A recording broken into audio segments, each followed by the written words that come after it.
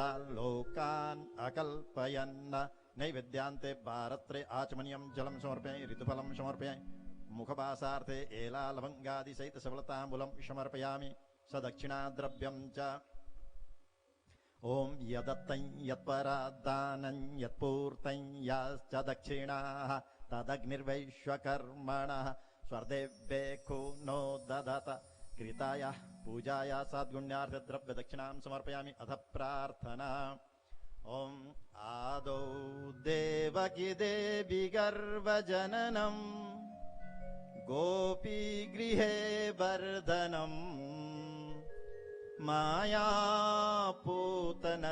पितापहरणं गोवर्धनोद्वारणम् कंसच्छेदनकौरवादिहननं कुन्तीसुतापालनम् एतद्भागवतं पुराणकथितं श्रीकृष्णलीलामृतम् ओम भूर्वासा श्री भागवत देवताभ्यो नमः प्रार्थना पूर्वकं नमस्करोमि नमस्कारान् समर्पयामि भक्तिं भावयामि प्रणमामि मुहुर्मुहुः अथ आरार्तिक्यम्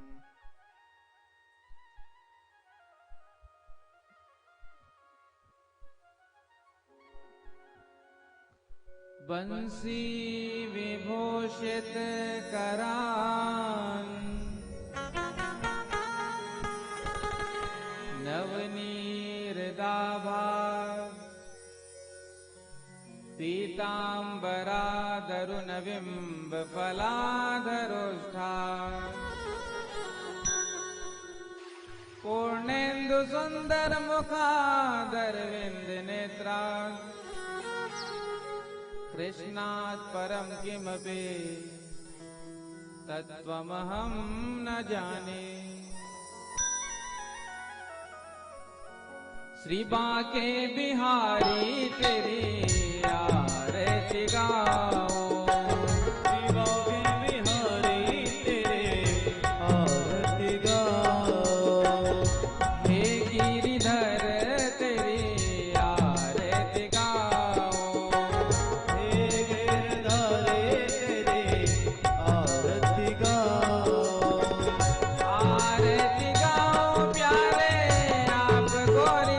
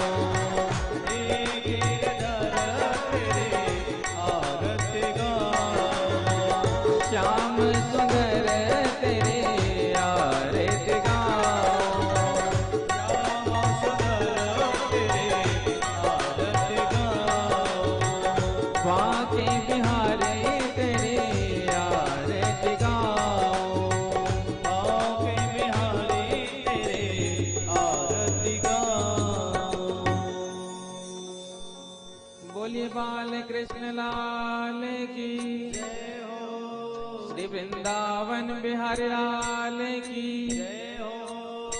श्रीमद् भागवत महापुराण की जय हो। जय जय श्री राधे, जय जय श्री राधे, जय जय श्री राधे।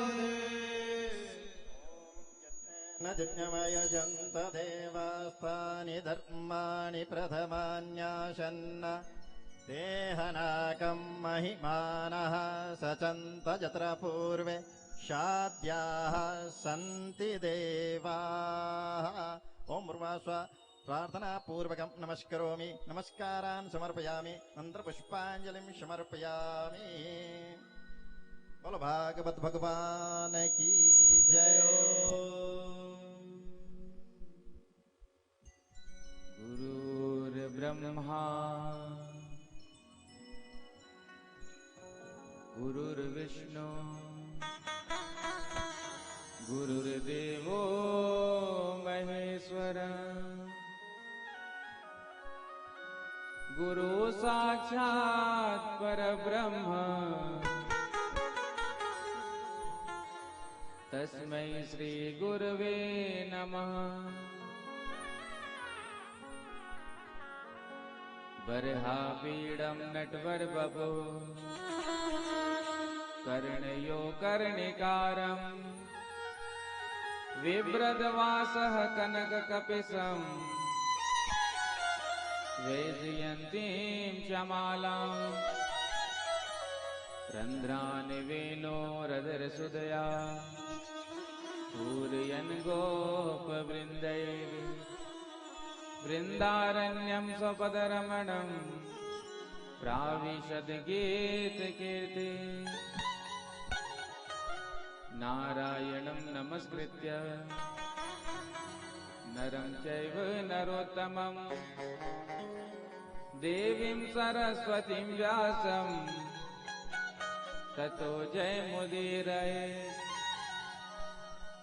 ध्येयं सदा परिभवग्नमभीष्टदोहम् तीर्थास्पदं शिवविरञ्चिनुतं शरण्यम् भृत्यार्तिहं प्रणतपालभवाब्धिपोतम्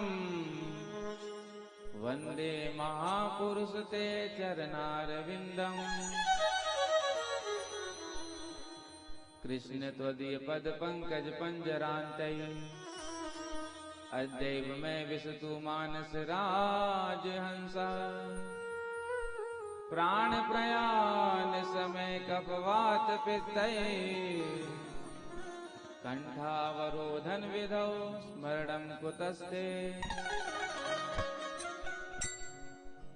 अतुलित बलधामं हेमशैलावदेहम् धनुज्वन् कृशानुं ज्ञानिनाम् अग्रगण्यम् सकल गुणनिधानं वानराणामधीशम्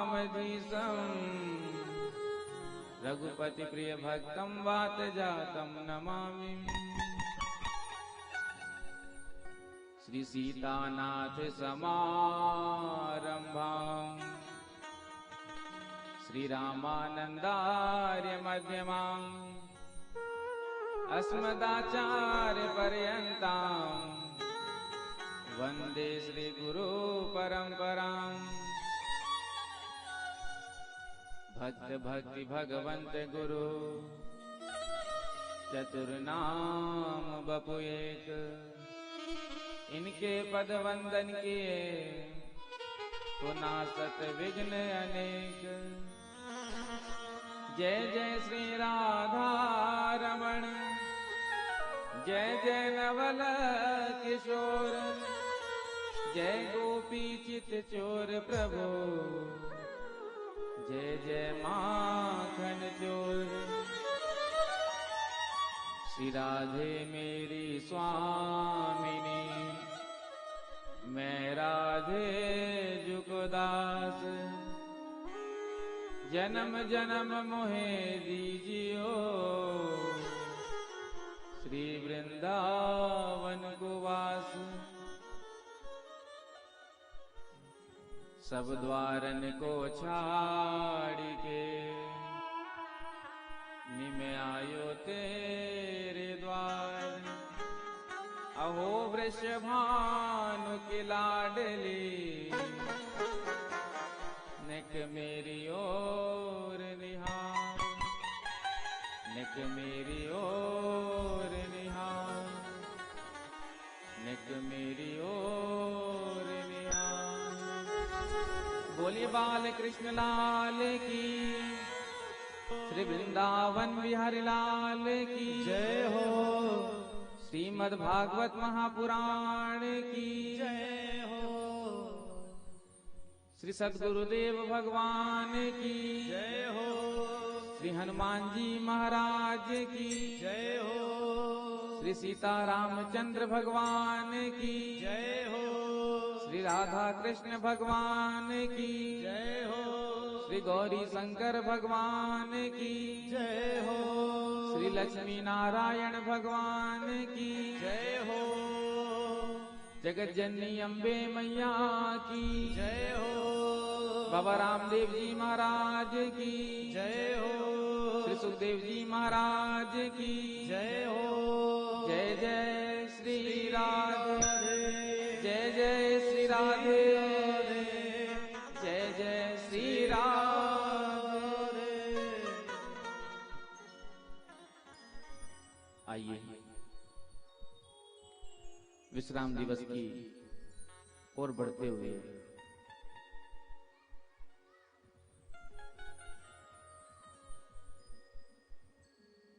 कथा की, तो उन ठाकुर जी के चरणों में हम सब यही प्रार्थना करें, हे ठाकुर जी महाराज, संसार में प्रत्येक प्राणी जो है सुखी हो गए। कोई भी संसार में दुखी ना हो, क्योंकि जब हम दूसरों के लिए सुख की कामना करते हैं तो हमारे जीवन में सुख होता है। हे ईश सब सुखी हो, कोई न हो दुखारी, सब हो निरोग भगवन, धन धान्य के भंडारी। सब भद्र भाव देखे, सन्मार्ग के पथिक हो, दुखिया ना कोई होवे, सृष्टि में प्राणधारी।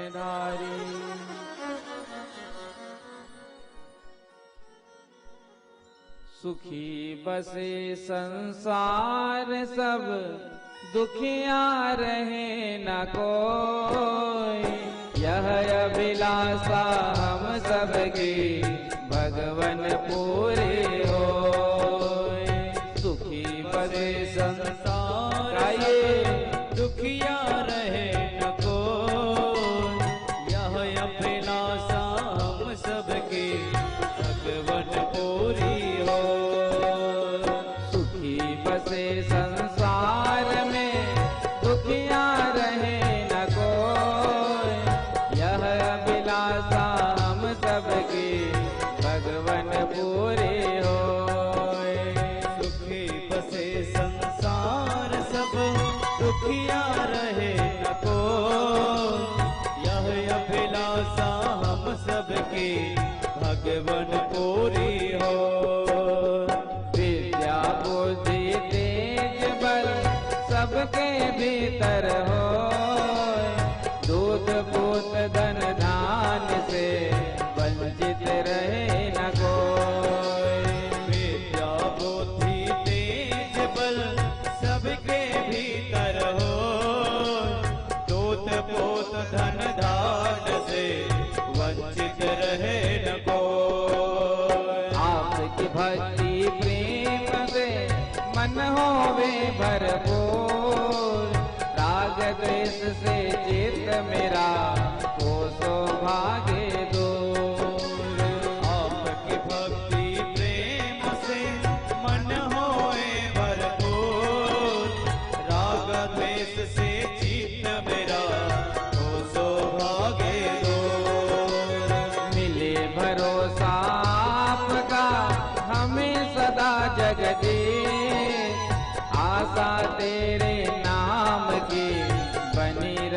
मम ईश। मिले भरोसा आपका हमें सदा जगदीश, आशा तेरे नाम का बनी रहे मम ईश। पाप से हमें बचाइए करके दया दयाल, अपना भक्त बनाएंगे सबको करो निहाल। पाप से हमें बचाइए करके दया दयाल, अपना भक्त बनाएंगे सबको करो निहाल। दिल में दया उदारता, मन में प्रेम अपार, हृदय में धारे दीनता है मेरे करतार। दिल में दया उदारता, मन में प्रेम अपार, हृदय में धारे दीनता हे मेरे करतार। हाथ जोड़ विनती करो सुनिए कृपा निदान, साधु संगत दीजिए दया धर्म का दान। हाथ जोड़ विनती करो सुनिए कृपा निदान, साधु संगत दीजिए दया धर्म का दान। हाथ जोड़ विनती करो सुनिए कृपा निदान, साधु संगत दीजिए दया धर्म का दान दीजिए, दया धर्म का दान दीजिए, दया धर्म का दान दीजिए, दया धर्म का दान दीजिए। दया धर्म का दान। ओ आओ मन मोहना, आओ नंद नंदना, आओ मन मोहना, आओ नंद नंदना, आओ मन मोहना, आओ नंद नंदना, आओ मन मोहना, आओ नंद नंदना। गोपियों के प्राण धन राधा जी के रमणा, गोपियों के प्राण धन राधा जी को रमणा। गोपियों के प्राण धन राधा जी के रमणा, गोपियों के प्राण धन राधा जी को रमणा। गोपियों के प्राण धन राधा जी के रमणा, गोपियों के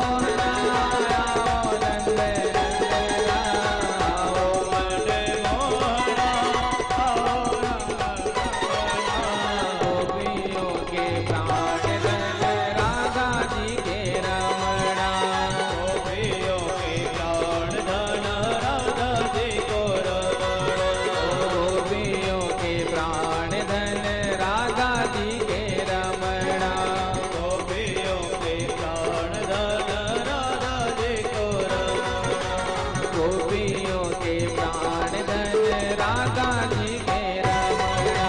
गोपियों के प्राण धन राधा जी को रमणा। गोपियों के प्राण धन राधा जी के रमणा। गोपियों के प्राण धन राधा जी को रमणा।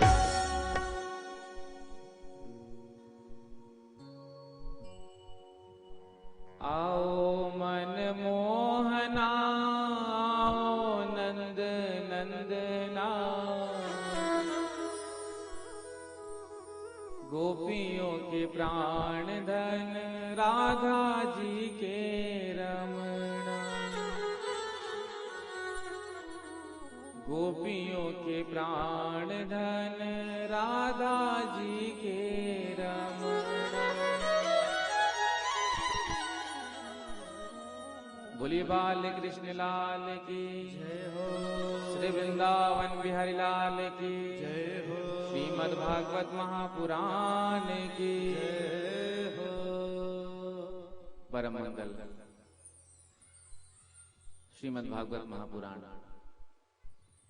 परमहंस संहिता, वैष्णव संतों का परम धन, उन आनंद कंद अनंत कोटि ब्रह्मांड नायक सर्वेश्वर सर्वाधिपति कुंज निकुंजेश्वर राधा रमण बाधाहरण चिदाधार केवलाधार निर्विकार निर्विकल्प निधि अकारण करुणा वृणालय भक्त वांछा कल्पतरु श्री वृंदावन बिहारी के उन युगल चरणों में ध्यान करते हुए आप सभी को प्रभु के पावन चरित्रों का वर्णन करने जा रहे हैं।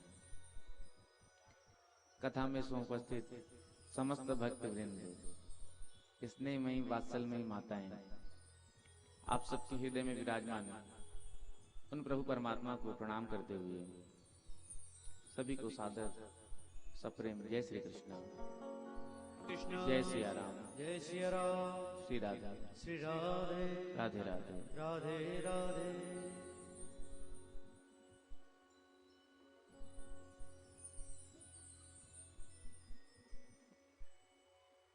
कल के कथा प्रसंग में हम सब ने बड़े दिव्य भाव से यहाँ पर रुक्मणी मंगल महोत्सव का आनंद लिया।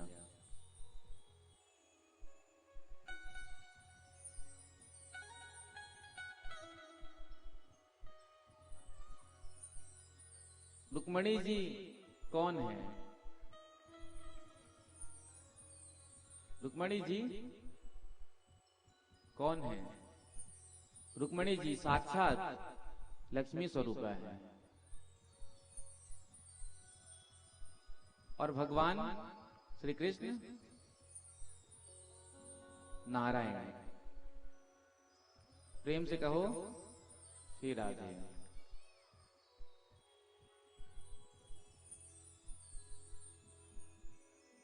बोलो राधे राधे।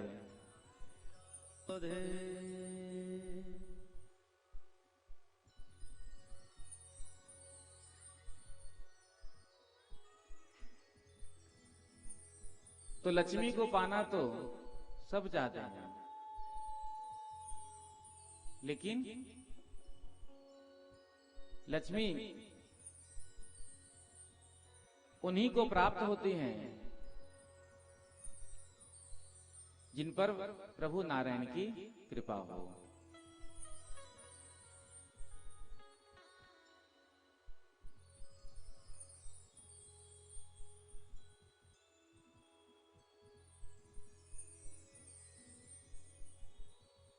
जिस प्रकार से घर में लक्ष्मी बढ़ने लगे, तो यदि हम अपना कल्याण चाहते हैं तो उस लक्ष्मी रूपी धन से कुछ दान करना चाहिए। पानी बाढ़े नाव में, घर में बाढ़े दोनों हाथ उलीचिए, यही सयानो काम।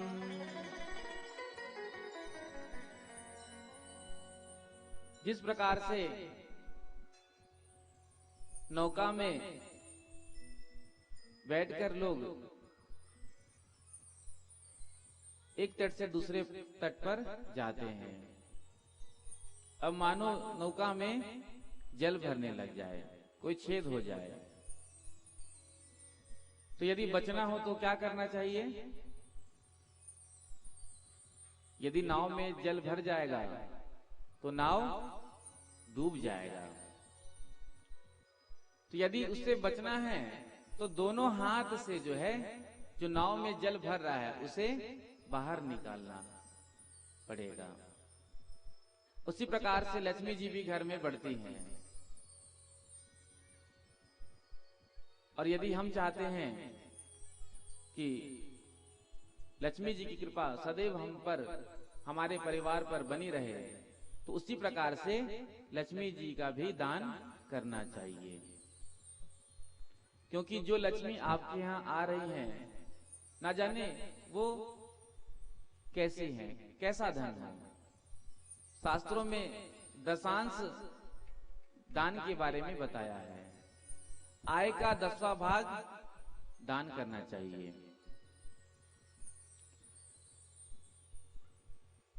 तो जो धन का दोष रहता है, जब हम 10वां भाग दान कर देते हैं तो बाकी का जो बचा धन है उसका दोष समाप्त हो जाता है। तन पवित्र सेवा कियो, धन पवित्र कर दान, मन पवित्र हरि भजन सो, होत त्रिविध कल्याण। तन पवित्र सेवा किए, जब हम अपने हाथों से किसी की सेवा करते हैं, संतों की सेवा करते हैं, ब्राह्मणों की सेवा करते हैं, ठाकुर जी की सेवा करते हैं, तो ये तन हमारा जो है पवित्र होता है। और सेवा धर्म कठिन जग जाना, ये सेवा धर्म जो है ये बड़ा कठिन है। सेवा पूछ के नहीं की जाती है, सेवा तो ढूंढ ली जाती है। जहां लगे, जिस बात की कमी लगे, वहां जाकर आप सेवा कर सकते हैं। लेकिन आजकल लोग सेवा करना नहीं चाहते, लोग अपनी सेवा करवाना चाहते हैं।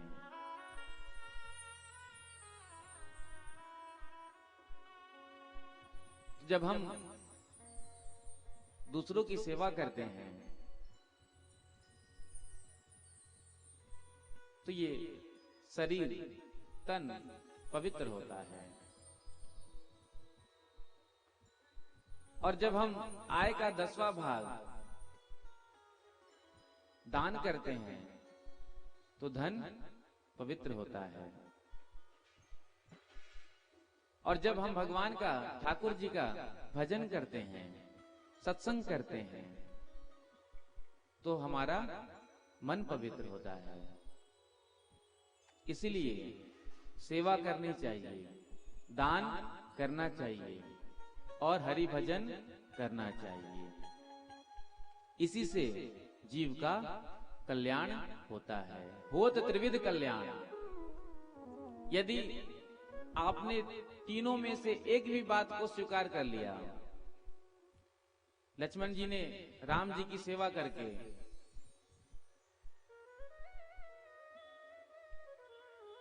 प्रभु को प्रसन्न किया, उनकी कृपा को प्राप्त किया। राजा बलि ने दान करके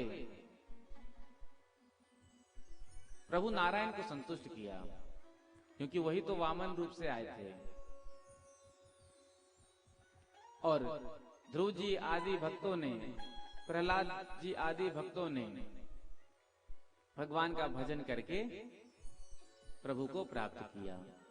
तो यदि हम तीन में से एक भी बात को अपने जीवन में उतार लेंगे तो हमारा निश्चित कल्याण होगा, कोई संशय नहीं।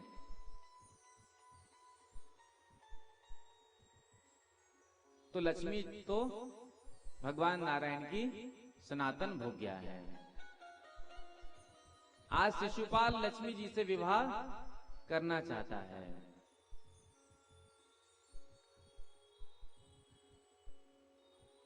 लेकिन रुक्मिणी जी का विवाह भगवान नारायण के साथ हुआ।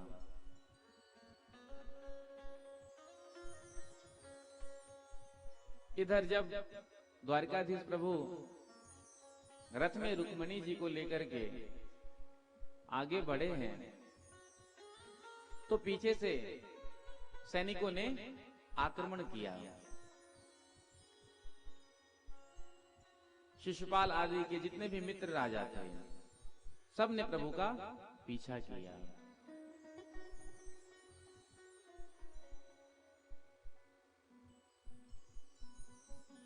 उधर से बलराम जी महाराज आ गए। बलराम जी ने प्रभु से कहा, आप बहुरानी को लेकर के द्वारिका चलो, हम इन सबको देख लेंगे। तो बलराम जी ने सबको परास्त किया। इधर जब रुक्मी को पता चला कि हमारी बहन का हरण उस कृष्ण ने कर लिया,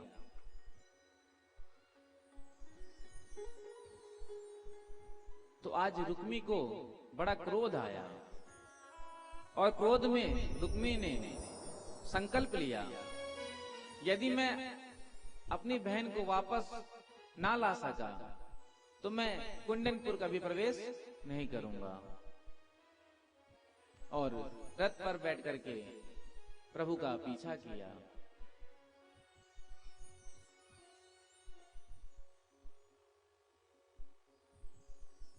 जब प्रभु ने देखा तो प्रभु ने भी आज रुक्मी के प्रहार का उत्तर दिया। आज रुक्मी को परास्त किया और जाकर के पकड़ लिया। उसके बाद रस्सी से बांध करके अपने रथ में लाकर पटक दिया। आधी मूंछ और आधी दाढ़ी उड़ा दी। तभी पीछे से बलराम जी आ गए। बलराम जी ने कहा, अरे कन्हैया, ये तुम क्या कर रहे हो? अरे ये तुम्हारे रिश्तेदार हैं, साले साहब हैं। यदि इनके साथ ऐसा दुर्व्यवहार करोगे तो फिर ससुराल में सेवा कौन करेगा? रुक्मिणी जी ने भी प्रार्थना की, प्रभु जैसा भी हो लेकिन भाई तो मेरा ही है। तो प्रभु ने उसे छोड़ दिया। इधर शिशुपाल ने विचार किया कि मैं अब इस शरीर को नहीं रखूंगा, मैं आत्महत्या कर लूंगा, क्योंकि बारात लेकर के आया था कुंडनपुर। अब यदि दुल्हन के बिना ही अकेले जाऊंगा तो लोग जब मुझसे पूछेंगे कि तुम्हारी दुल्हन कहाँ गई, तो मैं क्या उत्तर दूंगा? जब मेरी भाभियां पूछेंगी, देवर जी दुल्हन कहाँ है, तो मैं क्या कहूंगा कि भाभी दुल्हन तो किसी और के साथ भाग गई। बोलो राधे राधे। राधे राधे। तो जो डोली सजा करके रुक्मिणी जी को लेने के लिए आया था, उसी डोली में स्वयं बैठ गया। बोलो राधे राधे। राधे राधे। जरासंध ने शिशुपाल को समझाया, देखो निराश मत हो, अरे जीवन में जीत हार तो लगा रहता है। देखो, मुझे 17 बार उस कृष्ण ने हराया था, लेकिन मैंने कभी हार नहीं मानी। 18वीं बार मैंने उसे हराया।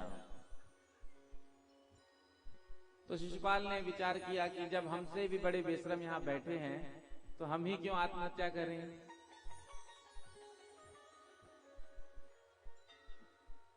इधर रुक्मी ने भोजकट नाम का एक नगर बसाया और उसी में रहने लगा।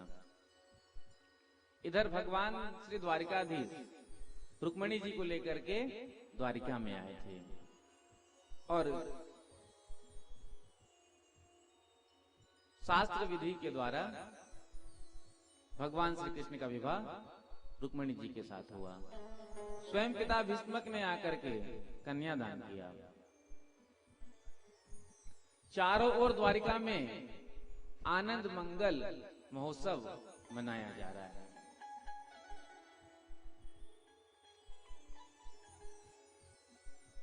लगे दुल्हा सा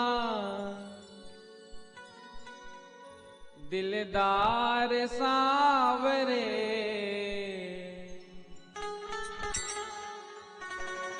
लगे वानड़ा सा दिलदार सावरे, तेरा किसने किया श्रृंगार सावरे, तेरा किसने किया श्रृंगार सावरे, तेरा किसने किया श्रृंगार सावरे, तेरा किसने किया श्रृंगार सावरे, लगे दुल्हा सा दिलदार सावरे, लगे दुल्हा सा दिलदार सावरे, लगे वानड़ा सा दिलदार सावरे, दिलदार सावरे, तेरा किसने किया श्रृंगार सावरे, तेरा किसने किया श्रृंगार सावरे, तेरा किसने किया है श्रृंगार सावरे, तेरा किसने किया श्रृंगार सावरे।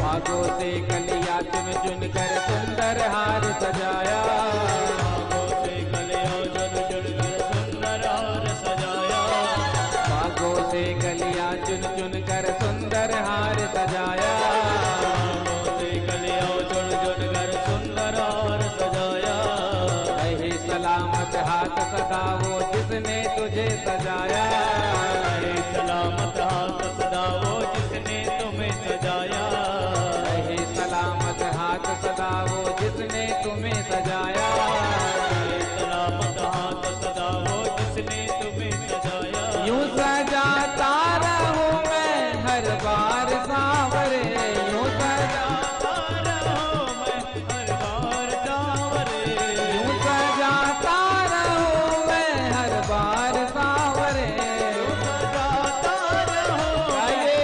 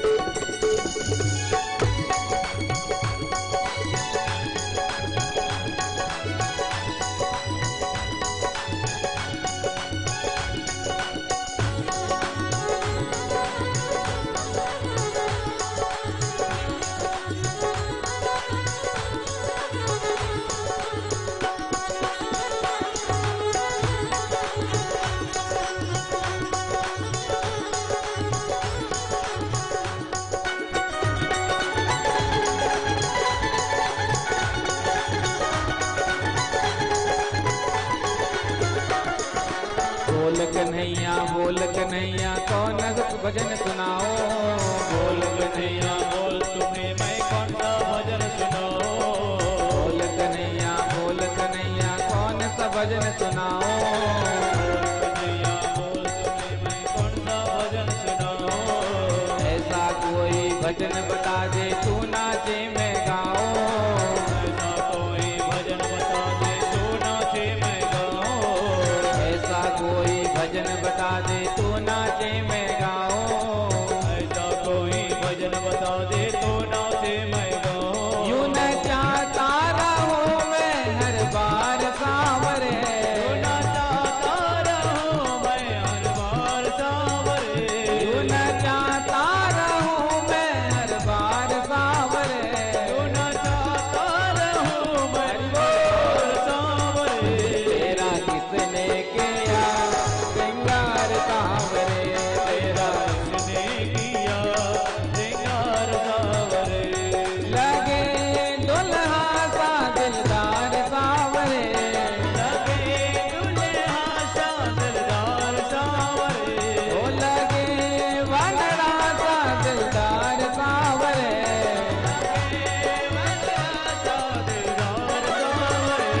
तेरा किसने किया श्रृंगार सांवरे। तेरा किसने किया श्रृंगार सांवरे। तेरा किसने किया श्रृंगार सांवरे। तेरा किसने किया श्रृंगार सांवरे।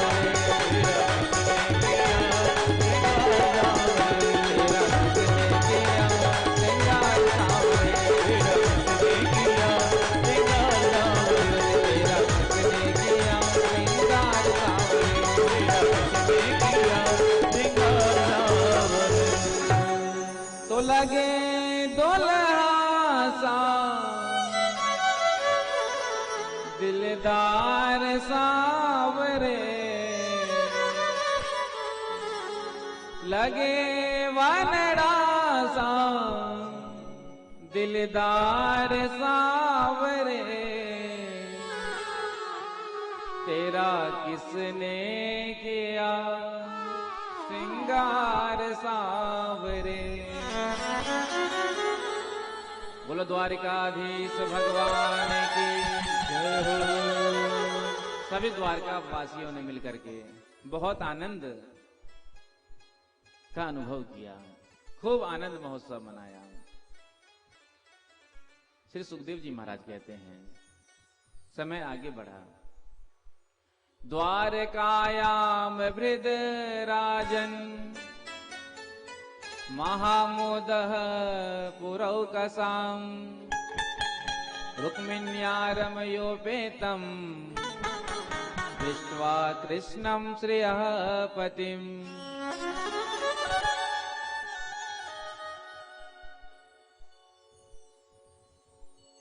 आज रुक्मिणी जी ने प्रथम गर्भ धारण किया।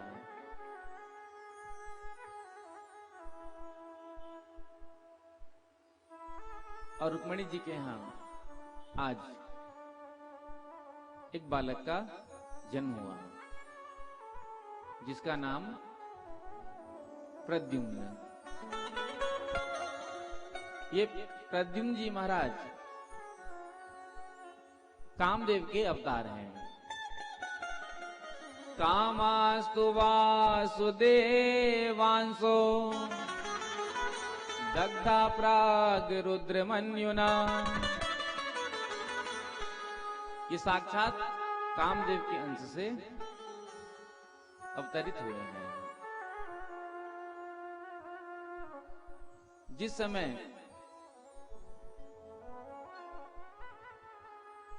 कामदेव ने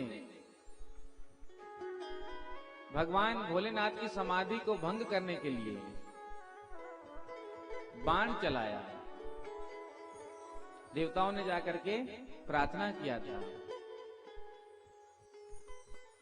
तो देवताओं के प्रार्थना पर कामदेव आज भोलेनाथ की समाधि को खोलने के लिए आए हैं। भोलेनाथ ध्यान में बैठे हैं। तो कामदेव ने भोलेनाथ की समाधि खोलने के लिए बाणों को छोड़ा है। तभी भगवान शिव ने अपने तीसरे नेत्र को खोला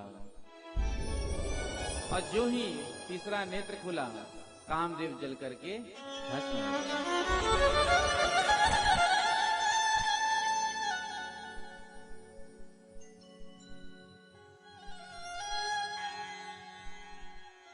जब शिव तीसर नयन उघारा, कामदेव भयं जरी छारा। कामदेव जलकर भस्म हो गए। जब कामदेव की पत्नी रति को पता चला कि हमारे स्वामी तो अब नहीं रहे, वो भोले बाबा के क्रोधाग्नि में जलकर भस्म हो गए। आज रति ने आकर भगवान भोलेनाथ के चरणों में प्रार्थना किया,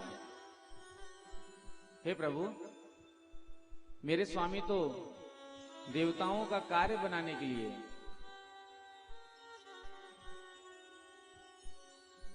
आपकी समाधि को खोलने के लिए आए थे। वो तो परमार्थ कर रहे थे, लेकिन आपकी क्रोधाग्नि में वो भस्म हो गए। हे प्रभु, अब आप ऐसी कृपा करें कि पुनः वो मुझे पति रूप से मिले। तो भगवान भोलेनाथ ने कहा,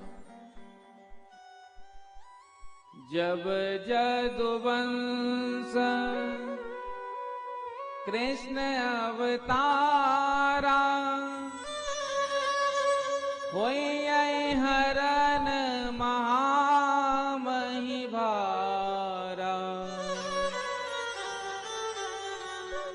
जब जदुवंश कृष्ण अवतारा, जब जदुवंश होई हरन महामहि भारा।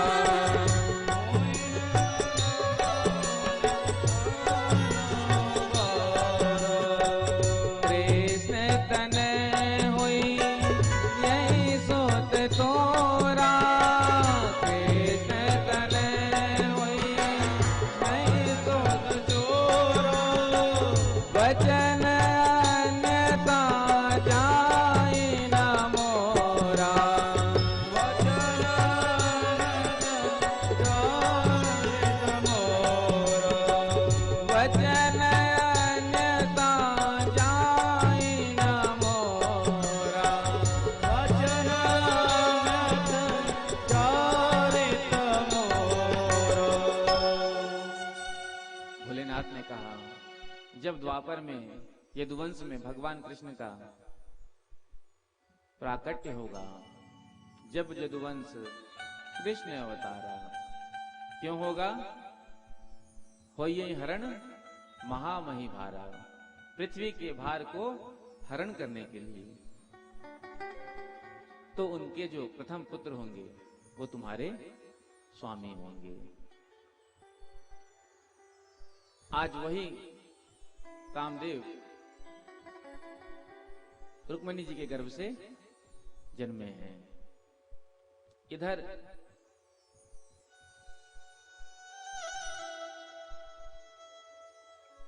एक सम्रासुर नाम का असुर, जिसे पहले से ज्ञात था कि मेरी मृत्यु जो है वो भगवान श्री कृष्ण के पुत्र से निश्चित है। तो जब प्रद्युम्न जी महाराज का जन्म हुआ तो सम्रासुर ने आकर के सूतिका ग्रह से ही उस बालक का हरण कर लिया। आज ले जाकर के उसे आकाश से नीचे फेंक दिया। एक समुद्र में वो बालक गिरा। एक मछली ने उस बालक को निगल लिया। कुछ मछुआरों ने जब उस मछली को पकड़ा, देखा अरे इतनी बड़ी मछली, इतनी बड़ी, चलो चल करके इसे हम आज महाराज को भेंट करेंगे। सब लेकर के आज उस मछली को सम्रासुर के पास आए और कहा महाराज आज हमें देखिए ये विशाल मछली प्राप्त हुआ है, ये हम आपको भेंट करते हैं। वो मछली सम्रासुर के रसोई में चला गया। सम्रासुर की रसोई में रति, कामदेव की पत्नी, भेष बदलकर काम किया करती थी, मायावती। तो जब आज रसोई में उस मछली को काटा गया तो उससे जीवित बालक निकला। देख करके सबको आश्चर्य हुआ। जाको राखे साइया,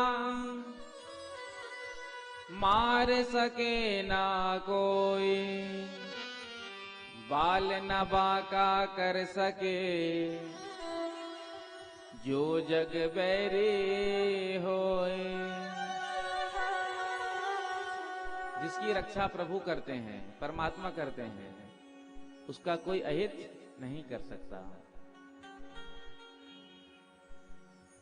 आज सेवकों ने उस बालक को मायावती को ही प्रदान किया, तुम इसकी सेवा करना।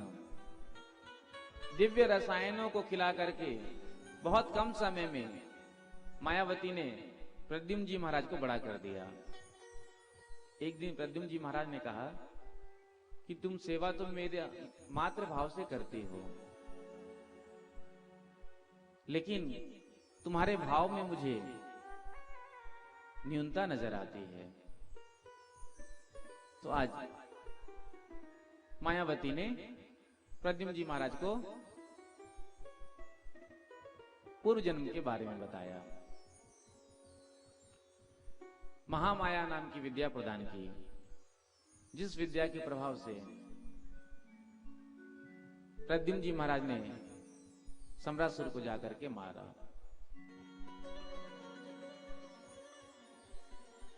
और आज अपनी पत्नी रति के साथ द्वारिका में वापस आए। जो द्वारिका वासियों ने देखा, सबको बड़ा आनंद हुआ। ऐसा लगता है रुक्मणी आदि रानियों को कि आज साक्षात द्वारिकाधीश श्री कृष्ण ही आए हैं, एकदम एक सा स्वरूप। नारद जी ने आकर के सारा वृत्तांत सुनाया। आज रुक्मणी जी बड़ी प्रसन्न हुई। श्री सुखदेव जी महाराज कहते हैं, द्वारिका में एक राजा थे जिनका नाम था राजा सत्राजित। आसीत सत्राजितः सूर्यो भक्तस्य परमः सखा, प्रीतस्तस्मै मणिं प्रादात् सूर्यस्तुष्टास्य मन्तकम्। ये सूर्य भगवान के भक्त थे। इन्होंने सूर्य भगवान की उपासना को की। सूर्य भगवान प्रसन्न हो गए और प्रसन्न होकर के सूर्य भगवान ने इन्हें एक मणि प्रदान की। जिस मणि का वैशिष्ट,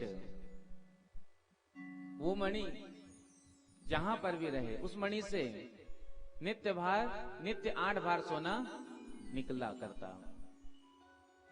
जिस स्थान पर वो मणि रहता, उस स्थान पर आदि व्याधि, जरा, पीड़ा, रोग कुछ नहीं।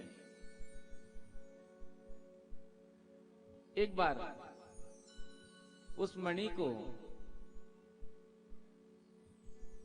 कंठ में धारण करके द्वारिकाधीश की सभा में आए। जब सभासदों ने देखा, सब आपस में चर्चा करने लगे। अरे, आज तो लगता है कि पृथ्वी पर साक्षात सूर्य नारायण प्रकट हो गए हैं। इतना तेज। भगवान ने कहा देखो ये सूर्य नारायण नहीं है, ये सूर्य नारायण के भक्त सत्राजित हैं। इन्होंने जो गले में माला धारण किया है मणि की, उसके कारण ये तेज है। आज आकर के सभा में बैठे।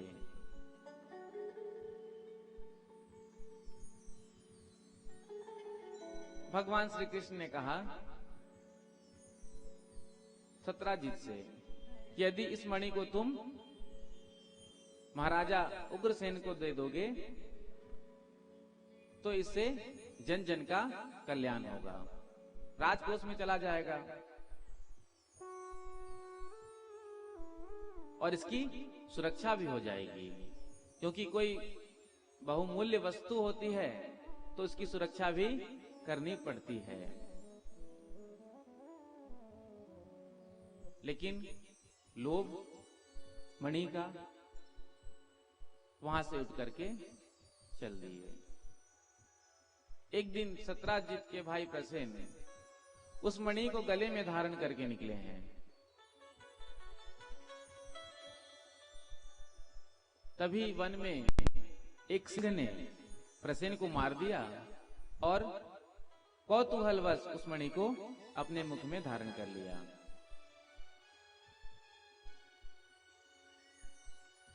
सिंह आगे जा ही रहा था, तभी वृक्षराज जामवान ने सिंह को देख लिया और जामवान जी ने सिंह को मार दिया और उस मणि को ले लिया और मणि को जाकर के अपनी पुत्री को दे दिया। इधर जब सत्राजित ने उस मणि को नहीं देखा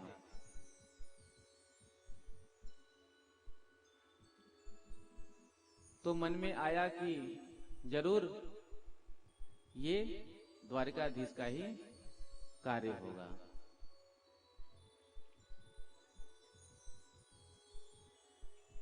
आज जब पता चला कि हमारे भाई भी अब नहीं रहे, मणि को पहन कर गए थे, तो ऐसा लगता है कि द्वारिकाधीश श्री कृष्ण ने ही मेरे भाई को मरवा करके उस मणि को ले लिया होगा। ये बात अपनी पत्नी से कह रहे हैं। लेकिन देख, इस बात का अभी हमारे पास कोई सबूत नहीं है, हमारे पास कोई प्रमाण नहीं है। इसलिए जब तक हमें प्रमाण ना मिल जाए तब तक तू इस बात को किसी से मत कहना। लेकिन माताओं का स्वभाव होता है, कोई बात उन्हें पता चल जाए तो जब तक 2-4 लोगों में बांट नहीं देते तब तक बेचारी बीमार रहती है।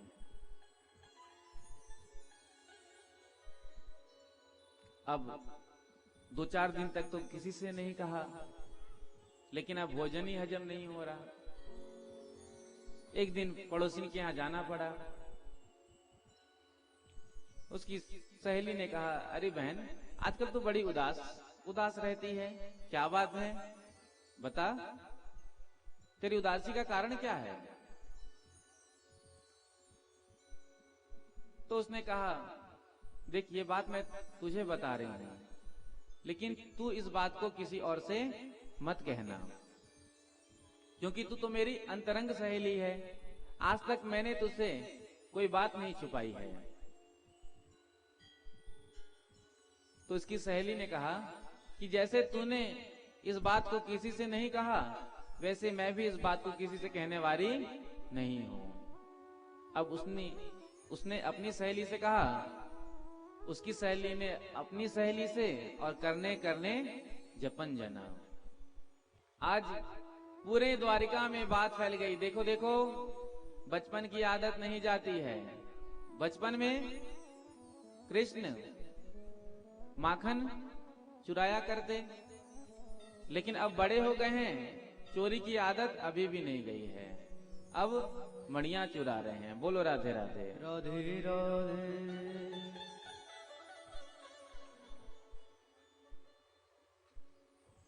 जब द्वारिकाधीश श्री कृष्ण के कान में ये बात आई तो प्रभु ने विचार किया, हमने भादव सुदी चौथ का चंद्रमा तो देखा नहीं, तो हमें ये मिथ्या कलंक क्यों लग गया। पुराणों में कथा आती है, भादव सुदी चौथ का चंद्रमा का दर्शन करने से मिथ्या कलंक लगता है। एक बार गणेश जी महाराज अपने वाहन मूसक पे बैठ करके बड़े मस्ती में विचरण कर रहे थे। तभी चूहे का पांव स्लिप हो गया और गणेश जी महाराज धड़ाम से जमीन पर गिर गए। बड़ा गणेश जी महाराज का शरीर कीचड़ में गिर गए। जो चंद्रमा ने देखा जोर जोर से हंसने लगा। गणेश जी को क्रोध आ गया, अरे एक तो हम गिर गए, हमको चोट लगी है, हमें सांत्वना देना चाहिए, लेकिन ये हंस रहा है।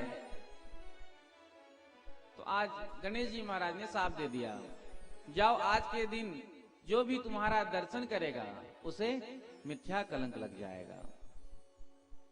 तो हमने तो भादव सुदी चौथ का चंद्रमा देखा नहीं, तो कुछ यादवों को लेकर के प्रभु मणि की खोज में निकले हैं।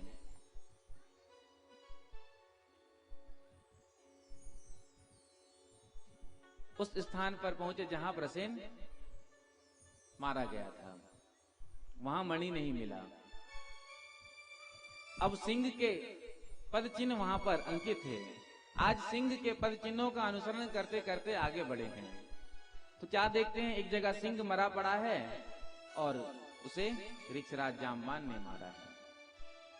अब उसके पद चिन्हों का अनुसरण करते करते सीधे उस गुफा में पहुंच गए जहां पर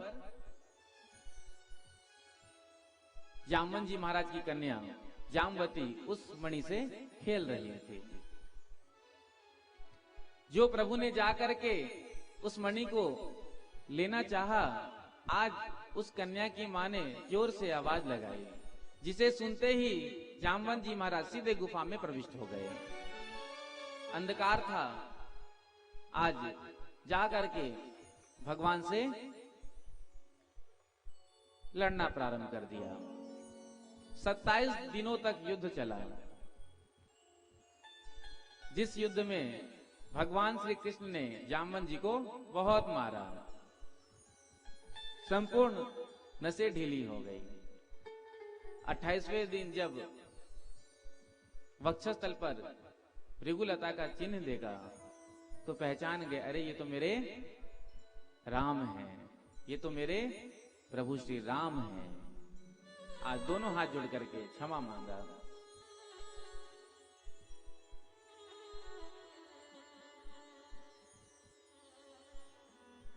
कहा, प्रभु मुझसे ये गलती कैसे हो गई। तो भगवान ने कहा, तुम्हारी इच्छा थी, क्योंकि जामवंत जी महाराज जो थे बड़े बलशाली थे। जब राम रावण युद्ध हो रहा था, बड़े बड़े बलशाली थे, वीर थे, बलवान थे, लेकिन जामवंत जी को कोई हरा नहीं पाया। एक बार तो जामवंत जी ने रावण को भी मूर्छित कर दिया।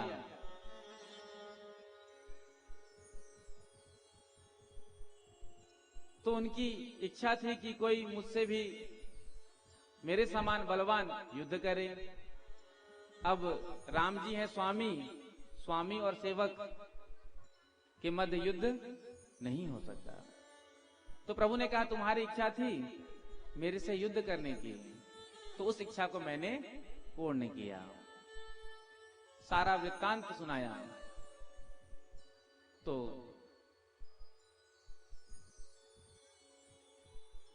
प्रभु ने कहा, देखो हम यहाँ पर मणि लेने के लिए आए हैं। जामवंत जी ने कहा, इस मणि को तो मैंने अपनी पुत्री को दे दिया है, और जो धन कन्या को दे दिया जाता है उसे वापस नहीं लिया जाता है। तो प्रभु आपसे एक निवेदन है कि आप मेरी कन्या से विवाह कर लीजिए। आज द्वारिकाधीश श्री कृष्ण प्रभु जामवती जी के साथ द्वारिका आए हैं। इधर द्वारिका में सतचंडी पाठ कराया गया। जब पूर्णाहुति हो रही थी उसी समय द्वारिकाधीश श्री कृष्ण जामवती जी के साथ मणि लेकर के आ गए।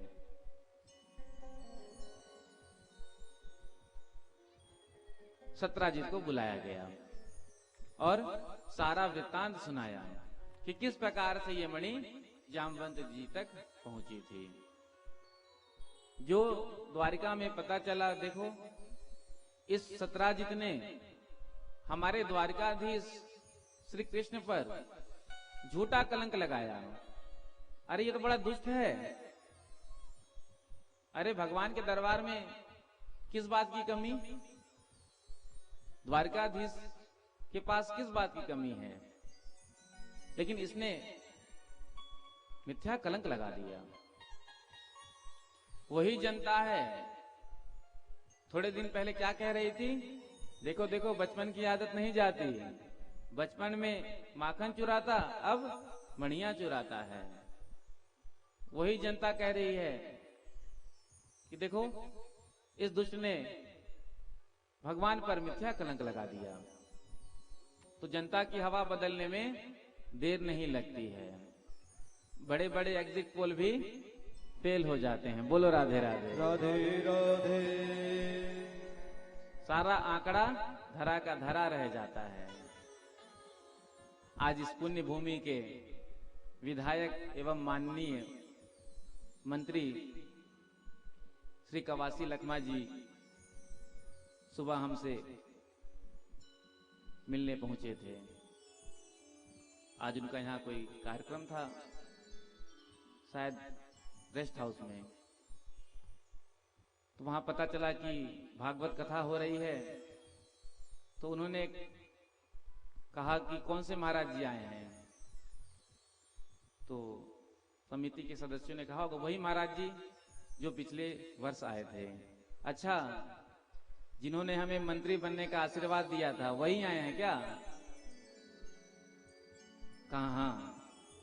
तो वहां एक मिनट भी नहीं रुके, सीधे आ गए।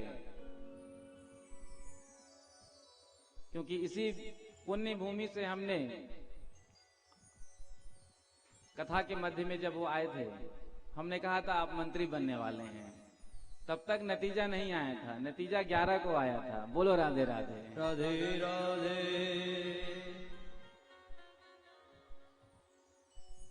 तो आज वो मिलने आए थे।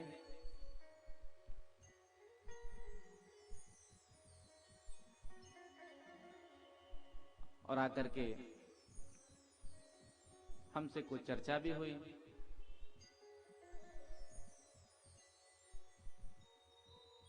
तो चुनाव में बड़े बड़े एग्जिट पोल भी फेल हो जाते हैं।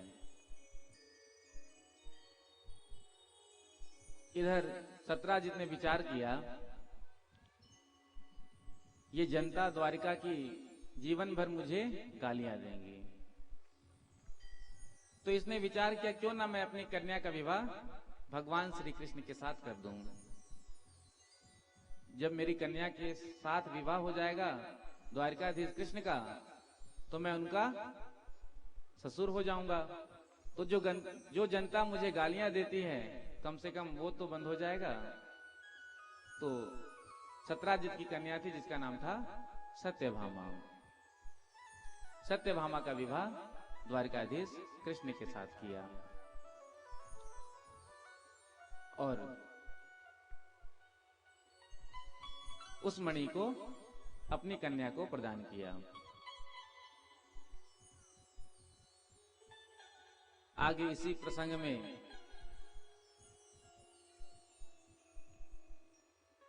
सत्यभामा के पिता सत्राजित का वध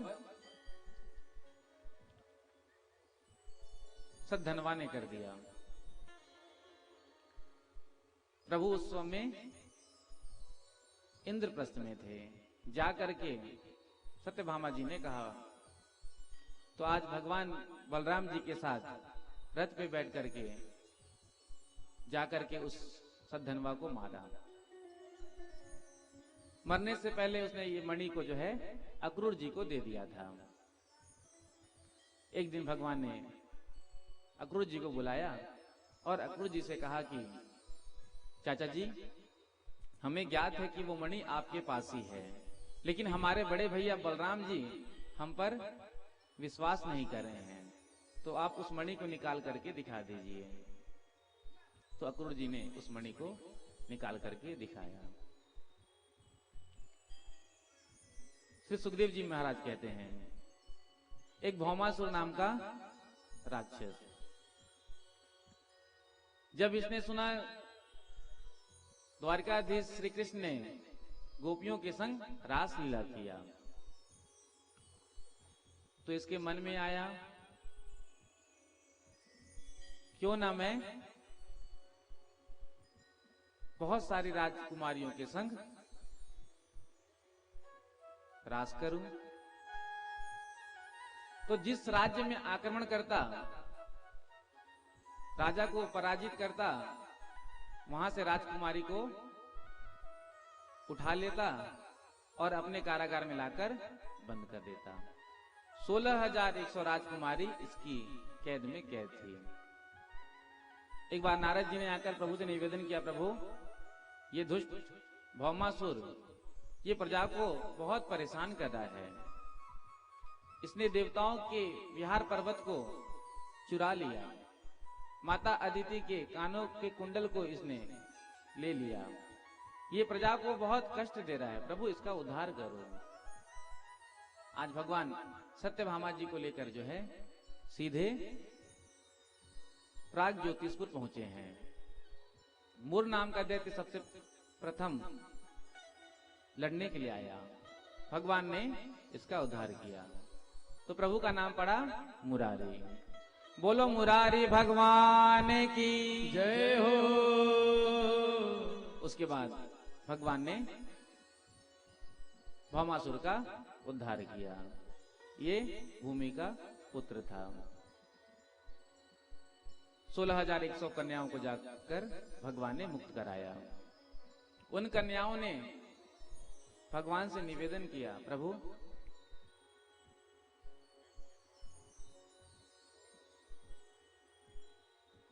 अब हम घर अपने वापस जा नहीं सकते,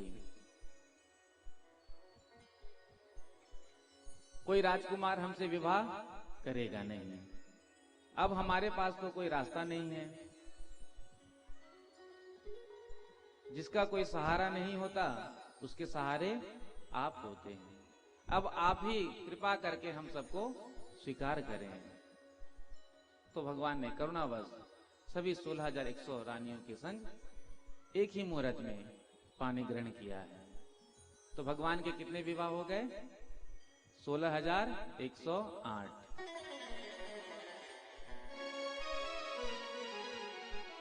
भगवान की प्रथम पत्नी थी रुक्मणी जी, दूसरी जामवती, तीसरी सत्यभामा, चौथी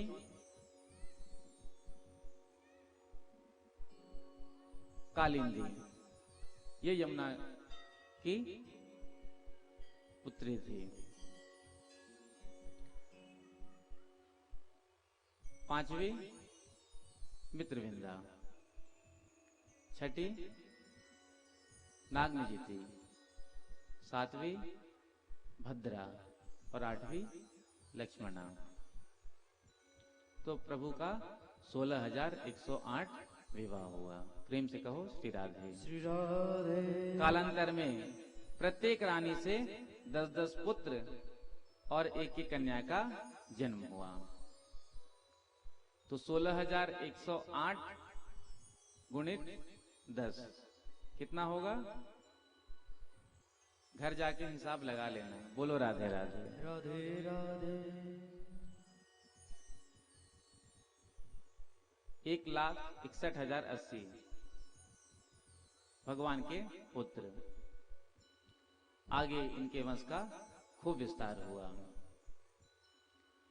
तुम हमारे हो प्रभु जी,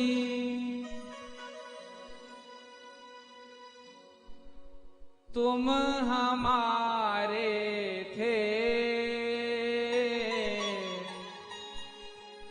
तुम हमारे ही रहोगे। ओ मेरे प्रीतम,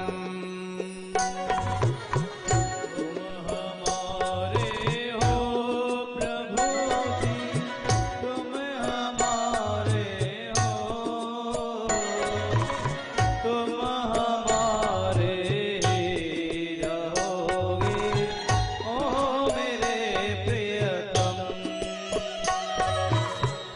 हम तुम्हारे थे प्रभु जी, हम तुम्हारे हैं,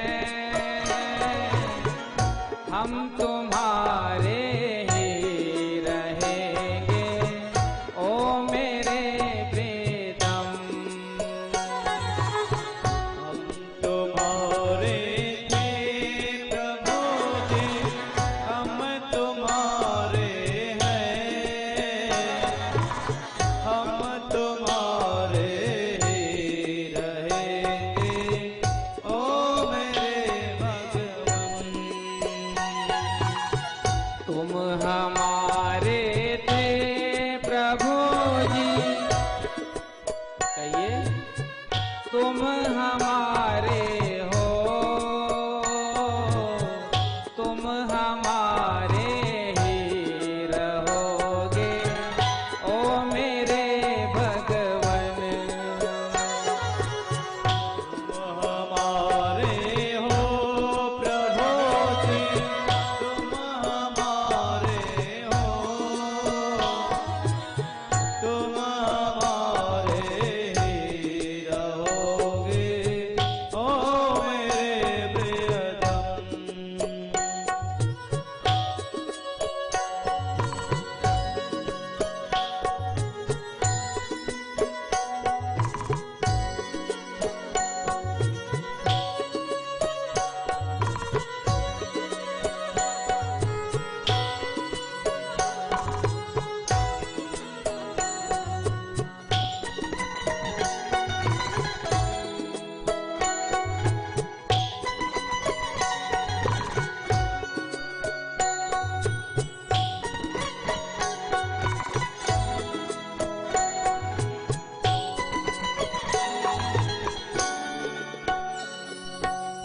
तुम्हें छोड़ सुन नंद दुलारे, कोई ना मीत हमारा। छोड़ सुन नंद दुलारे, कोई न मीत हमारा। तुम्हें छोड़ के नंद दुलारे, कोई ना मीत हमारा। तुम्हें छोड़ सुन नंद दुलारे, कोई न मीत हमारा। किसके द्वारे जाए पुकारे, कोई ना मेरा सहारा। किसके द्वारे जाए पुकारे, और न कोई सहारा। किसके द्वारे जाए पुकारे, और न कोई सहारा। किसके द्वारे जाए पुकारे, और न कोई सहारा। अब तो आके बाह पकड़ लो, अब तो तो आके बाह पकड़ लो,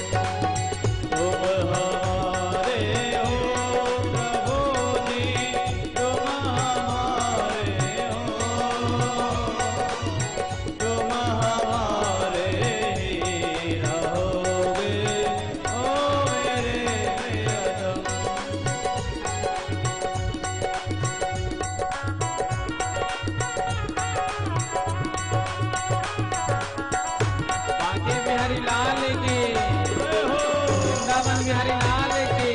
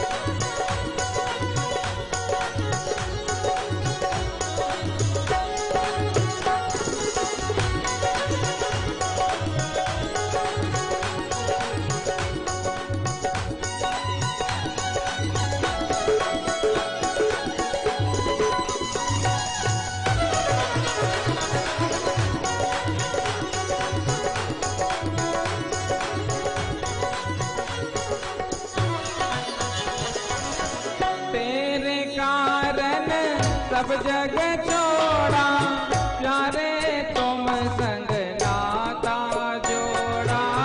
तेरे कारण सब जग छोड़ा तुम संग नाता जोड़ा। तेरे कारण सब जग छोड़ा तुम संग नाता जोड़ा। तेरे कारण सब जग छोड़ा तुम संग नाता जोड़ा। एक बार तू हंस के कह दे तू मेरा मैं तेरा। एक बार तो हंस के कह दो तू मेरा मैं तेरा। एक बार तू हंस के कह दे तू मेरा मैं तेरा। एक बार तो हंस के कह दो तू मेरा मैं तेरा।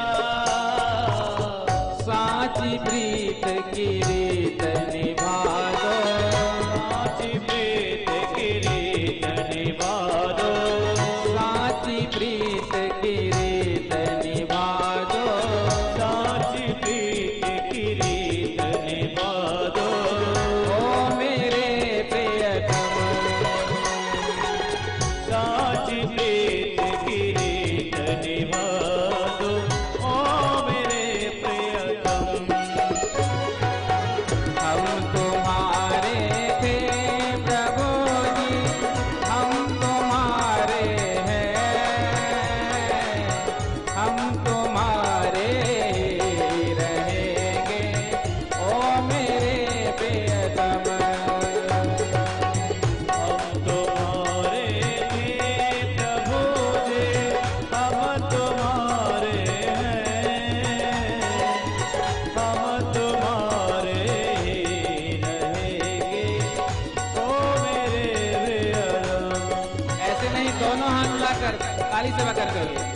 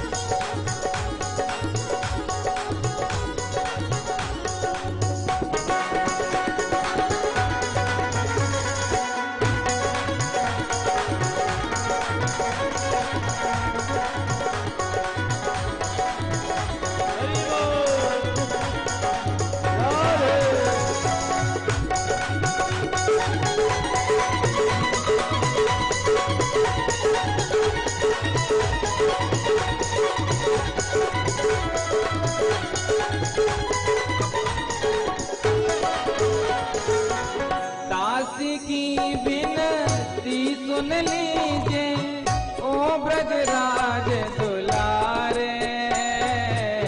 दास की विनती अब सुन लीजिए ओ ब्रजराज दुलारे। दास की अब विनती सुनिए ओ ब्रजराज दुलारे। दास की विनती अब सुन लीजो ओ ब्रजराज दुलारे। आखिर आशा इस जीवन की पूर्ण करना प्यारे। आखिरी आशा इस जीवन की पूर्ण करना प्यारे। आखिरी आशा इस जीवन की पूर्ण करना प्यारे। आखिरी आशा इस जीवन की पूर्ण करना प्यारे। एक बार हृदय से लगा लो, एक बार हृदय से लगा लो। एक बार हृदय से लगा लो। एक बार हृदय से लगा लो। ओ मेरे प्रियतम, एक बार हृदय से लगा लो ओ मेरे प्रियतम। हम तुम्हारे थे प्रभु जी, हम तुम्हारे हैं, हम तुम्हारे ही रहेंगे ओ मेरे प्रियतम। हम तुम्हारे थे प्रभु जी, हम तुम्हारे हैं, हम तुम्हारे ही रहेंगे ओ मेरे प्रियतम। हम तुम्हारे थे प्रभु जी, हम तुम्हारे हैं, हम तुम्हारे ही रहेंगे ओ मेरे प्रियतम। प्रभु जी हम तुम्हारे हैं, हम तुम्हारे रहेंगे ओ मेरे प्रियतम। हम तुम्हारे हैं प्रभु जी, हम तुम्हारे हैं, हम तुम्हारे ही रहेंगे ओ मेरे प्रियतम। तुम्हारे थे प्रभु जी, हम तुम्हारे हैं, हम तुम्हारे ही रहेंगे ओ मेरे प्रियतम। तुम हमारे थे प्रभु जी, तुम हमारे हो, तुम हमारे ही रहोगे ओ मेरे प्रियतम। हमारे प्रभु जी हम तुम्हारे हैं, हम तुम्हारे ही रहेंगे ओ मेरे प्रियतम। बोले वृंदावन बिहारी लाल की जय।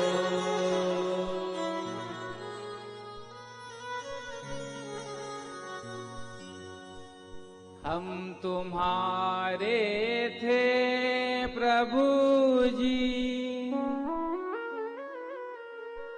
हम तुम्हारे हैं, हम तुम्हारे ही रहेंगे ओ मेरे भगवन।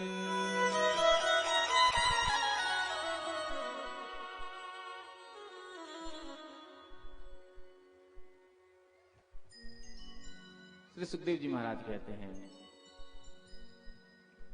एक बार भगवान श्री कृष्ण ने विचार किया,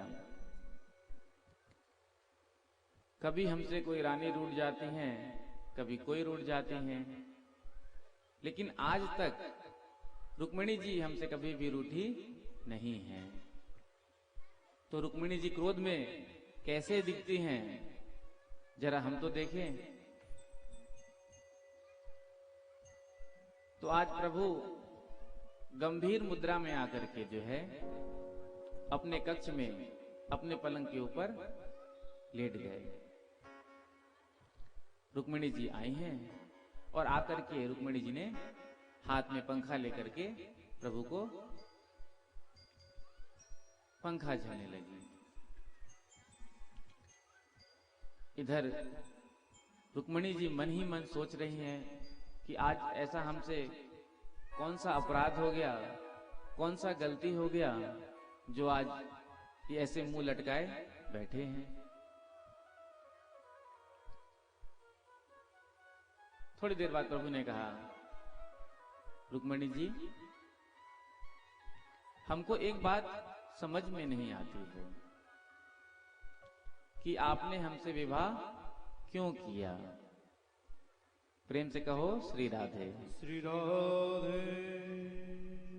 ये प्रश्न कब पूछ रहे हैं?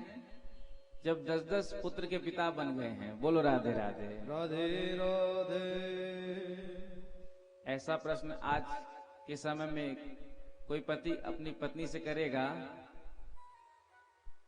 तो क्या होगा?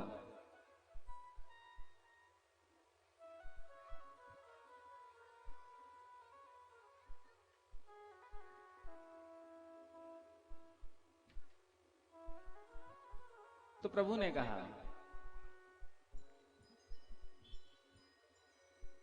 कि तुमने हमसे विवाह क्यों की? हमारे अंदर कोई गुण नहीं है, एक भी गुण नहीं है।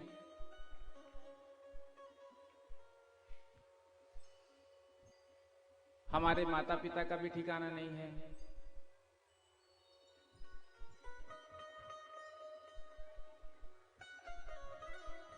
शत्रु राजा से पराजित होकर समुद्र में आकर छुपे बैठे हैं।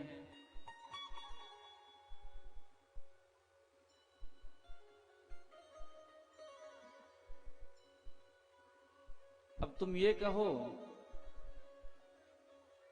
कि मेरे पिता ने आपको पसंद किया था, तो ऐसा तो नहीं है। आपका विवाह तो शिशुपाल के साथ पक्का हुआ था।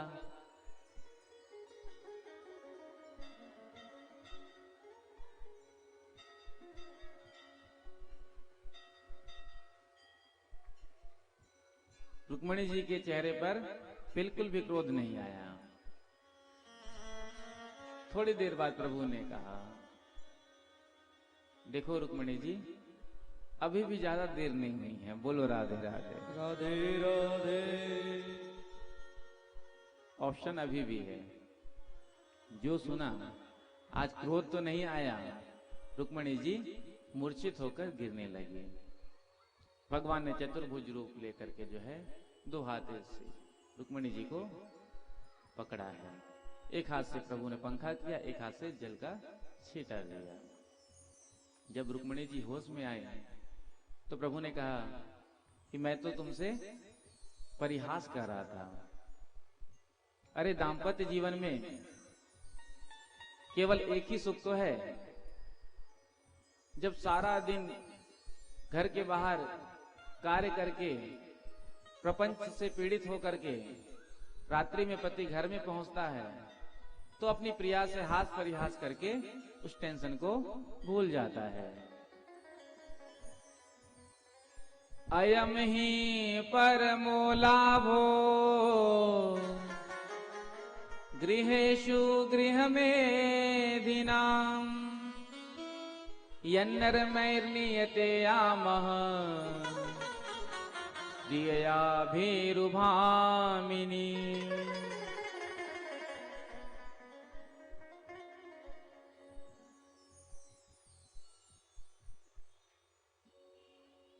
रुक्मिणी जी ने प्रत्येक प्रश्नों का बड़ा ही सुंदर उत्तर दिया। रुक्मिणी जी ने कहा, आपने कोई गलत नहीं कहा। आपने क्या कहा? आपके अंदर एक भी गुण नहीं है, इसीलिए संत महापुरुष आपको निर्गुण कहते हैं। प्रेम से कहो श्री राधे। श्री राधे। संसार में हर प्राणी गुणों के बंधन में बंधा है। 3 गुण होते हैं, सत्व गुण, रजोगुण और तमोगुण। लेकिन प्रभु आप तो त्रिगुणातीत परमात्मा हैं, तीनों गुणों से परे हैं। आपने क्या कहा? आपके माता पिता का ही कोई ठिकाना नहीं। अरे वेद भी स्तुति करते करते अंत में इति इति करके प्रणाम कर लेते हैं। तो जो आपका ही पार नहीं पा सकते, वो आपके माता पिता को कैसे पहचानेंगे?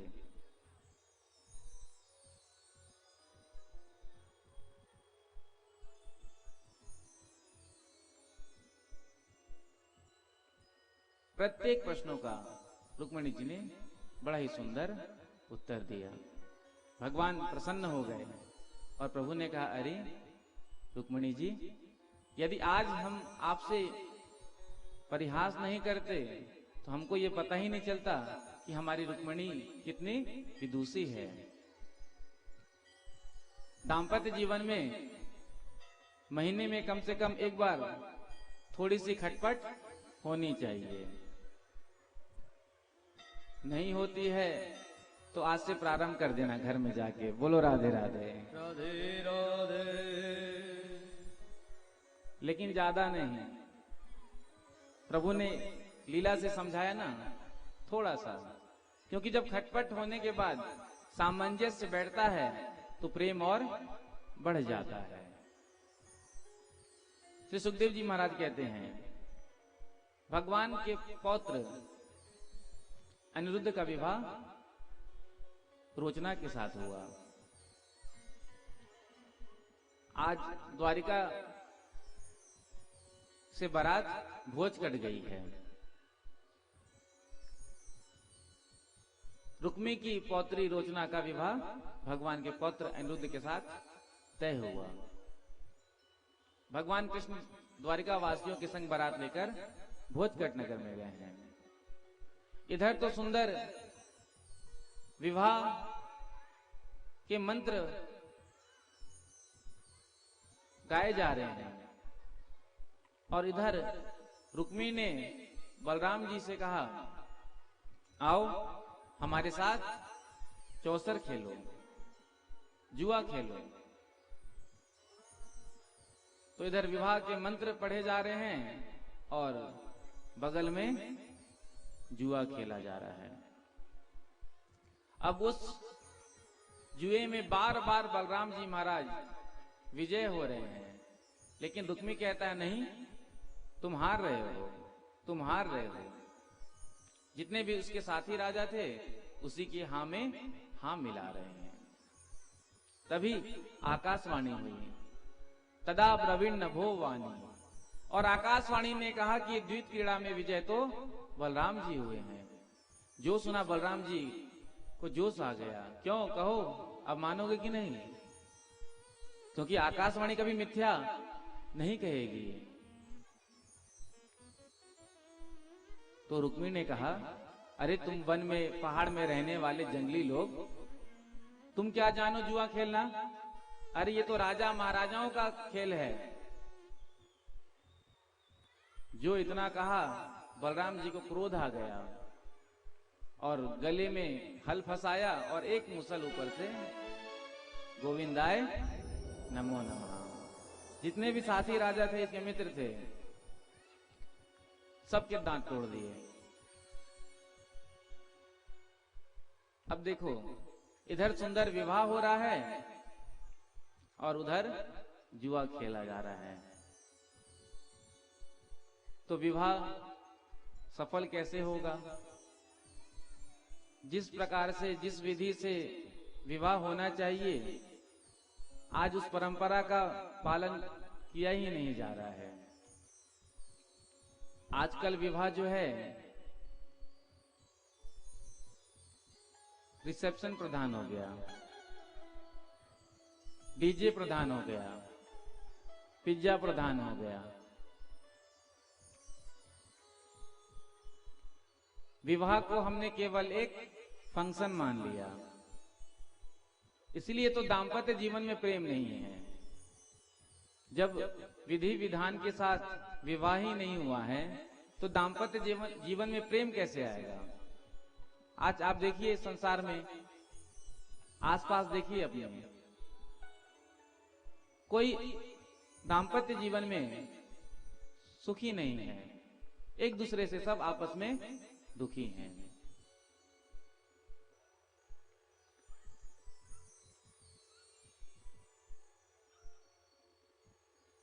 एक कन्या का विवाह हुआ,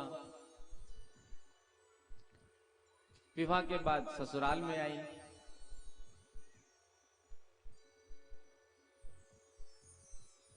विवाह के बाद एक रस्म होता है पग फेरा। कुछ दिनों के बाद कन्या मायके जाती है। जब पग फेरा का समय आया तो पति बड़ा उदास हो गया, क्योंकि कल हमने कहा था ना, विवाह के पहले पत्नी कैसी लगती है। तो नया नया विवाह हुआ था, 2-4 दिन के बाद ही पत्नी मायके जाने लगी। पत्नी को छोड़ने के लिए रेलवे स्टेशन गया। आज उसकी आंखों से आंसू बह रहे हैं, बेचारा रो रहा है। तभी थोड़े देर के बाद उसी के बगल में आकर के जो है उसका एक पुराना मित्र बैठा।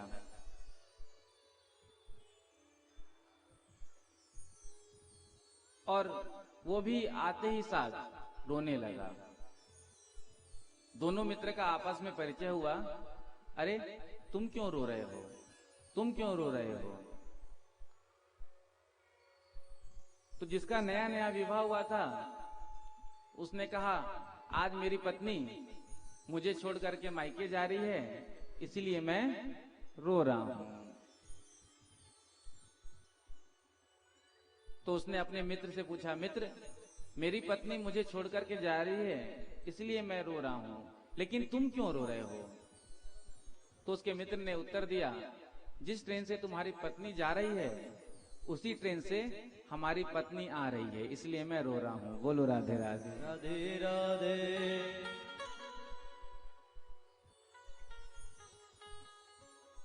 पति पत्नी गए मंदिर भगवान का दर्शन करने के लिए, और जाकर के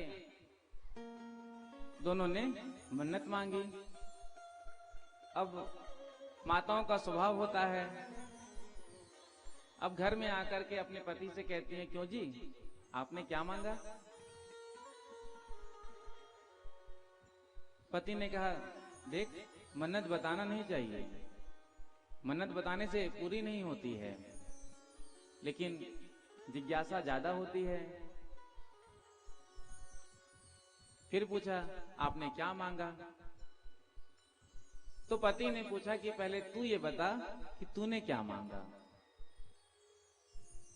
तो पत्नी ने कहा, मैंने तो यही मांगा कि 7 जन्मों तक आप ही मेरे पति बने, 7 जन्म तक आप ही मेरे पति हों।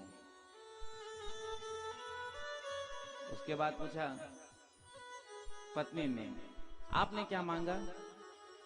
पति ने टालने का प्रयास किया, लेकिन पत्नी कहां मानने वाली। देखो जी मैंने तो बता दिया आपको, आप भी बताइए कि आपने क्या मांगा। तो पति ने कहा, देख यदि मैं तुझसे कह दूंगा तो तू नाराज हो जाएगी। पत्नी ने कहा, नहीं मैं बिल्कुल नाराज नहीं होंगी, बताइए तो सही आपने क्या मांगा। तो पति ने कहा, मैंने भगवान से यही मांगा कि हमारा 7वां जन्म हो। बोलो राधे राधे। राधे राधे। तो दाम्पत्य जीवन में प्रेम नहीं है, और इसका मुख्य कारण है। जिस विधि विधान के साथ शास्त्रोक्त विधि के द्वारा विवाह संपन्न होना चाहिए, वो नहीं हो रहे हैं। आज विवाह में मंत्र सुनाई नहीं देते हैं, केवल डीजे की ध्वनि आती है। लोग बारात में जाते हैं, अरे विवाह कोई बार बार होता है? एक ही बार तो विवाह होता है, ऐसे सूखा सूखा कहां आनंद आएगा? ले बोतल लगाए। अब वहां यज्ञ संपन्न हो रहा है, अब लड़के के पिता जो है झूम बराबर झूम। जूता ही पहने वेदी पर चढ़ गए।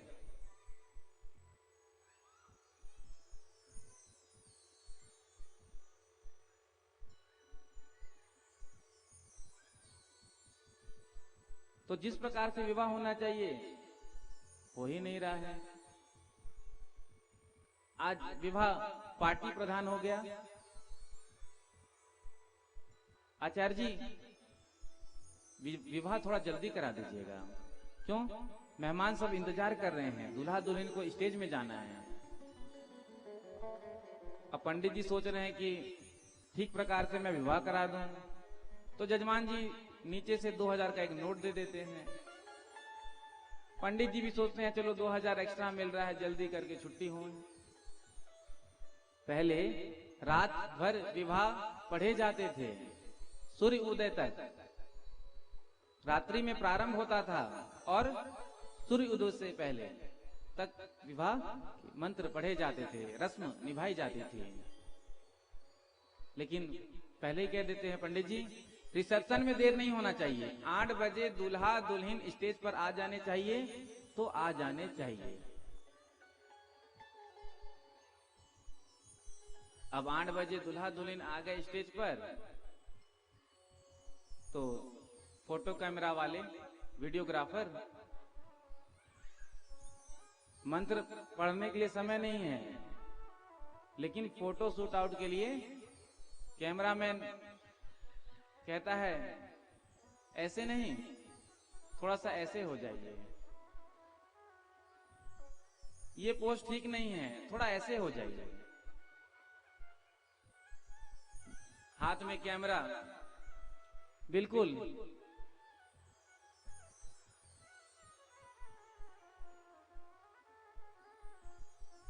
थोड़ा ऊपर चेहरा उठा करके, ऐसे नहीं, हाथ में हाथ रख करके। 4 घंटे तक तो फोटो खिंचाते हैं, फिर भी मन नहीं भरता है।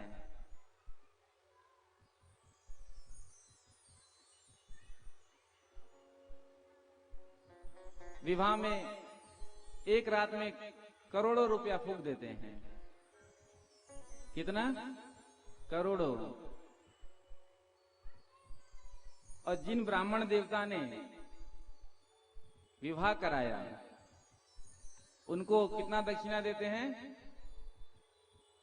501 रुपया। बोलो राधे राधे। राधे राधे। विवाह में लाखों फूंक दिया, एक रात में करोड़ों फूंक दिया, लेकिन पंडित जी को 5100 देने में भी कष्ट होता है। रिसेप्शन नहीं होगा तो विवाह हो जाएगा। बोलो राधे राधे। राधे राधे। यदि रिसेप्शन नहीं भी किया जाएगा तो विवाह हो जाएगा। डीजे नहीं भी आएगा तो भी विवाह हो जाएगा।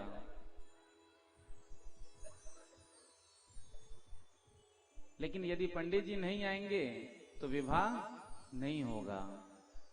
2G, 3G, 4G, 5G, 6G, कितना भी जीबी आ जाए, लेकिन बिना पंडित जी के कोई काम नहीं होने वाला है। बोलो राधे राधे। राधे राधे। इसलिए ब्राह्मणों का, पंडितों का सम्मान करना चाहिए। आज भारतवर्ष की क्या दशा है? आज विद्वान ब्राह्मणों की उपेक्षा हो रही है। हम ब्राह्मण ऐसा ढूंढते हैं जो कम दक्षिणा में पूजा कराकर चला जाए।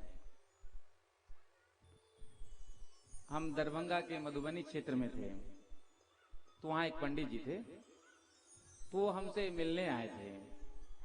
तो आपस में चर्चा चल रहा था।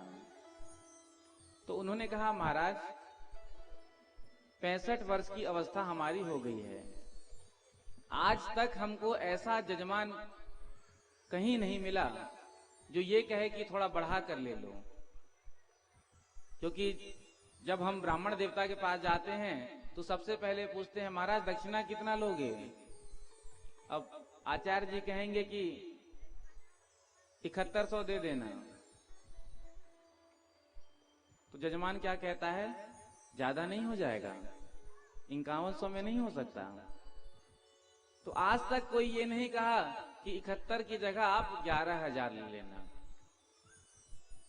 ये नहीं कि ब्राह्मण देवता जब आपके घर आकर के सत्यनारायण कथा बांच कर जाएं, तभी उनको दक्षिणा देनी चाहिए। कभी कभार ऐसे भी उनके घर जाकर प्रणाम करके कुछ भेंट करना चाहिए, क्योंकि समाज के ऊपर ही निर्भर है ब्राह्मण देवता, क्योंकि उनकी जीविका का साधन ही पूजा पाठ है।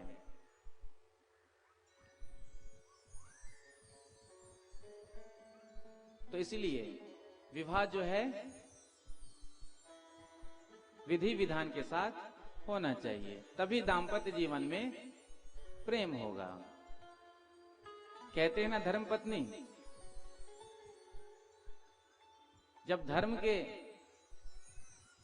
अनुसार, शास्त्र के अनुसार विवाह होगा, तब दाम्पत्य जीवन सुखमय होगा।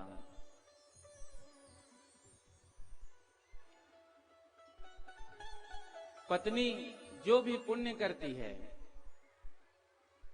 उसका पुण्य उसके पास ही रहता है। धर्मपत्नी कहते हैं ना, धर्मपति तो नहीं कहते हैं।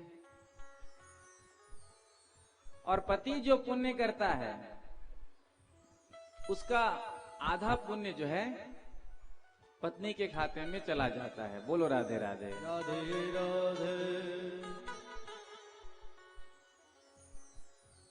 पति कोई भी सत्कर्म करे, कोई भी पुण्य करे, तो उसका आधा पुण्य जो है पत्नी के खाते में चला जाता है।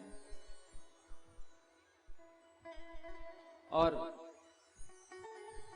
पत्नी से यदि कोई पाप बन जाए, देखो पुरुष लोग छाती पे हाथ रख लेना,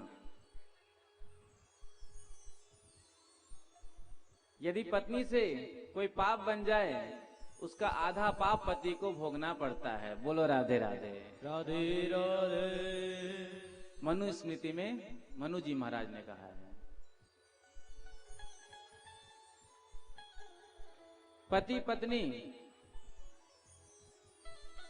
दोनों मिलकर के जब भजन करते हैं तो घर में आनंद होता है, घर स्वर्ग बन जाता है। अब पत्नी तो बहुत भक्त है,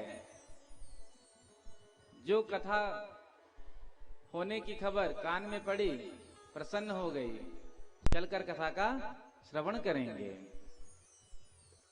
और कथा सुन करके 10 बजे घर पहुंची, सोही जो देखा पति ने, हाँ हाँ आ गई भक्तानी जी।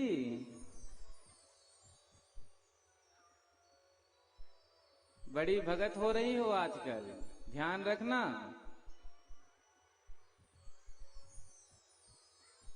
अब यदि पति भक्त हो, पत्नी घर में हो, तो जैसे ही कथा सुन करके पति जाएंगे घर में, आ गए, काम धाम तो कोई है नहीं, जाकर के बैठ जाते हो कथा में। कथा सुनने से जीवन चलेगा क्या? अरे काम धाम करो तभी जीवन चलेगा। लेकिन जब दोनों पति पत्नी मिलकर के साथ में भजन करते हैं, पत्नी का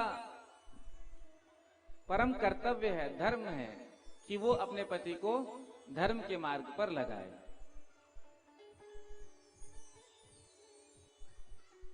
किसी गांव में कथा हो रही थी। अब पत्नी रोज कथा सुनने के लिए जाया करती। रात में जाकर के घर में कहती पतिदेव से, आप भी कथा सुनने चला करिए। और ये पक्की बात है, यदि देवियां जा करके अपने देवता से कह दे कि देखो जी आज आपको कथा में आना है, यदि देवियों ने कह दिया देवताओं से कि आज आपको कथा में आना है, तो देवता लोग अपनी होम मिनिस्टर के बात को टाल नहीं सकते।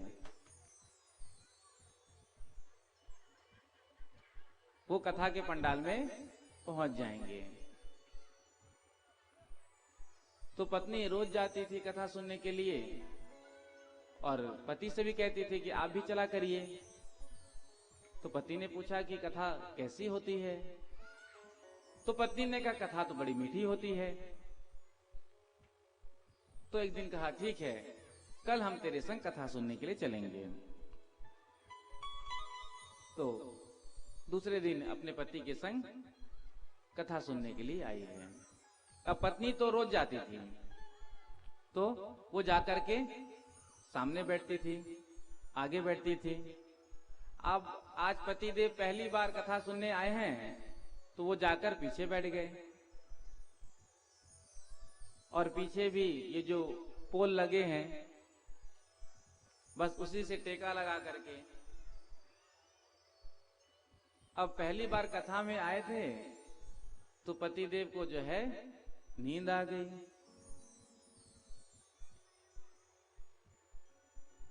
अब नींद आई तो पतिदेव का मुख खुल गया। तभी एक कुत्ता आया और कृपा करके चला गया।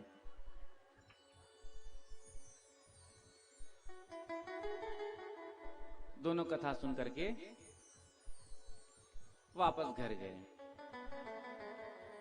तो पत्नी ने भोजन देते हुए अपने पति से पूछा, क्यों जी कथा कैसी लगी?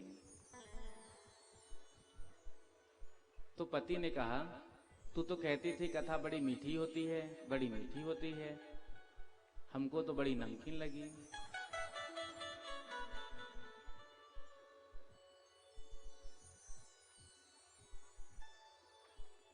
तो पत्नी ने विचार किया, हो सकता है पहली पहली बार गए हैं तो उतना आनंद नहीं आया होगा, और अपने पति के स्वभाव से परिचित हैं। जब ये सोते हैं खराटे लगते हैं तो मुंह खुल जाता है। तो दूसरे दिन पत्नी ने कहा कि आज आप मेरे संग कथा में बगल में बैठना। और आज पत्नी अपने पति को बगल में बिठा लिया। अब जो ही पतिदेव कथा में बैठे, फिर नींद आ गई। तो आज पत्नी ने जो है अपने साथ थोड़ी सी मिश्री को लाया था।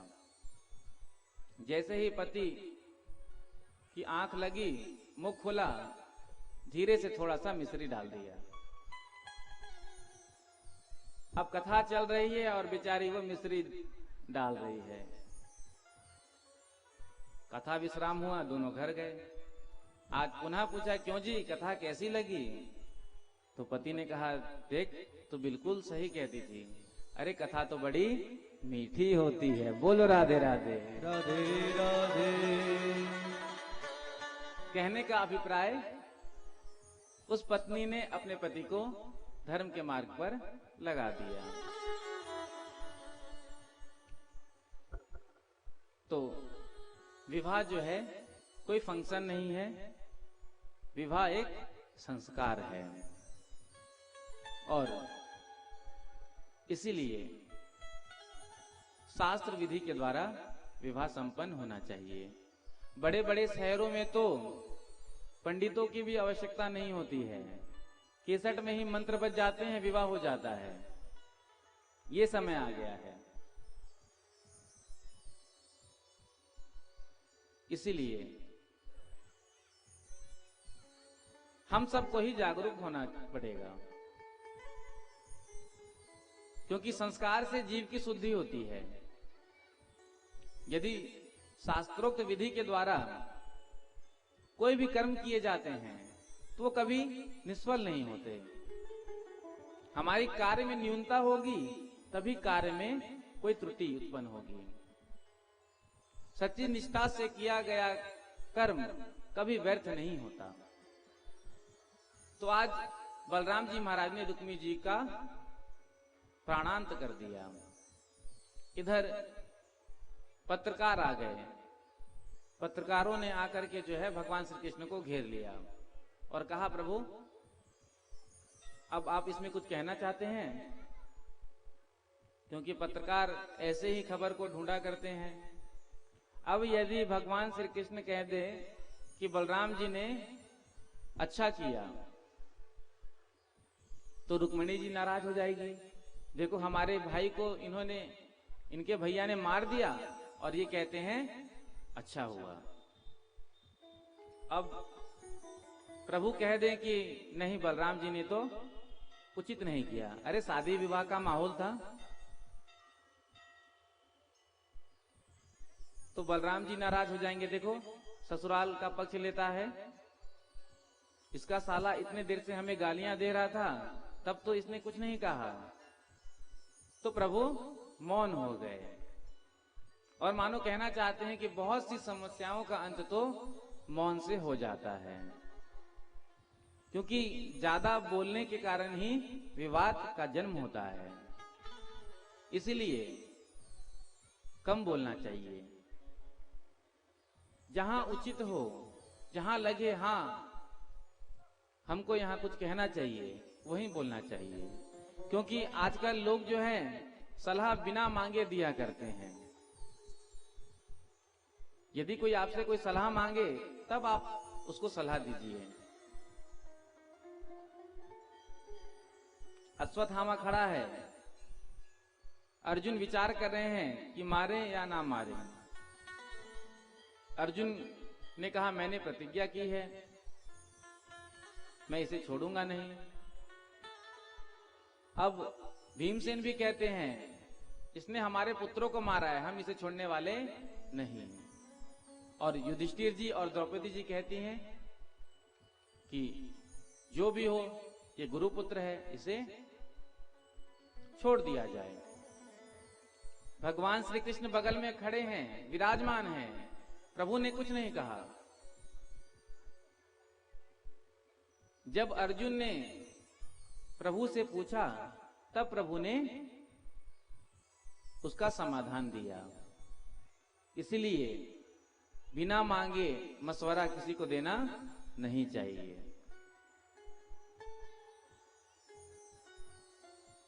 इधर विवाह संपन्न हुआ और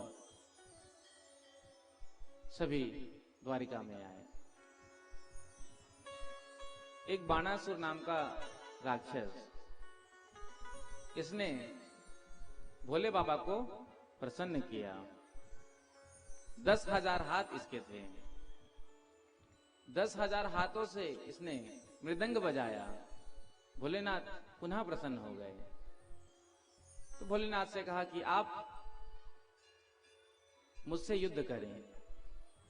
भोलेनाथ ने कहा अरे मेरे चेला भी एक से एक होते हैं, मुझसे ही वरदान लेते हैं और मुझ पर ही आजमाते हैं। तो भोलेनाथ ने कहा देख, तेरे महल के ऊपर ये जो ध्वजा लहरा रही है, जिस दिन ये ध्वजा टूट कर नीचे गिर जाए, झुक जाए, उस दिन मेरे जैसे किसी बलशाली से तेरा युद्ध होगा। इसकी कन्या का नाम था उषा। उषा ने स्वप्न में भगवान के पौत्र अनिरुद्ध का दर्शन किया। जो दर्शन किया आज प्रेम से व्याकुल हो गई। आज अपने स्वप्न का वर्णन अपनी सखी चित्रलेखा से किया। आज स्वप्न में मैंने बड़े सुंदर पुरुष को देखा है। चित्रलेखा बड़ी सुंदर सुंदर चित्र बनाया करती थी। तो आज यदुवंशी राजाओं का चित्र बनाना प्रारंभ करती हैं। जब अनिरुद्ध का चित्र बना, हाँ यही वो राजकुमार था। तो चित्रलेखा सीधे द्वारिका जा करके वहां से अनिरुद्ध जी को पलंग के सहित उठाकर ले आई और बानासुर के राज्य उषा के कमरे में विराजमान कर दिया। इधर एक दिन बानासुर के मंत्री उधर से गुजर रहे थे, तभी उन्होंने खटपट की आवाज सुनी। जो सुना जाकर के कहा, महाराज ऐसा लगता है हमको कि कन्या दूषित हो चुकी हैं। आज बानासुर ने आकर जब उस गेट को खोला तो क्या देखता है कि आज उसकी कन्या किसी पुरुष के साथ है। आज अनिरुद्ध जी ने युद्ध किया, बानासुर ने अंत में बंदी बना लिया। नारद जी महाराज द्वारिका पहुंचे, प्रभु आपको पता है कि आपका पौत्र अनिरुद्ध कई दिनों से बानासुर के कैद में कैद है। आज बलराम जी को लेकर प्रभु आगे बढ़े हैं, जाकर के इस बानासुर से युद्ध किया। इधर भगवान भोलेनाथ ने वचन दिया था कि मैं तेरी नगरी की रक्षा करूंगा, तो आज भोलेनाथ युद्ध करने के लिए आ गए हैं।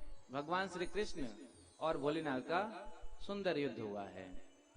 प्रभु ने भोलेनाथ के ऊपर जृंभानास्त्र का प्रयोग किया, भोले बाबा को जमाई आने लगी।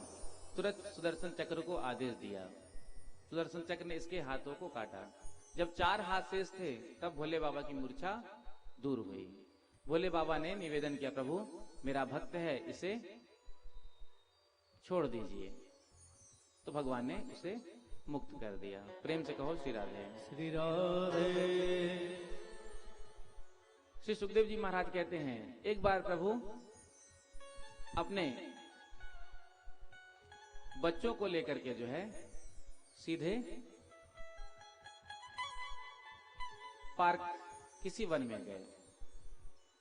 चलो आज हम तुम्हें घुमाने लेकर चलते हैं। भगवान जाकर विराजमान हो गए किसी वृक्ष के नीचे और बच्चे वहां खेलने लगे। उनकी गेंद एक कुएं में जाकर गिर गई। जो जाकर देखा तो आज उस कुएं में एक बड़ा भारी गिरगिट को देखा। जाकर के अपने पिता से कहा, जो ही प्रभु आए हैं और आकर के उस गिरगिट को निकालने के लिए अपना हाथ बढ़ाया, जो गिरगिट ने हाथ का स्पर्श पाया, आज वो भगवान के पार्षद के रूप में प्रकट हो गया।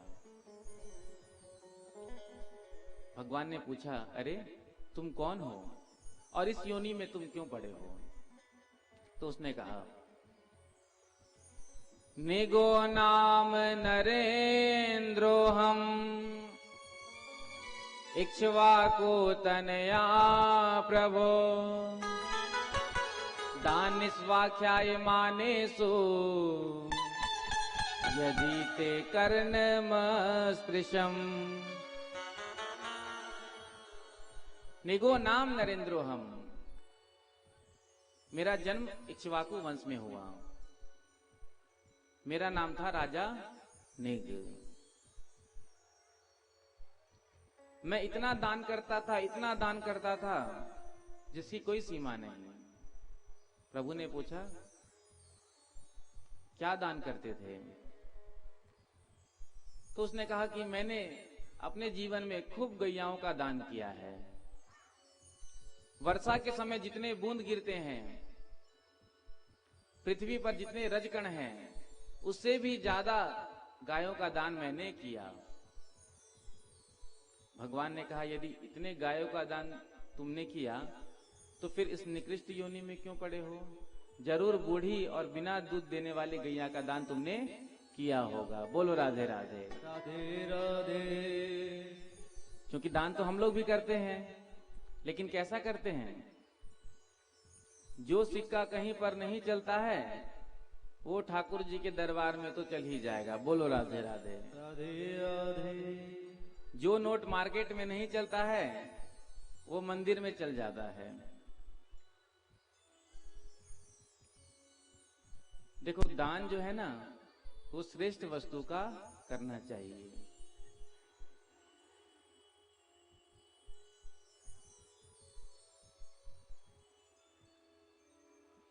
हमारे अंदर ये भाव होता है कि ये तो पंडित जी ले जाएंगे। सत्यनारायण कथा का आयोजन किया और सत्यनारायण कथा में धोती, कुर्ता, गमछा आदि आदि भगवान को वस्त्र अर्पित किए जाते हैं। तो मार्केट में जाते हैं और कहते हैं भैया पूजा वाली धोती देना। कौन सी धोती? पूजा वाली। एक अलग ब्रांड चलती है। स्वयं तो 5,000 का पीतांबर पहन करके कथा में बैठेंगे, लेकिन प्रभु के लिए 50 रुपया वाली धोती लाते हैं।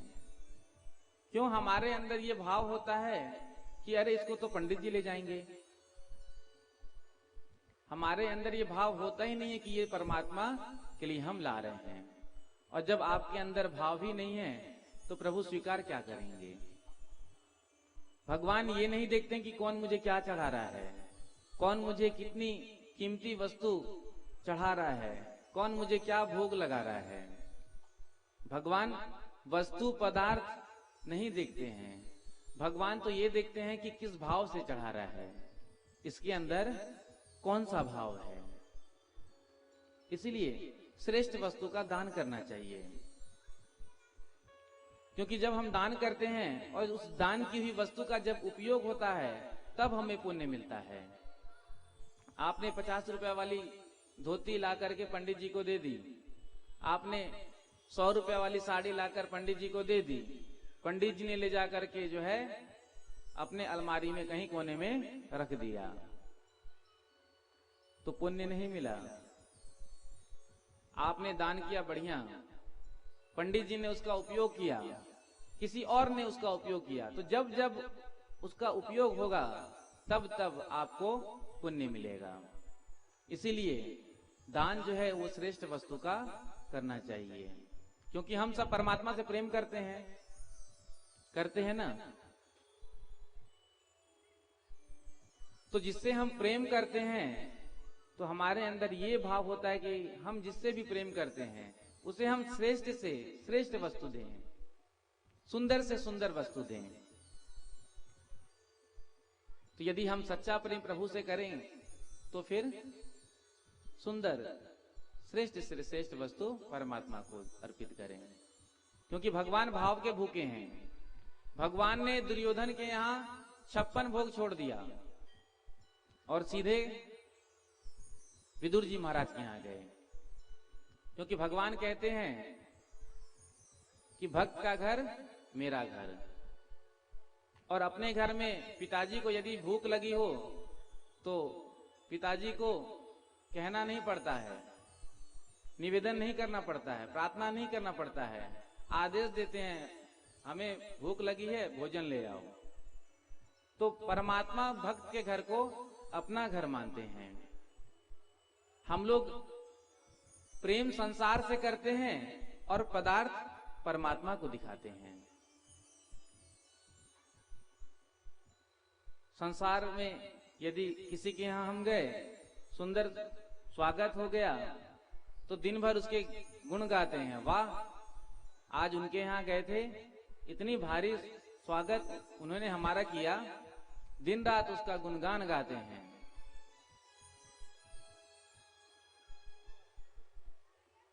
तो पदार्थ के भूखे हैं संसारी, परमात्मा तो प्रेम के भूखे हैं, भाव के भूखे हैं।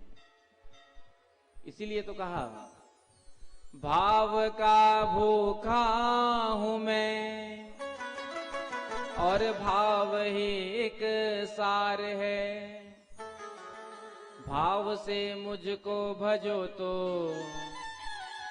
भव से बेड़ा पार है। इसलिए जो भी दान करो श्रेष्ठ वस्तु का करो।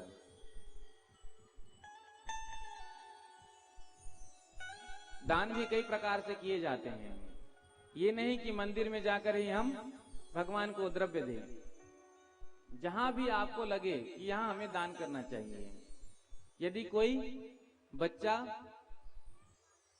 धन के अभाव में शिक्षा से वंचित है तो आप उसे पढ़ा सकते हैं। यदि कोई भूख से मर रहा है,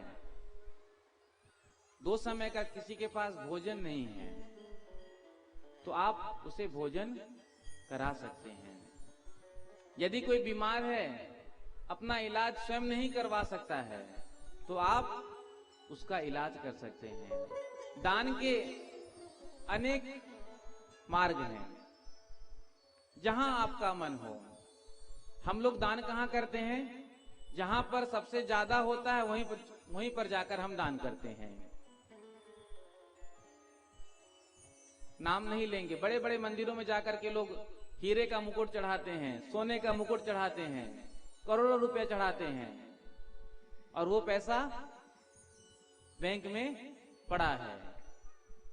कई मंदिर ऐसे हैं भारतवर्ष में जहां 2 टाइम दीपक भी नहीं जल पा रहे हैं, ठाकुर जी को वस्त्र भी नहीं मिल पा रहे हैं, लेकिन हमारी श्रद्धा वहीं पर जाती है जहां पर खूब बड़े बड़े लोग जाते हैं।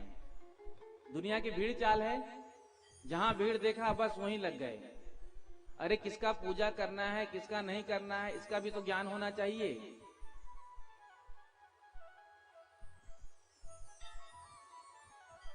तो जहां पर नहीं है, यदि आपने वहां पर दान किया तो आपके दान का वहां सत उपयोग होगा, और जब उसका उपयोग होगा तब तो आपको पुण्य मिलेगा, तब आपका कल्याण होगा। लेकिन हमारी मनस्थिति ऐसी है, जहां भरा हुआ होता है हम वहीं भरते हैं। खाली को कोई भरना नहीं चाहता, खाली पात्र को कोई भरना नहीं चाहता। जहां भरा हुआ है बस हम वहीं और भरना चाहते हैं। किसकी उपासना करनी चाहिए, इसका भी हमें बोध होना चाहिए। जो हमारे सनातन परंपरा में देवी देवता हुए हैं, हमें उनकी उपासना करनी चाहिए। आज कलयुग में तो नए नए देवता प्रकट हो रहे हैं, नए नए मंत्र बन रहे हैं।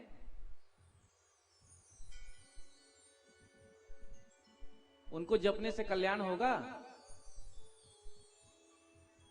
इसलिए हमको जागना है। हम किसकी उपासना करें? अनादिकाल से सनातन धर्म है। आप अध्ययन करें शास्त्रों का, पुराणों का, वेद का, एक परंपरा है। हम स्तुति में जब मंगलाचरण करते हैं तो कहते हैं ना, सीतानाथ समारंभाम श्री रामानंदार्य मध्यमाम अस्मदाचार्य पर्यंताम वंदे श्री गुरु परंपराम। तो कहां से प्रारंभ हुआ? सीताराम, सीतानाथ, वहां से परंपरा प्रारंभ हुआ, और फिर वो परंपरा बढ़ते हुए जो है रामानंदाचार्य मध्यमाम। उसके बाद भी जो परंपरा चल रही थी, उसी परंपरा में अस्मदाचार्य पर्यंताम, हमारे से पूर्व जितने भी हमारे आचार्य हुए हैं उन सब के चरणों में वंदे श्री गुरु परंपराम। तो हमने जो मंत्र ली है, जो दीक्षा ली है, उसका एक परंपरा है। आजकल तो नए नए मंत्र बन रहे हैं, नई नई चालीसाएं बन रहे हैं।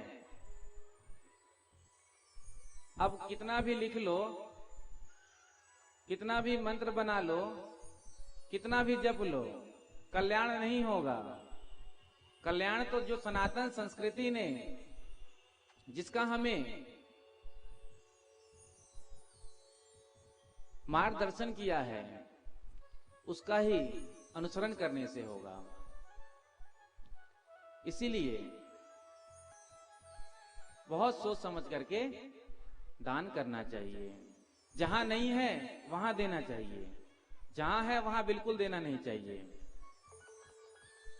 जिसको आवश्यकता है उसको देनी चाहिए, जिसके पास बहुत है उसे देना नहीं चाहिए। अरे उसके पास तो पहले से ही है, उसको क्या आवश्यकता है? तो जब हम दान सतपात्र को देंगे तब जाकर के जो है उसका पुण्य हमको मिलता है। तो कहा, जरूर तुम बिना दूध देने वाली गाय का दान करते होगे। कहा, नहीं महाराज, दूध देने वाली गाय का दान करता था, फिर क्यों इस निकृष्ट योनि में पड़े हो? तो कहा एक बार मुझसे एक अपराध हो गया। एक बार एक गैया का दान मैंने एक ब्राह्मण देवता को किया। अब वो गाय पुनः आकर मेरे गौशाला में मेरे गाय के साथ मिल गई। उसी गाय का दान मैंने दूसरे ब्राह्मण को कर दिया। दूसरा ब्राह्मण जब उस गाय को लेकर के जा रहा था तो पहले वाले ने देख लिया और कहा, अरे इस गाय का दान तो राजा निग ने हमको किया था। दूसरा कहता है, नहीं नहीं, अरे अभी अभी हमको राजा निग ने इस गाय का दान दिया है। दोनों आपस में लड़ने लगे, विवाद ज्यादा बढ़ा तो कहा चलो चलकर राजा से ही निर्णय करवा लेते हैं। दोनों ब्राह्मण आकर के जो है गाय को लेकर वहां खड़े हो गए और कहा, महाराज अभी अभी इस गाय का दान आपने हमको किया कि नहीं? राजा निग ने कहा, हाँ किया। पहले ब्राह्मण ने कहा, महाराज याद करिए, इसी गाय का दान आपने मुझे किया था। अब राजा ने कहा, हाँ। तो राजा निग ने दूसरे ब्राह्मण से कहा कि तुम इसके बदले में 1 लाख गाय मुझसे ले लो और इस गाय को छोड़ दो। लेकिन ब्राह्मण देवता पहले बहुत संतुष्ट होते थे, क्योंकि संतुष्ट ब्राह्मण का तेज बढ़ता है, असंतुष्ट ब्राह्मण का तेज नष्ट होता है। तो ब्राह्मण ने कहा, नहीं, जिस गाय का मैंने दान लिया है वही गाय मुझे चाहिए। राजा निग निर्णय नहीं कर सके। दोनों ब्राह्मण गाय वहीं छोड़कर चले गए। मृत्यु हुई। धर्मराज ने पूछा कि पहले क्या भोगोगे, पाप या पुण्य?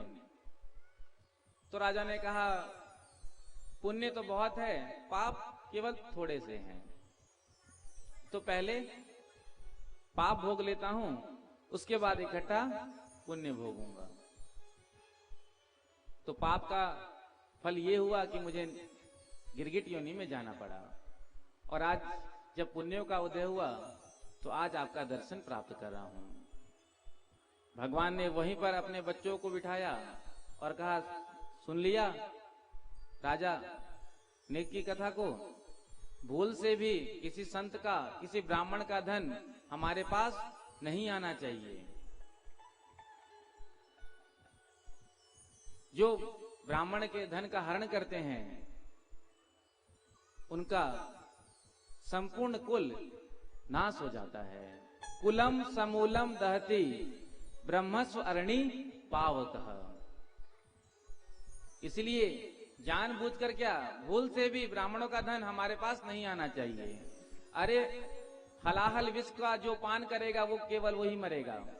यदि कोई अग्नि में कूद जाएगा, भगवान कहते मैं उसे बचा लूंगा। यदि किसी ने विष का पान कर लिया है उसे मैं बचा लूंगा, लेकिन जिसने ब्रह्मस्व का हरण किया है मैं उसे बचा नहीं सकता। इसीलिए भूल से भी किसी संत का, ब्राह्मण का धन हमारे पास नहीं आना चाहिए। बीच बीच में प्रभु अपने बच्चों को शिक्षा दिया करते थे। श्री सुखदेव जी महाराज कहते हैं, एक बार बलराम जी ने कन्हैया से कहा, बहुत समय हो गया हम ब्रज में नहीं गए हैं, यदि तुम्हारी इच्छा हो तो हम चलते हैं, 2 महीने रहकर आए। तो प्रभु ने कहा कि आप जाइए, हमें थोड़ा सा यहाँ कार्य है। तो बलराम जी महाराज 2 महीने चैत्र और बैसाख वृंदावन में रहे। प्रेम से कहो श्री राधे।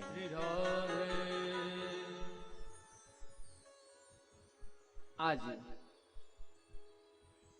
बलराम जी ने आकर के ग्वाल बालों को हृदय से लगाया। जो विरह में व्यथित थे उनके विरह को शांत किया। एक बार ग्वाल बाल बलराम जी के संग क्रीड़ा कर रहे थे। बैसाख का महीना था, तेज धूप थी। ग्वाल बालों ने कहा, अरे दाऊ भैया चल करके यमुना जी में स्नान करते हैं। दाऊ भैया ने कहा, कि यमुना जी में जाने की क्या जरूरत है, अभी हम उस यमुना को यहीं बुला लेते हैं, यहीं स्नान कर लेंगे। आज बलराम जी ने कहा, हे यमुने यहां आओ। अब यमुना जी ने विचार किया, ऐसे ही मैं घर घर नहवाने जाने लगी तो मेरा तो ऐसे ही कल्याण हो जाएगा। आज्ञा का उल्लंघन कर दिया।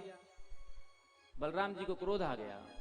पापे तुम माम बज्ञाए, हे पापनी तूने मेरी आज्ञा का उल्लंघन किया, अभी तुझे मजा चखाता हूं। आज हल के नोक से यमुना जी का आकर्षण करने लगे और जिस जगह आकर्षण किया उस जगह का नाम पड़ा खेचा गांव। आज यमुना जी ने प्रकट होकर के बलराम जी से हाथ जोड़ करके क्षमा मांगा। राम राम महाबाहो ना जाने तब विक्रमम। हे बलराम जी, मेरे अपराध को आप क्षमा करें। तो प्रभु जैसे रखें वैसे ही हमको रहना चाहिए। जीवन में चाहे सुख हो चाहे दुख हो, चाहे धूप हो चाहे छांव हो, हमेशा परमात्मा की कृपा का अनुभव करना चाहिए। जब हमारे जीवन में संकट आता है तो हम परमात्मा को ही भला बुरा कहने लगते हैं। जैसे कि जीवन में सुख आया है, सुख में जब हम भगवान को धन्यवाद देते हैं तो हमें दुख में भी देना चाहिए। बड़ा सुंदर भाव है, आइए मेरे साथ गाइए। हो तेरे फूलों से भी प्यार, हो तेरे कांटों से भी प्यार। कांटा यानी जीवन की प्रतिकूल स्थिति। भगवान चाहे जैसे रख ले, भगवान की मर्जी। जैसे हम सुख में धन्यवाद देते हैं वैसे ही दुख में भी प्रभु का धन्यवाद ही देना चाहिए। प्रभु तेरी जैसी मर्जी वैसे तू रख ले। तेरे फूलों से भी प्यार, तेरे कांटों से भी प्यार, तेरे फूलों से भी प्यार, तेरे कांटों से भी प्यार, तेरे फूलों से भी प्यार, तेरे कांटों से भी प्यार, तेरे फूलों से भी प्यार, तेरे कांटों से भी प्यार। तू जो भी देना चाहे दे दे मेरे सरकार। तू जो भी देना चाहे दे दे मेरे घर का। तू जो भी देना चाहे दे दे मेरे सरकार। तू जो भी देना चाहे दे दे मेरे घर का। तेरे फूलों से भी प्यार, तेरे कांटों से भी प्यार, तेरे फूलों से भी प्यार, तेरे कांटों से भी प्यार।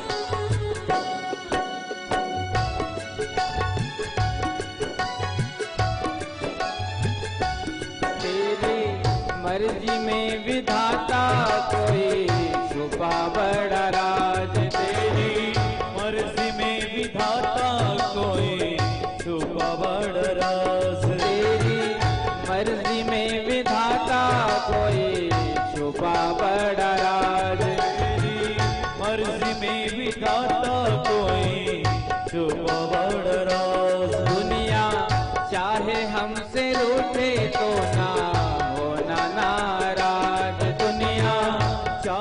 हमसे रूठे तो ना होना नाराज। दुनिया चाहे हमसे रूठे तो ना होना नाराज। दुनिया चाहे हमसे रूठे तो ना होना नाराज। रूठे चाहे राजा वासो नहीं का चुका जा। एक तू ही है महाराजा और कौन को सराहिए। रूठे चाहे भाई वासे कछु न भलाई। एक तू ही है सहाय और कौन पास जाइए। रूठे चाहे शत्रु और मित्र याट होया। एक तेरे चरणन में नेह को लगाइए। क्योंकि जग सारा झूठा एक तू ही है अनूठा। रूठ जाए सारा जग एक तो न रूठ चाहिए। रूठ जाए सारा जग तू न रूठ जाए। रूठ जाए सारा जग तो न रूठ चाहिए।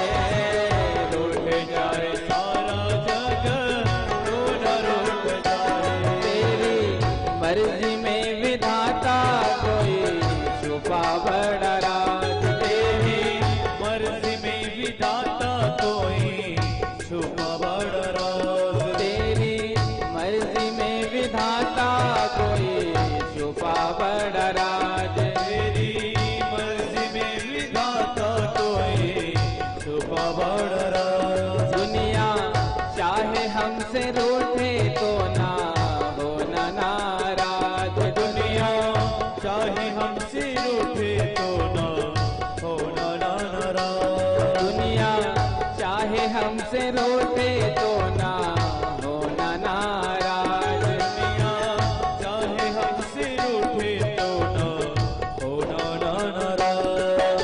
तुझे वंदन है बार बार। तुझे वंदन है बार बार। तुझे वंदन है बार बार। वंदन है बार बार। हमको कर ले स्वीकार। हमको कर ले स्वीकार। हमको कर ले स्वीकार। हमको कर ले स्वीकार। तुझे वंदन है बार बार। तुझे वंदन है बार बार। हमको कर ले स्वीकार। हमको कर ले स्वीकार। तो जो भी देना चाहे दे दे मेरे सरदार को। जो भी देना चाहे दे दे मेरे सरकार। तेरे फूलों से भी प्यार। तेरे कांटों से भी प्यार। तेरे फूलों से भी प्यार। तेरे कांटों से भी प्यार। तो जो भी देना चाहे दे दे मेरे सरदार। जो भी देना चाहे दे दे मेरे सरकार। श्री राधे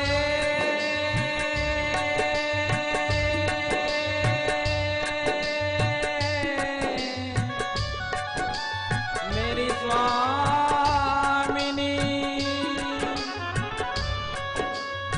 किशोरे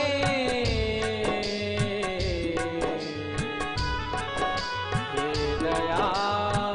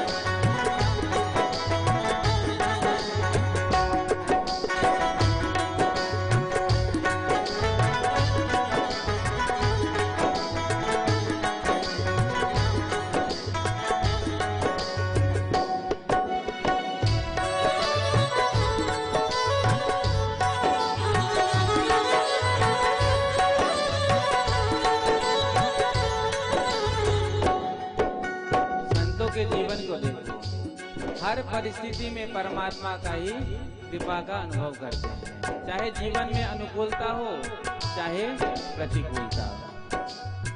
लेकिन हमारे जीवन में जब अनुकूलता होती है तब तक तो सब ठीक है, लेकिन यदि जो प्रतिकूलता आ गई हम परमात्मा को ही कोसने लगते हैं। नामदेव जी महाराज की पत्नी बड़ी अनुकूल थी, तो नामदेव जी महाराज भगवान को धन्यवाद देते थे, प्रभु आपने पत्नी नहीं सत्संग ही दिया है, क्योंकि नामदेव जी जैसे भक्त थे उनकी पत्नी भी वैसे ही प्रभु की भक्त थी। तुकाराम जी की पत्नी प्रतिकूल थी, फिर भी परमात्मा का धन्यवाद देते थे, प्रभु आपकी बड़ी कृपा है।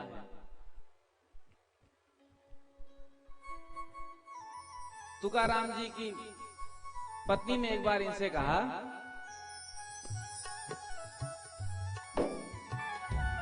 जाओ जाकर के खेत से गन्ने काटकर ले आओ। आज तुकाराम जी महाराज खेत गए गन्ना काटने के लिए, गन्ना काट करके खेत ला रहे थे, तभी रास्ते में कुछ बच्चे मिल गए। बच्चों ने कहा, बाबा बाबा बाबा एक गन्ना हमको देना, एक गन्ना हमको देना। संतों का स्वभाव तो बड़ा करुणामय होता है। एक एक गन्ना सभी बच्चों में बांट दिया। जब घर में पहुंचे तो हाथ में केवल एक ही गन्ना।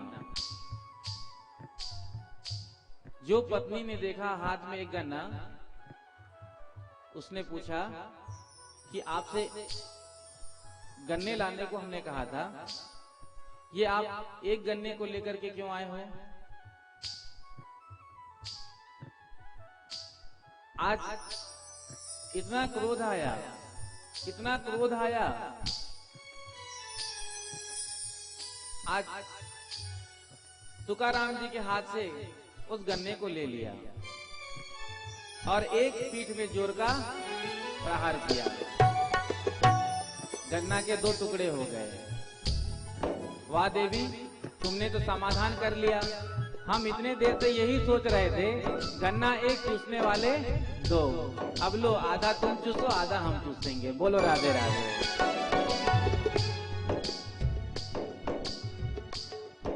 तुकाराम जी के यहाँ सत्संगी गांव वाले सब आया करते, सुंदर सत्संग होता, लेकिन इनकी पत्नी जब देखती तो इसे बड़ा खराब लगता। ये निठल्ले को देखो, काम धाम नहीं है, हमेशा आकर बैठ जाते हैं। जा रही थी मटका लेकर पानी भरने के लिए, जाने से पहले कहा कि इन लोगों के पास तो कुछ काम है नहीं, दिन भर यहाँ आकर पड़े रहते हैं, और चली गई पानी भरने के लिए। तुकाराम जी ने सभी को कहा कि देखो कोई बात नहीं, वो तो ऐसे ही कहते रहती है, बैठकर सुंदर सत्संग करो।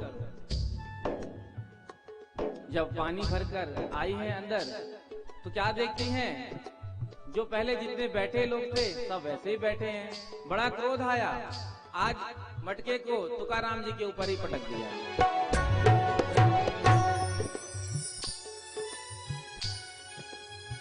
तुकाराम जी ने कहा, देखो लोग कहते हैं कि जो गरजते हैं वो बरसते नहीं हैं, जो गरजते हैं वो बरसते नहीं हैं। लेकिन हमारी पत्नी को देखो, थोड़े देर पहले गरज कर गई थी, अब आकर के बरस गई है। बोलो राधे राधे। राधे राधे। तो तुकाराम जी भगवान का धन्यवाद देते थे, यदि प्रभु आपने सुंदर पत्नी दी होती तो मन मेरा उसी में लगा रहता, आपका भजन नहीं कर पाता। कम से कम प्रतिकूल पत्नी आपने दी है तो आपका भजन तो होता है। नरसिंह मेहता की पत्नी मर गई, भगवान को धन्यवाद दिया, अच्छा हुआ जंजाल छूट गया। एक की पत्नी मर गई, एक की पत्नी विपरीत स्वभाव वाली है, एक की अनुकूल स्वभाव वाली है, लेकिन तीनों ने परमात्मा का धन्यवाद दिया, क्योंकि परमात्मा का कृपा का हर परिस्थिति में अनुभव करते हैं। तेरे फूलों से भी प्यार, तेरे कांटों से भी प्यार, तेरे फूलों से भी प्यार, तेरे कांटों से भी प्यार, तेरे फूलों से भी प्यार, तेरे कांटों से भी प्यार, फूलों से भी प्यार, तेरे कांटों से भी प्यार। ओ जो भी देना चाहे दे दे मेरे सरदार, तू जो भी देना चाहे दे दे मेरे करतार। ओ जो भी देना चाहे दे दे मेरे सरदार। ओ तू जो भी देना चाहे दे दे मेरे करतार। तेरे फूलों से भी प्यार, तेरे कांटों से भी प्यार, तेरे फूलों से भी प्यार, तेरे कांटों से भी प्यार। पीछे वाले भी दोनों हाथ लगा ताली सेवा करते हुए।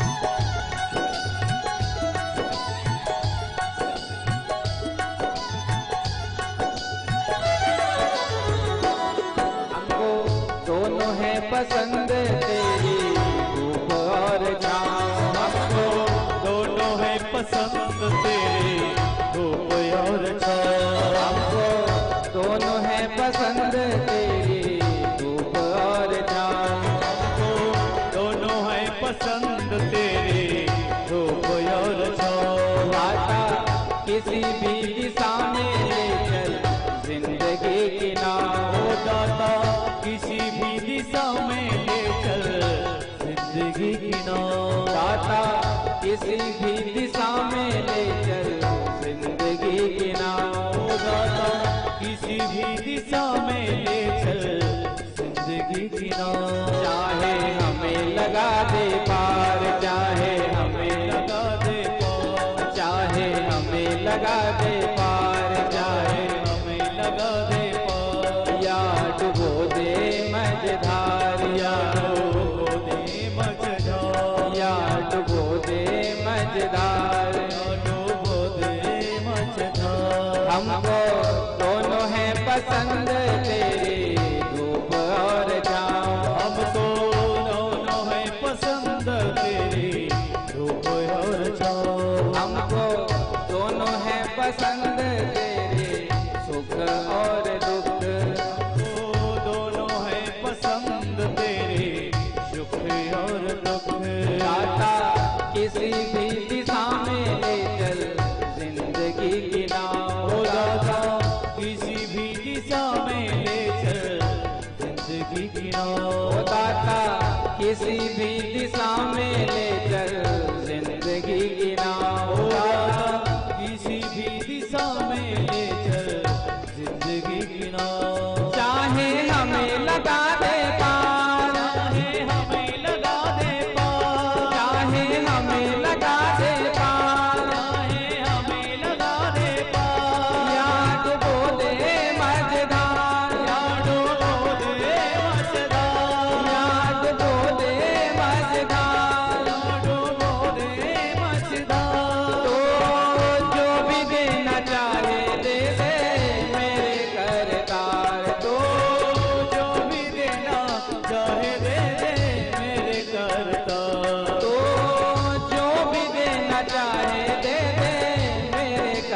सरदार। तू जो भी देना चाहे दे दे मेरे करतार। तेरे फूलों से भी प्यार, तेरे कांटों से भी प्यार, तेरे फूलों से भी प्यार, तेरे कांटों से भी प्यार।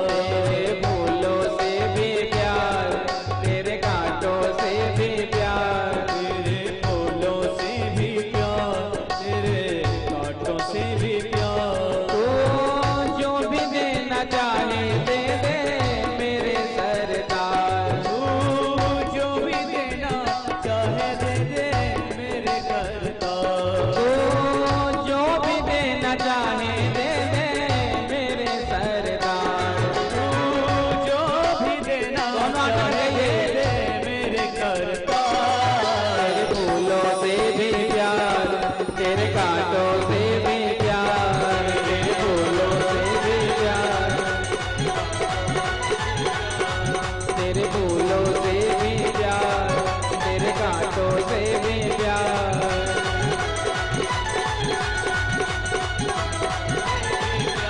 तू जो भी देना चाहे दे दे मेरे सरदार। जो भी देना चाहे दे दे मेरे करतार।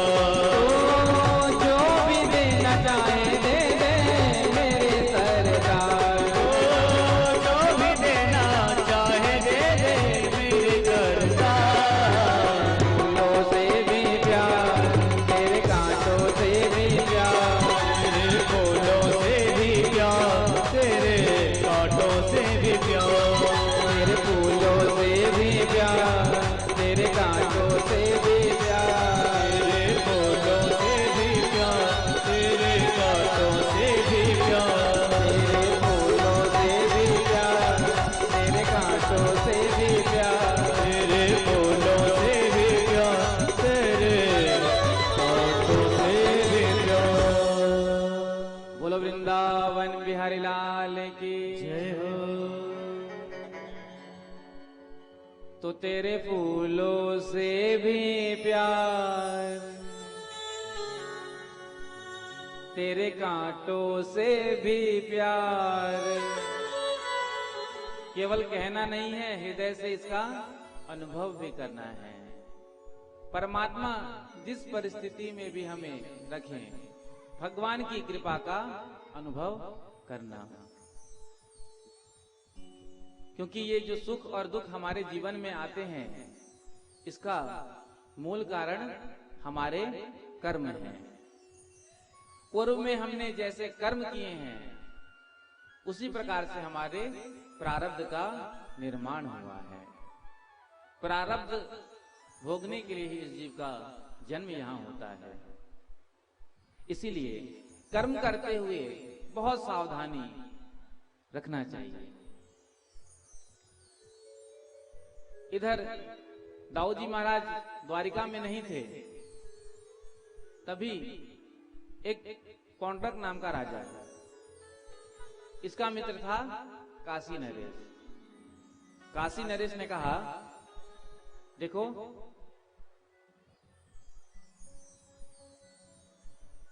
तुम असली वासुदेव कृष्ण हो,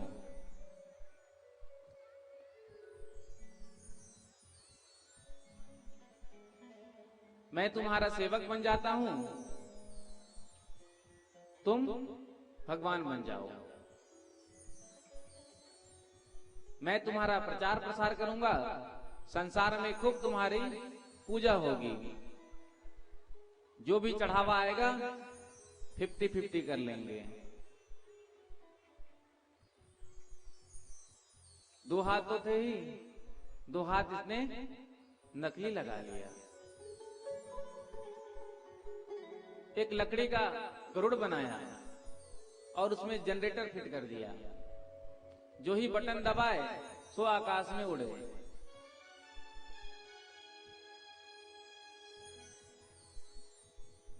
जब साक्षात परमात्मा विराजमान है, तब भी दो चार ऐसे नकली भगवान प्रकट हो रहे हैं। बोलो राधे राधे। राधे राधे। तो कलयुग में यदि 2 4 10 देखने को मिल जाए तो कोई अतिशयोक्ति नहीं होगी।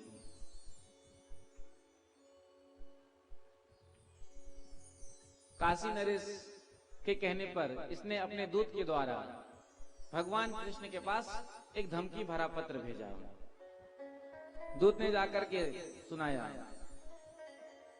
आप मिथ्या वासुदेव हो। हमारे स्वामी ने कहा है कि यदि आप अपना कल्याण चाहते हो तो आप अपने आयुधों को छोड़ करके हमारे स्वामी के शरण में आकर आप अपने प्राणों का भीख मांगो। जो सभासदों ने सुना खूब ठहाके मार के हंसने लगे। जो ये दूत ने समाचार सुनाया, भगवान ने कहा देखो जाकर के तुम अपने भगवान से कहना कि आपको कष्ट करने की कोई आवश्यकता नहीं है। हम स्वयं उनसे मिलने, उनका दर्शन करने के लिए आ रहे हैं और ये आयुध जो है ना हम उनके ऊपर ही छोड़ेंगे। जाकर के समाचार दूत ने पौंड्रक से कहा। इधर पौंड्रक घबराया, काशी नरेश को डांटने लगा, अरे तूने तो कहा था कि जब मैं धमकी भरा पत्र भेजूंगा तो कृष्ण द्वारिका छोड़कर भाग जाएगा। अब वो तो मुझसे लड़ने के लिए आ रहा है। अब देख, जब भगवान तुम बने हो तो थोड़ी बहुत रिस्क तो लेनी पड़ेगी। कोई बात नहीं, आने दो, मिलकर सामना करेंगे। भगवान आए हैं। जो भगवान ने आकर देखा पौंड्रक को, आज देखकर प्रभु हंसने लगे, क्योंकि बिल्कुल भगवान की तरह ही अपना इसने स्वरूप बनाया था। भगवान ने चक्र के द्वारा इसका उद्धार किया। काशी नरेश लड़ने के लिए आया, भगवान ने इसका भी उद्धार किया। काशी नरेश का पुत्र सुदीक्षण, इसने अभिचार के द्वारा कृत्या को उत्पन्न किया, द्वारिका और द्वारिकाधीश को भस्म करने के लिए। भगवान के चक्र ने इसका भी उद्धार किया। एक द्विविद नाम का बानर भगवान की लीला में आकर विक्षेप कर रहा था, तो बलराम जी ने इसका उद्धार किया। दुर्योधन सुताम राजन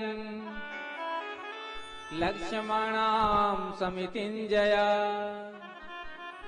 स्वयंवरस्थामहरत सांबो जाम्बवती सुतः। एक बार स्वयंवर से भगवान श्री कृष्ण के पुत्र सांब दुर्योधन की कन्या लक्ष्मणा का इन्होंने हरण कर लिया। जो लेकर जाने लगे, पीछे से कौरवों ने आक्रमण किया और भागते हुए सांब को पकड़ लिया। जब द्वारकाधीश श्री कृष्ण को पता चला तो आज बलराम जी ने कहा कि हम अभी लेकर के आते हैं सांब को। तो आज बलराम जी आए हैं और बलराम जी ने आकर के कहा सेवकों से, जाओ अपने स्वामी दुर्योधन से कहना कि हम आए हैं। दुर्योधन बलराम जी को अपना गुरु मानता था, क्योंकि गदा युद्ध करना बलराम जी ने दुर्योधन को सिखाया था।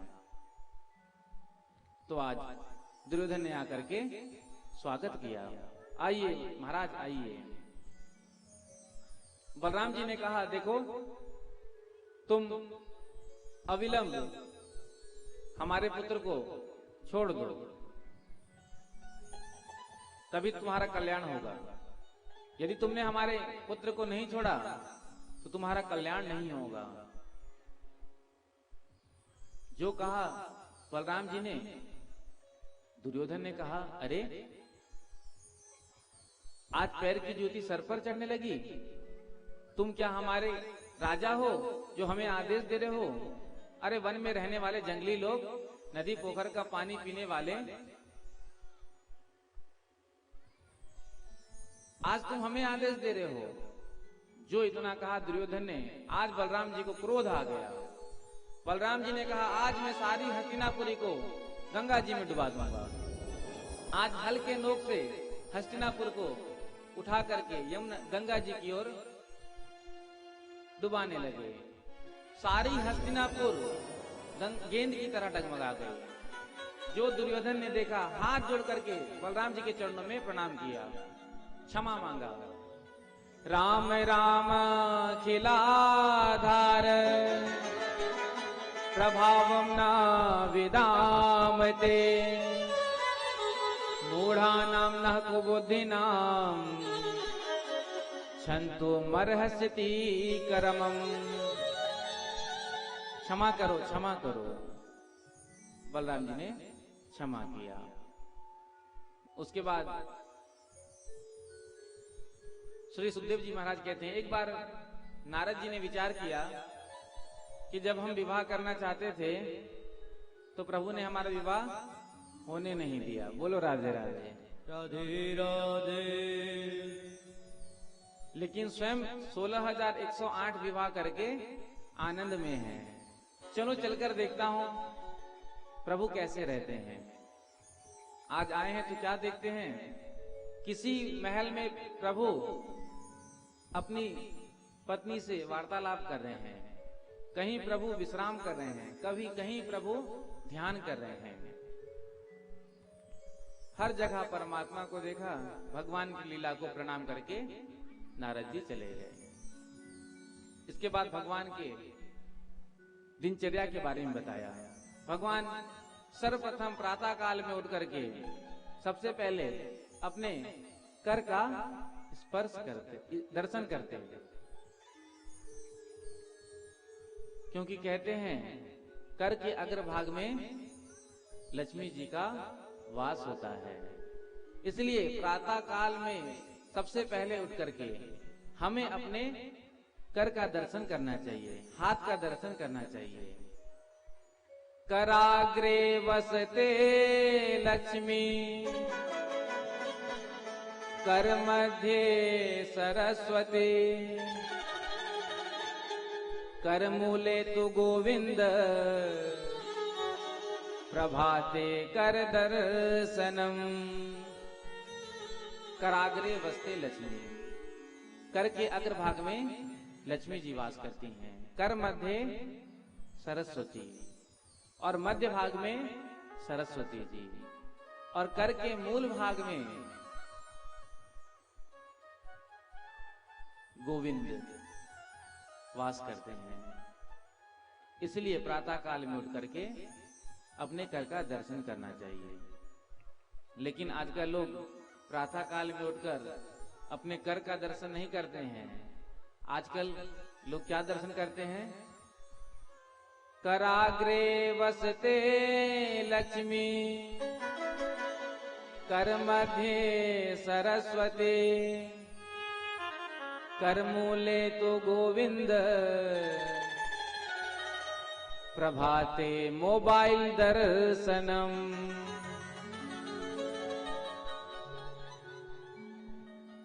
सबसे पहले उठ करके लोग अपने मोबाइल का दर्शन करते हैं। अरे रात में फेसबुक में पोस्ट अपलोड किया था, देखूं तो कितना लाइक मिला है, कितना कमेंट मिला है। कई लोग तो रात भर मोबाइल ही चलाते रहते हैं। जब से ये मोबाइल आया है तब से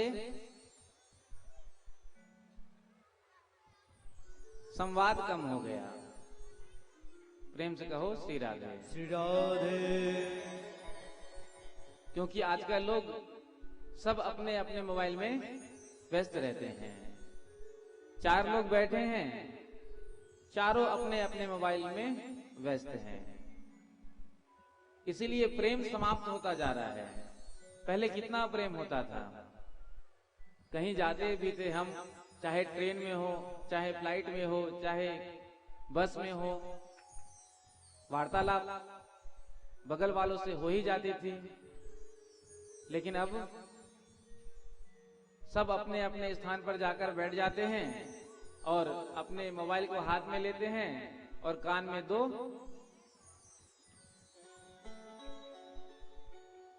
ईयरफोन को लगाते हैं और अपने में मस्त हो जाते हैं। जब से ये मोबाइल आया है तब से प्रेम समाप्त हो गया है।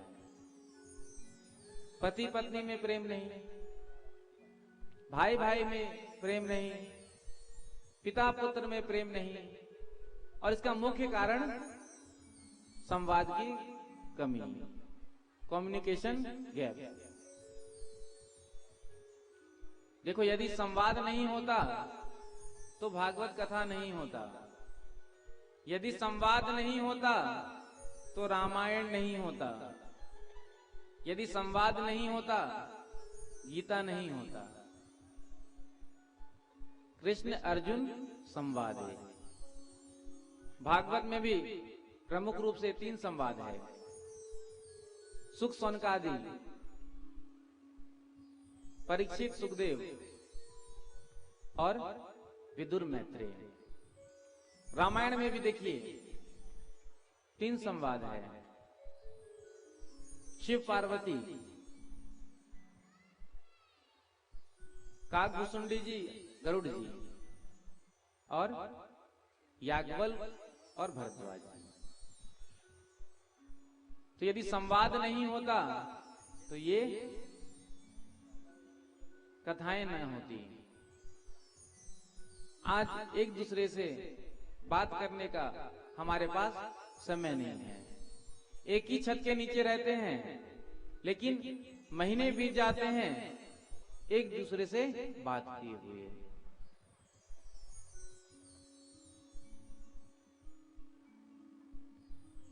हमने एक आर्टिकल पढ़ा था, आर्टिकल में लिखा था यदि आज परिवार में कोई इमरजेंसी मीटिंग बुलानी हो तो क्या करना चाहिए। तो उसमें छपा था कि उस स्थान में जाकर के जहां पे वाईफाई राउटर लगा है उसे जाकर बंद कर देना चाहिए। जो ही वाईफाई का कनेक्शन कट होगा, जितने भी लोग हैं सभी उस कमरे में भागेंगे। अरे नेट क्यों बंद हो गया, नेट क्यों बंद हो गया। क्योंकि आज का व्यक्ति आटा के बिना तो रह सकता है, दाल चावल भोजन के बिना तो रह सकता है, लेकिन डाटा के बिना नहीं रह सकता है। बोलो राधे राधे। राधे राधे।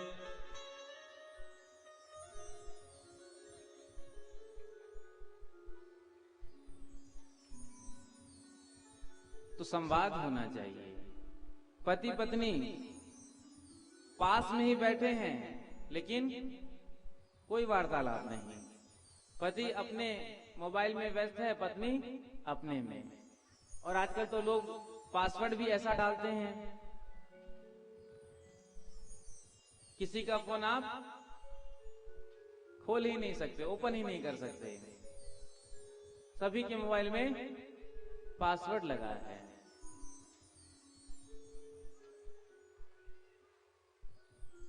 पति की बहुत ज्यादा तबीयत खराब हो गई, हालत बिगड़ने लगी।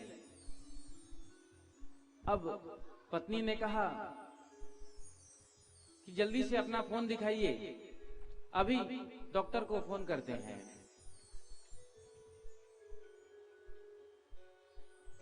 पत्नी ने क्या कहा, जल्दी से अपना मोबाइल मुझे दीजिए, अभी मैं डॉक्टर को फोन करती हूँ, डॉक्टर आएगा और आपका इलाज करेगा। पति कहता है नहीं, मेरी तबीयत ठीक हो गई है।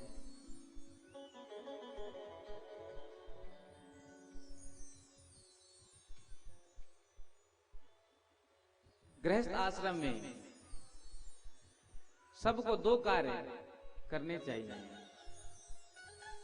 सबसे पहला सहभोजन और दूसरा सहभजन। परिवार में आपस में एक साथ बैठ करके कम से कम एक समय भोजन करना चाहिए, क्योंकि 2 समय करना संभव नहीं होगा, क्योंकि फर्स्ट हाफ में तो घर के जो पुरुष हैं वो तो घर के बाहर धन कमाने के लिए चले जाते हैं। तो रात्रि के समय कम से कम एक साथ डाइनिंग टेबल पर बैठ करके जितने भी परिवार के सदस्य हैं सबको मिलकर के साथ में भोजन करना चाहिए। एक टाइम होना चाहिए कि इस टाइम पे भोजन होगा, और उस समय मोबाइल हाथ में नहीं होना चाहिए। मोबाइल टीवी सब बंद, किनारे,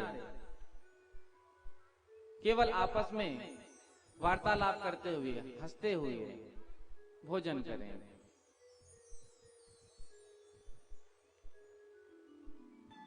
इससे प्रेम बढ़ता है। लेकिन आजकल लोग एक हाथ से भोजन करते हैं और एक हाथ से मोबाइल चलाते रहते हैं। भोजन में भी ध्यान नहीं है। इसीलिए प्रेम से साथ में बैठ करके भोजन करें। और दूसरा,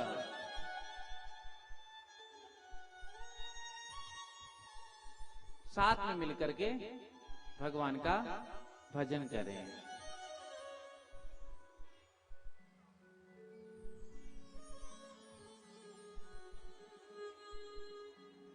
जितने भी सदस्य परिवार में हैं, भोजन के बाद और सोने से पूर्व 5 मिनट ठाकुर जी के चरणों में बैठ करके जो है उनका ध्यान करें। जो भी पद आपको आता हो, जो भी भजन आपको आता हो, आप ठाकुर जी को सुनाएं।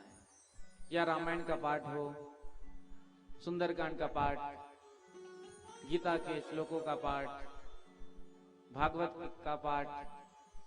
कोई एक व्यक्ति कथा पढ़ने लग जाए और बाकी जितने सदस्य हैं वो सब सुनने लग जाए। अब भागवत में 335 अध्याय हैं। 7 दिन में पूरी कथा तो सुनाई जा नहीं सकती। तो जब नित्य प्रति आपका नियम होगा कि एक अध्याय का पाठ हम नित्य प्रति किया करेंगे, तो आपको इससे लाभ होगा।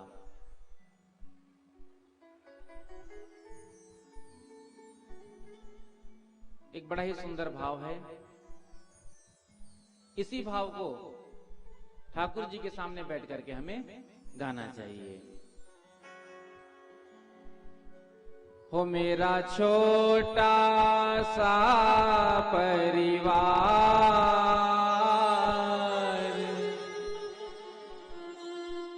मेरा श्री वैष्णव परिवार,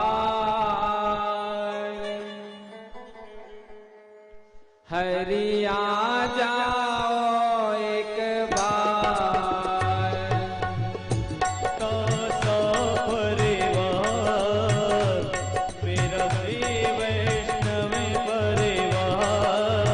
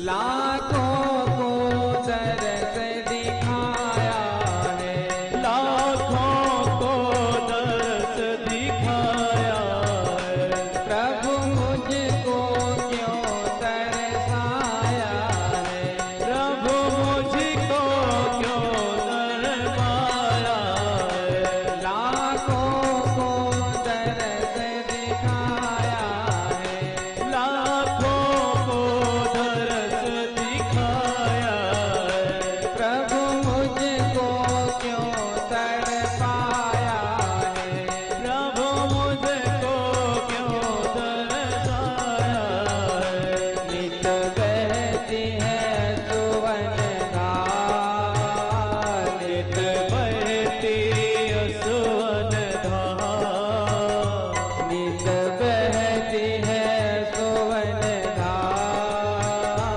नित बहती असुवन धार, हरि आ जाओ एक बार, मेरा छोटा सा परिवार, हरे आ जाओ एक बार। देखिए, जब हम आपसे कहते हैं दोनों हाथ उठाकर ताली बजाइए, तो क्यों कहते हैं? जब हम दोनों हाथ उठाकर ताली बजाते हैं तो क्या लाभ होता है? हम सबके अंदर पाप रूपी पक्षी विराजमान है। कुछ पाप तो हमसे जाने में हो जाता है, कुछ अनजाने में होता है। वो पाप रूपी पक्षी हमारे हृदय को अपना घरौंदा बना करके जो है उसी में निवास करते हैं। जब हम दोनों हाथ उठाकर ठाकुर जी के कीर्तन में ताली सेवा करते हैं तो पाप रूपी पक्षी जो है वो उड़ करके चला जाता है, वो बाहर चला जाता है। अब यदि पक्षी एक स्थान से उड़ेगा तो दूसरे स्थान पे जाकर कहीं ना कहीं तो बैठेगा। तो वो पक्षी कहाँ जाकर बैठता है? जो दोनों हाथ उठाकर ताली नहीं बजाते हैं उन्हीं के सिर पे जाके बैठ जाता है। इसीलिए दोनों हाथ उठा करके जब याद तुम्हारी आती है, जब याद तुम्हारी आती है, जब याद तुम्हारी आती है, जब याद तुम्हारी आती है, तन मन की सुध बिसराते हैं, तन मन की सुध बिसराती है, तन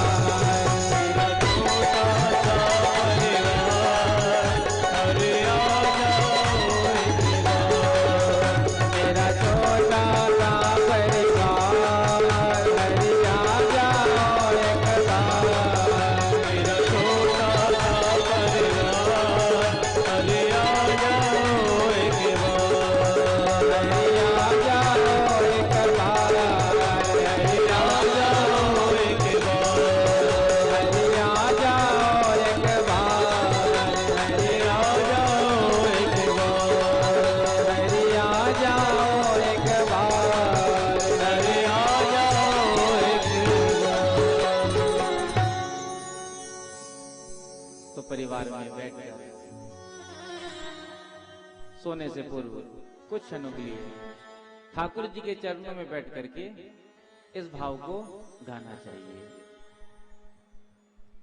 ये दो काम यदि आप करने प्रारंभ कर देंगे तो आपके जीवन में परिवर्तन आएगा। आप एक बार प्रारंभ करके देखो, जीवन में बदलाव आएगा। भागवत हमें जीना सिखाती है। हम अपने अज्ञानता के कारण दुखी हैं।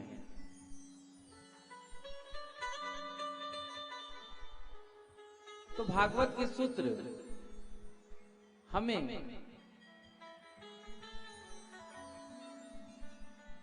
जीने की कला प्रदान करते हैं कि संसार में कैसे रहो। आप कथा में आते हैं, क्यों आते हैं? आपको कुछ मिलता है इसीलिए आप कथा में आते हैं। यदि आपको कुछ मिलता नहीं होता तो आप कथा में नहीं आते। कुछ तो मिलता है, शांति मिलता होगा, यहां पर आनंद का अनुभव होता होगा। इसलिए तो सारे कार्य को छोड़ करके, क्योंकि घर में कितने कार्य होते हैं, उन सभी कार्यों को छोड़ करके आप 4-4 घंटे 5-5 घंटे कथा में आकर के बैठते हैं। यदि कुछ नहीं मिलता होता तो क्या कोई आता? नहीं आता। तो कथा में आने से हमें आनंद मिलता है, सुख का अनुभव होता है। कई लोग तो आते हैं कि चलो कुछ नहीं तो कम से कम प्रसाद तो मिल ही जाएगा। प्रेम से कहो श्री राधे। इसलिए तो कथा में इतनी भीड़ नहीं होती जितनी भीड़ प्रसाद के स्टॉल में होती है।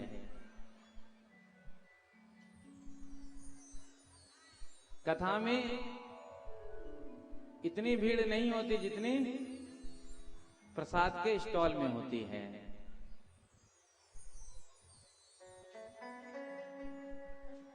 प्रसाद तो सबके लिए चाहिए। भैया हमारे पति के लिए भी 1 दोना दे देना। हमारे बच्चे नहीं आए हैं उनके लिए भी 1 दोना दे देना। एक व्यक्ति प्रसाद ले रहा था, बड़ी भीड़ लगी हुई थी। प्रसाद में बना था गाजर का हलवा। 1 दोनी मिल गया,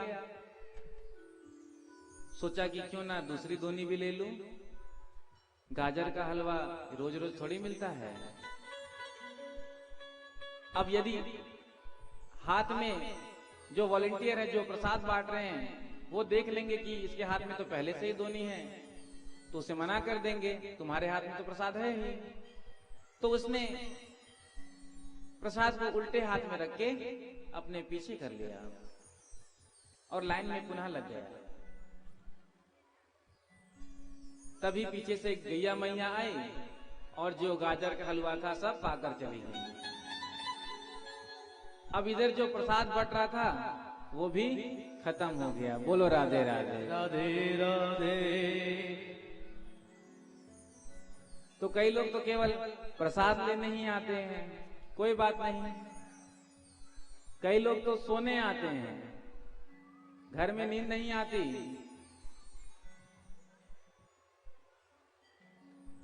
श्रोता 3 प्रकार के होते हैं। पहले प्रकार के श्रोता जो बड़े प्रेम से बैठ करके कथा का श्रवण करते हैं, समय से पूर्व आकर के अपने स्थान पर बैठ जाते हैं। जब कथा विश्राम होती है उसके बाद उठते हैं, वो होते हैं श्रोता। दूसरे प्रकार के सरोता। सरोता वो जो सुपारी जिससे काटी जाती है। बैठे तो हैं कथा में, लेकिन चर्चा क्या हो रही है? क्यों? तू भोजन बनाकर आती है कि नहीं? तो उसकी सहेली कहती है, अरे 10 बज जाते हैं जाते जाते, 10 बजे जाकर कौन भोजन बनाए? मैं तो भोजन पहले से बनाकर आ जाती हूँ, इसलिए तो आराम से 8 बजे आती हूँ। अरे मैं तो घर जाकर बनाती हूँ। बैठी कथा में है, लेकिन चर्चा संसार की हो रही है।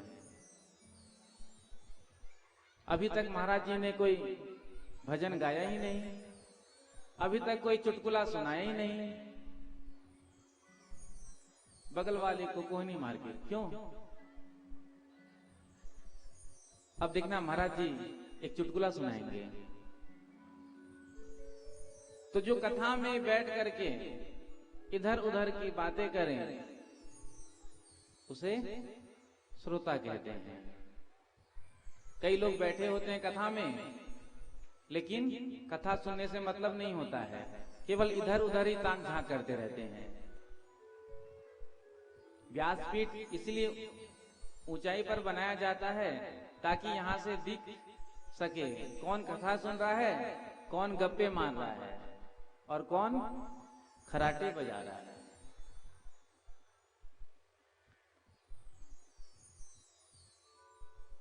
क्योंकि बहनों का स्वभाव होता है, बिना बात किए 5 मिनट भी ये रह ही नहीं सकती। बोलो राधे राधे। राधे राधे।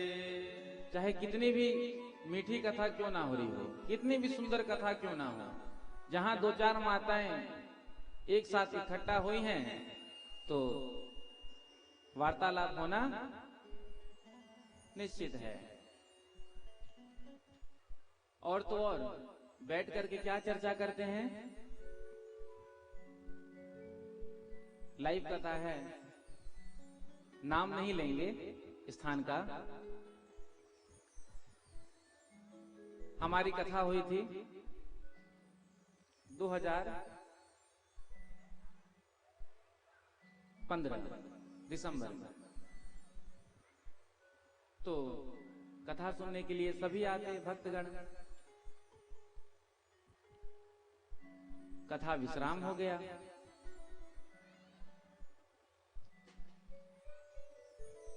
तो जो माताएं बहनें कथा सुनने के लिए आते हैं, तो उसमें से एक बहन ने, जो कथा के मुख्य यजमान बने थे, तो यजमान पत्नी से उसने कुछ पूछा। उसने यजमान पत्नी से पूछा कि महाराज नकली बाल लगाते हैं क्या? तो उसने कहा नहीं तो। क्यों नहीं? इतने घने घने, इतने सुंदर सुंदर बाल, मुझको तो लगता है महाराज नकली बाल लगाते हैं। बोलो राधे राधे। राधे राधे। अब महाराज जी को नकली बाल लगाने की क्या आवश्यकता?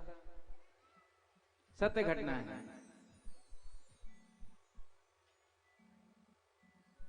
दूसरे वर्ष पुनः उस स्थान पर पहुंचे कथा करने के लिए, क्योंकि ठाकुर जी की ऐसी कृपा है, जिस स्थान पर एक बार कथा हो जाता है, हर वर्ष निश्चित हो जाता है। तो दोबारा पहुंचे, तो यजमान पत्नी ने किसी और से कहा जो हमारे रिलेटिव में थे। तो उन्होंने मुझसे कहा कि एक लेडी जो है ना, वो कह रही थी कि क्या महाराज जी नकली बाल लगाते हैं? तो हमने फिर जो अगले वर्ष कथा हुई उसमें कहा, आओ आकर देख लो, चेक कर लो नकली है कि असली। बोलो राधे राधे। राधे राधे। तो कथा में भी बैठकर क्या बातें हो रही हैं कि महाराज जी असली बाल लगाते हैं कि नकली लगाते हैं? अरे महाराज जी का तिलक तो बहुत सुंदर है, जरूर रेडीमेड होगा। बैठे तो कथा में हैं, लेकिन कथा सुनने से मतलब नहीं, इधर उधर की बेकार की बातें। क्योंकि जब कुछ लोग मिल जाते हैं तो एक दूसरे से प्रायः ऐसे ही प्रश्न करते हैं जिसका कोई उत्तर ना हो।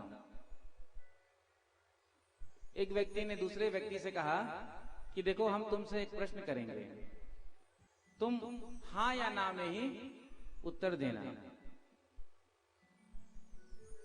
ज्यादा कुछ कहने की तुम्हें जरूरत नहीं है, केवल हाँ या ना में ही तुम जवाब देना। तो कहा, पूछो क्या बात है, लेकिन हाँ या ना में ही जवाब देना, तीसरा शब्द कोई प्रयोग मत करना, केवल हाँ या ना में ही।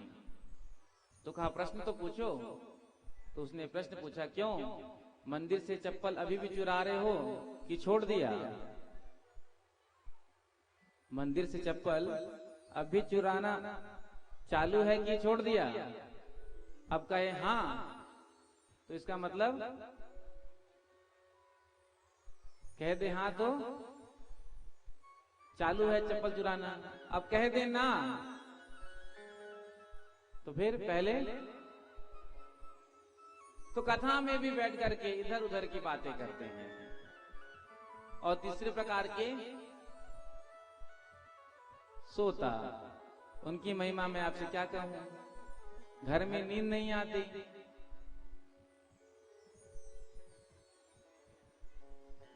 नींद की गोली खाते हैं उसके बाद भी नींद नहीं आती। लोग आकर के हमसे कहते हैं, जब मिलने के लिए आते हैं तो बड़े बड़े लोग आते हैं मिलने के लिए और कहते हैं, महाराज जी भगवान का दिया सब कुछ है, अनुकूलता है, सब कुछ है, लेकिन नींद ही नहीं आती है।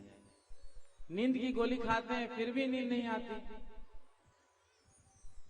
रात भर टीवी के सामने बैठकर चैनल चेंज करते हैं। यहां तो कोई ऐसा नहीं है ना जिसे रात भर नींद नहीं आती है।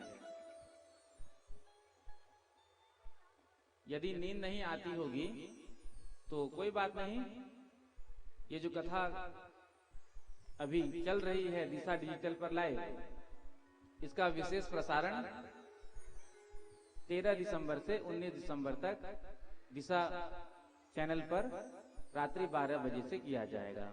तो श्रवण कर लेना, दर्शन कर लेना। तो कहते हैं, महाराज रात भर टीवी के चैनल चेंज करते करते निकल जाती है, लेकिन नींद नहीं आती है। लेकिन आपकी कथा में न जाने कौन सा जादू भरा है, यहाँ आते ही नींद आ जाती है। बोलो राधे राधे राधे। और इतनी मीठी नींद आती है, क्या कहें। कोई बात नहीं, सोने के लिए आओ। कितने दिन तक सोओगे? एक दिन सोओगे, 2 दिन सोओगे, मेरा विश्वास है भागवत एक न एक दिन आपको अवश्य जगा देगी। वैसे भी संसार में नींद आएगी भी नहीं। क्यों? क्योंकि संसार जो है वो कांटों की सैया है, जहां विषय रूपी कांटे लगे हुए हैं। अब कांटों की सैया पर किसी को नींद नहीं आ सकता। और भागवत की कथा जो है ये फूलों की सेज है। यहाँ तो फूल बिछे हुए हैं और फूलों की सेज पर यदि कोई गलती से भी बैठ जाए तो उसे तुरंत नींद आ जाए। इसीलिए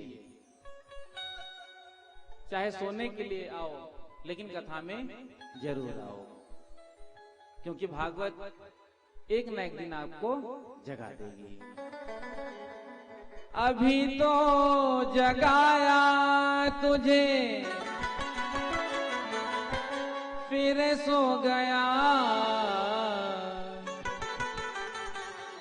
उठ परदेसी तेरा वक्त हो गया। उठ परदेसी तेरा वक्त हो गया। उठ परदेसी तेरा वक्त हो गया। उठ परदेसी तेरा वक्त हो गया।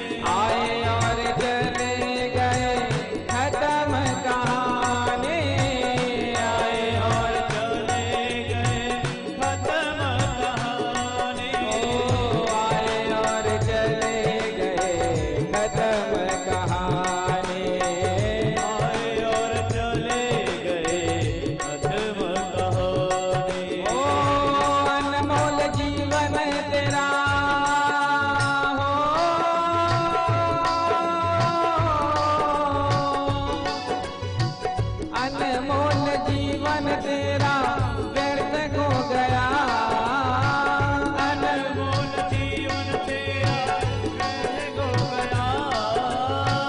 उठ परदेसी तेरा वक्त हो गया, उठ परदेसी तेरा वक्त हो गया।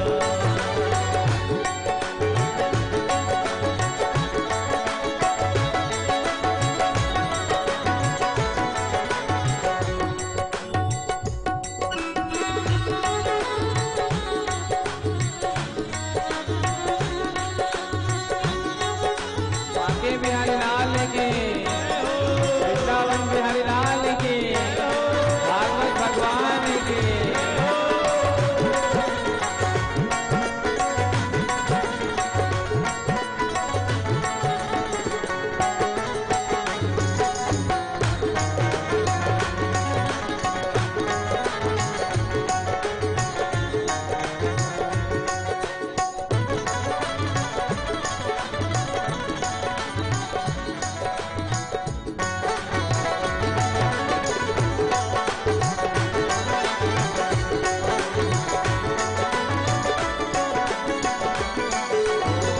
सारे रिश्ते नाते तेरे यहीं रह जाएंगे, और रिश्ते नाते तेरे यहीं रह जाएंगे। सारे रिश्ते नाते तेरे यहीं रह जाएंगे। और रिश्ते नाते साथ में कोई भी नहीं जाएगा। यहीं रह जाएंगे। हीरे और मोती तेरे काम नहीं आएंगे, हीरे और मोती तेरे काम नहीं आएंगे। हीरे और मोती तेरे काम नहीं आएंगे, हीरे और मोती तेरे काम नहीं आएंगे। ओ हीरे और मोती तेरे काम नहीं आएंगे। हीरे और मोती तेरे काम नहीं आएंगे। चाहे लाख कमा लो हीरे और मोती, चाहे लाख कमा लो हीरे और मोती, लेकिन याद रखना कफन में जेब नहीं होती। यहाँ से आज तक कोई एक सुई भी नहीं ले जा सका है। इंसान के कंधे पर इंसान जा रहे हैं, इंसान के कंधे पर इंसान जा रहे हैं, कपड़ों में लिपटे हुए अरमान जा रहे हैं। जिन्हें सुकून नहीं मिला इस भागती हुई दुनिया में, वो आज सुकून की तलाश में शमशान जा रहे हैं। सारे रिश्ते नाते तेरे यहीं रह जाएंगे, सारे रिश्ते नाते तेरे यहीं रह जाएंगे। हीरे और मोती तेरे काम नहीं आएंगे, हीरे और मोती तेरे काम नहीं आएंगे। हीरे और मोती तेरे काम नहीं आएंगे। हीरे और मोती तेरे काम नहीं आएंगे। हीरे और मोती तेरे काम नहीं आएंगे। हीरे और मोती तेरे काम नहीं आएंगे। हीरे और मोती तेरे काम नहीं आएंगे। हीरे और मोती तेरे काम नहीं आएंगे। ओ बोझ पाप वाला,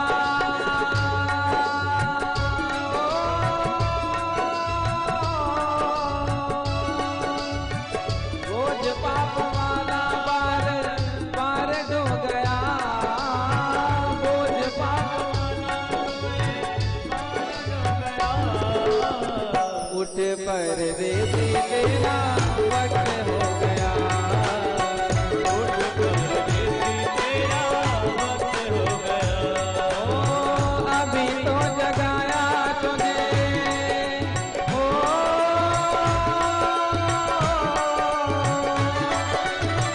अभी तो जगाया तुझे फिर सो गया।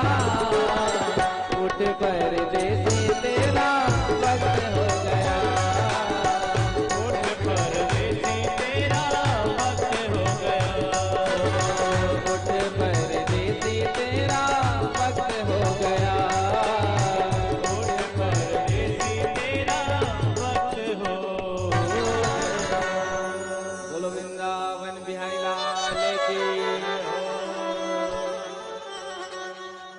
भागवत भगवान एक दिन हमें अवश्य जागृत कर देंगे।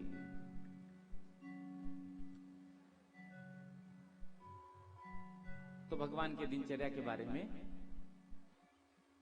श्री सुखदेव जी महाराज ने वर्णन किया।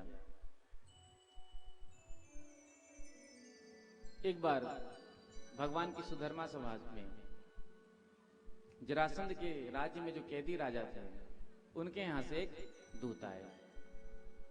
आकर के कहा, दूत ने, प्रभु सभी राजा आपकी शरण में हैं, आप उनकी रक्षा करें, आप उन्हें मुक्त कराएं।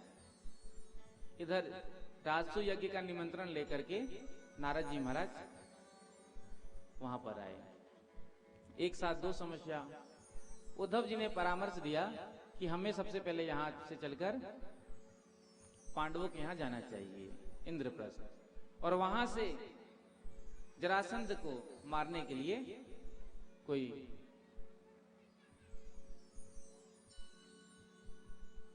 कार्यक्रम बनाना चाहिए, क्योंकि जब तक सभी राजाओं पर विजय की प्राप्ति नहीं होगी तब तक राजसूय यज्ञ संपन्न नहीं होगा। आज भगवान सभी के साथ इंद्रप्रस्थ आए। पांडवों ने सुंदर स्वागत किया। प्रभु ने वहां से लेकर के अर्जुन और युधिष्ठिर जी को, प्रेम से कहो श्री राधे, श्री राधे। वहां से प्रभु ने अपने संग अर्जुन और भीमसेन को लिया और सीधे जरासंध की नगरी में पहुंचे। ये जरासंध का नियम था, प्रातः काल कोई भी ब्राह्मण आकर कोई भी याचना करे, जरासंध अवश्य देता। अब ये इतना ब्राह्मण्य भक्त पहले नहीं था। 17 बार भगवान ने इसे हराया, तो 18वीं बार इसने जो है ब्राह्मणों को पाठ करने के लिए बिठाया और कहा, देखो ब्राह्मणों, यदि इस बार भी मैं हार गया तो तुम सब ब्राह्मणों को मैं मृत्यु दंड दूंगा।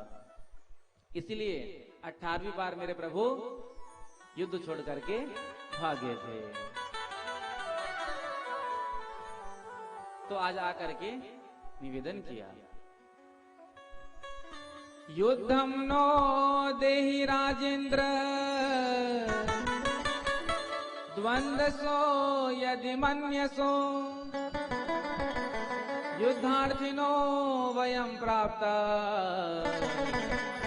राजान्यानान कांक्षिणः। आज अर्जुन ने आकर के युद्ध का दान मांगा। जरासंध ने कहा, अरे तुम ब्राह्मण नहीं हो सकते, ब्राह्मण तो भूमि का दान मांगता है, ब्राह्मण तो धन का दान मांगता है, ब्राह्मण कभी युद्ध का दान नहीं मांगता। तो भगवान ने अपना और अर्जुन और भीमसेन का परिचय दिया। भीमसेन ने कहा, कृष्ण तुम तो डरपोक हो, तुम हमारे सामने से रन छोड़ करके भाग चुके हो, हम तुम्हारे साथ युद्ध नहीं करेंगे। ये अर्जुन हमारे सामने बालक है, हाँ भीमसेन हमारी बराबरी का है। दोनों का युद्ध हुआ, 27 दिनों तक युद्ध चला। 28वें दिन मल्ल युद्ध प्रारंभ हुआ। जरासंध ने भीमसेन को बहुत मारा। 28वें दिन जब भीमसेन ने प्रभु की ओर देखा तो भगवान ने एक तिनके को उठाया और उसे चीर करके दिखाया। तो आज भीमसेन ने जरासंध के चरणों में अपने एक चरण को रख के दूसरे चरण को दोनों हाथ से पकड़ करके उसे 2 भाग में विभक्त कर दिया और विपरीत दिशा में फेंक दिया, क्योंकि जरा नाम की राक्षसी ने इसे जोड़ा था, इसलिए इसका नाम जरासंध पड़ा था। इसके पुत्र को राजा बनाया। इधर सभी राजाओं को कारागार से मुक्त कराया। राजसूय यज्ञ में आने का निमंत्रण दिया। सभी राजाओं ने बड़ी सुंदर भगवान की स्तुति की है। कृष्णाय वासुदेवाय हरये परमात्मने, कृष्णाय वासुदेवाय हरये परमात्मने, कृष्ण कृष्णाय वासुदेवाय हरये परमात्मने कृष्णाय वासुदेवाय हरये परमात्मने प्रणत क्लेशनाशाय गोविन्दाय नमो नमः नाशाय गोविन्दाय नमो नमः प्रणत क्लेशनाशाय गोविन्दाय नमो नमः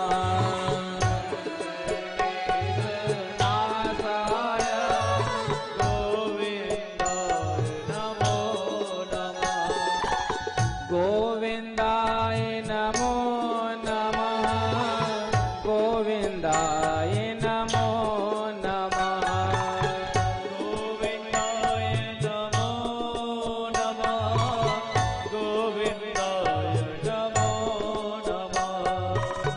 गोविन्दाय नमो नमः गोविन्दाय नमो नमः गोविन्दाय नमो नमः गोविन्दाय नमो नमः कृष्णाय वासुदेवाय हरये परमात्मने कृष्णाय वासुदेवाय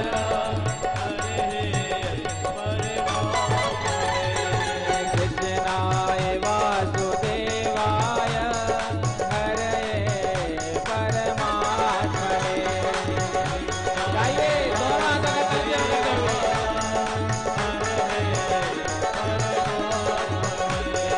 प्रणत क्लेशनाशाय गोविन्दाय नमो नमः प्रणत क्लेशनाशाय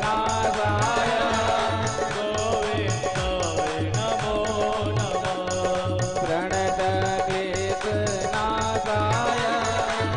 गोविन्दाय नमो नमः गोविन्दाय नमो नमः गोविन्दाय नमो नमः। जो इस श्लोक का नित्य जप करते हैं उनके जीवन में कितना भी बड़ा संकट क्यों ना हो, कितना भी बड़ा कष्ट क्यों ना हो, वो संकट वो कष्ट नष्ट हो जाता है। इधर राजसु यज्ञ प्रारंभ हुआ। प्रश्न हुआ कि सबसे पहले पूजा किसकी की जाए। तो सहदेव ने उठ करके कहा, अग्र पूजा के लिए तो सबसे योग्य द्वारिकाधीश कृष्ण है।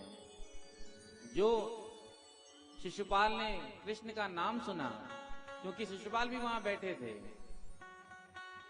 आज क्रोध में शिशुपाल ने उठ करके भगवान से कहा, अरे इसकी पूजा, इस भगोड़े की पूजा, अरे इसने हमारी पत्नी को चुरा लिया। आज शिशुपाल ने भगवान को जो है 100 से ज्यादा गालियां दे डाली। भगवान ने इसकी मां को वचन दिया था, जब तक ये 100 गाली देगा तब तक मैं इसे कुछ नहीं करूंगा। जो आज 100 के ऊपर गया, सुदर्शन चक्र प्रकट हुआ और इसका असर धड़ से अलग हो गया। इसके अंदर से ज्योति निकली और परमात्मा में विलीन हो गई। राजसु यज्ञ हुआ। भगवान ने राजसु यज्ञ में कौन सी सेवा स्वीकार की थी? जूठे पत्तल को उठाने की। हमने पूर्व में वर्णन किया ना, सेवा धर्म। सभी ने अलग अलग सेवा ले ली थी। पांडवों ने, भगवान ने कहा हमारे लिए कोई सेवा, तो अर्जुन ने सोचा कि अब कोई सेवा बची ही नहीं है, क्योंकि सबको अलग अलग सेवा प्रदान कर दी गई थी। तो अर्जुन ने कह दिया कि द्वारिकाधीश कृष्ण से कि अब जो भी सेवा शेष हो आप स्वीकार कर लें।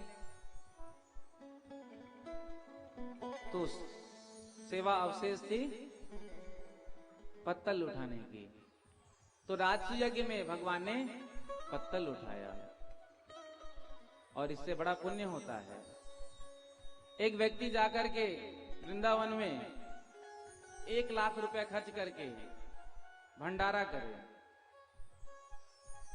और दूसरा व्यक्ति भंडारा में जितने ब्राह्मणों ने संतों ने भोजन प्रसादी पाया है उस जूठे पत्तल को वो उठाए, तो ज्यादा पुण्य उस 1 लाख रुपए खर्चा करने वाले को नहीं मिलेगा, ज्यादा पुण्य उसको मिलेगा जिसने जूठे पत्तल को उठाया। इसलिए सेवा धर्म स्वीकार करना चाहिए। यहां भी कथा में बहुत सारी सेवा होती है, ये नहीं कि कोई हमको ये कहे तभी हम करें। तो मैं दानव के द्वारा भगवान ने युधिष्ठिर जी के लिए बड़ी सुंदर महल का निर्माण कराया था, जिसमें जल में स्थल का भ्रम हो और स्थल में जल का। एक बार दुर्योधन आया, जल को स्थल समझ करके जो ही उसने चरण रखा सीधे धड़ाम से गिर गया। द्रौपदी जी के मुख से निकला, अरे अंधे के तो अंधे ही होते हैं। और यही 2 शब्द महाभारत का कारण बन गया। इसलिए कहते हैं शब्द जो है बहुत संभाल करके बोलना चाहिए। बोलने से पहले ये विचार करना चाहिए कि हम जो कह रहे हैं इससे सामने वाले को कोई कष्ट तो नहीं होगा। शास्त्रों ने कहा है यदि कोई सत्य बात है उसको भी कहने से किसी को दुख होता है, कष्ट होता है, तो उस सत्य को मत कहो। सत्यम ब्रूयात प्रियम ब्रूयात ना ब्रूयात अप्रियम सत्यम। सत्य बोलो लेकिन कैसा, जो सबको प्रिय लगे। लेकिन लोग क्या कहते हैं, महाराज सत्य तो कड़वा ही होता है। सत्य कड़वा नहीं होता है, कहने वाले का भाव जो है वो कड़वा होता है। सत्य तो मीठा ही होता है। इसलिए बोलने से पहले हमें बहुत विचार करना चाहिए कि हम क्या कहें। शब्द संभाल के बोलिए, शब्द के हाथ न पाओ। एक शब्द है औषधि, एक शब्द है घाव। इसीलिए तो कबीरदास जी ने कहा, ऐसी वाणी बोलिए मन का पाख होए, औरन को शीतल करे आपहु शीतल होए। ऐसी वाणी बोलिए। कैसी वाणी?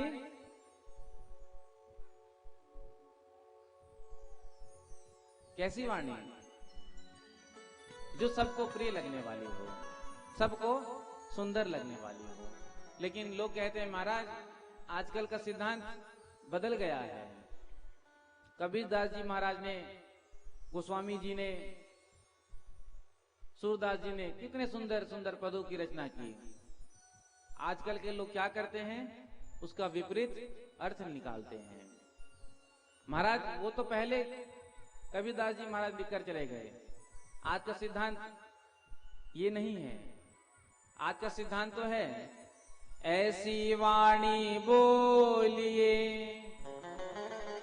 जासे झगड़ा होए, पर उससे मत बोलिए जो तुमसे तगड़ा होए। इसलिए बोलने से पहले बहुत विचार करना चाहिए। प्रेम से कहो श्री राधे। भगवान ने साल्व का भी उद्धार किया, दंतवक्त्र विदुरथ का भी उद्धार किया। इधर बलराम जी ने बलबल नाम के दैत्य का उद्धार किया। परीक्षित ने पूछा, महाराज आपने भगवान के बारे में बताया कि भगवान भक्त वत्सल हैं, दीन वत्सल हैं, लेकिन अभी तक आपने कोई ऐसा प्रसंग नहीं सुनाया। तो श्री सुखदेव जी महाराज सुदामा जी महाराज का सुंदर चरित्र वर्णन करते हैं। कृष्णस्यासीत् सखा कश्चित् ब्राह्मणो ब्रह्मवित्तमा विरक्त इंद्रियार्थेषु प्रशांतात्मा जितेन्द्रियः। यहाँ पर सुदामा जी का नाम नहीं लिया, केवल उनके विशेषण दिए हैं। सुदामा जी कैसे हैं? भगवान श्री कृष्ण के सखा हैं। सखा कश्चित्, ब्राह्मण हैं, ब्रह्म को जानने वाले, विरक्त हैं, जिनकी इंद्रियां उनके वश में हैं, प्रशांत आत्मा हैं, जिनकी संपूर्ण कामनाएं समाप्त हो चुकी हैं। लोग कहते हैं सुदामा जी महाराज दरिद्र थे। देखो, दरिद्र और गरीब में अंतर होता है। दरिद्र हम उसे कहते हैं जिसके पास लाख हो तो करोड़ की इच्छा मन में आती है। प्रेम से कहो श्री राधे। राधे।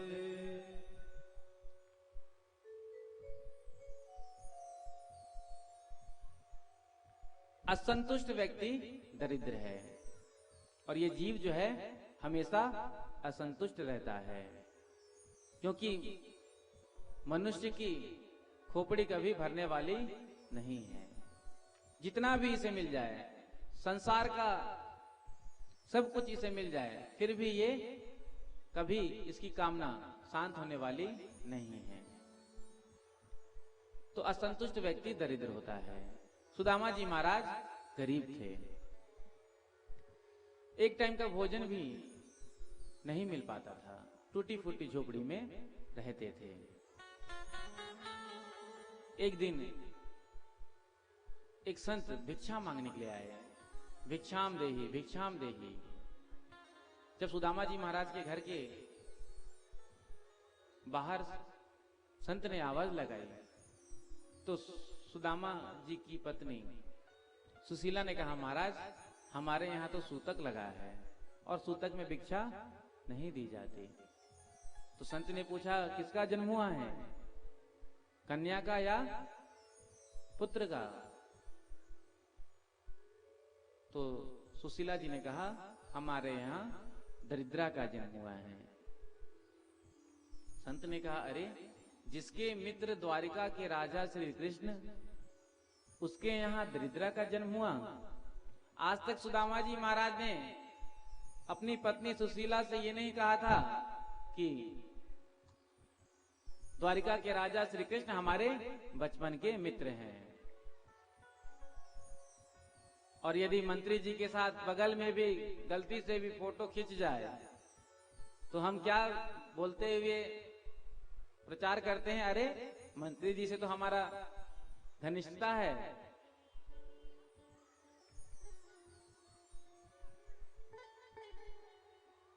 आज जब सुदामा जी महाराज आए तो सुदामा जी से सुशीला जी ने कहा, स्वामी आपने हमें ये नहीं बताया कभी कि आपके मित्र द्वारिका के राजा श्री कृष्ण हैं।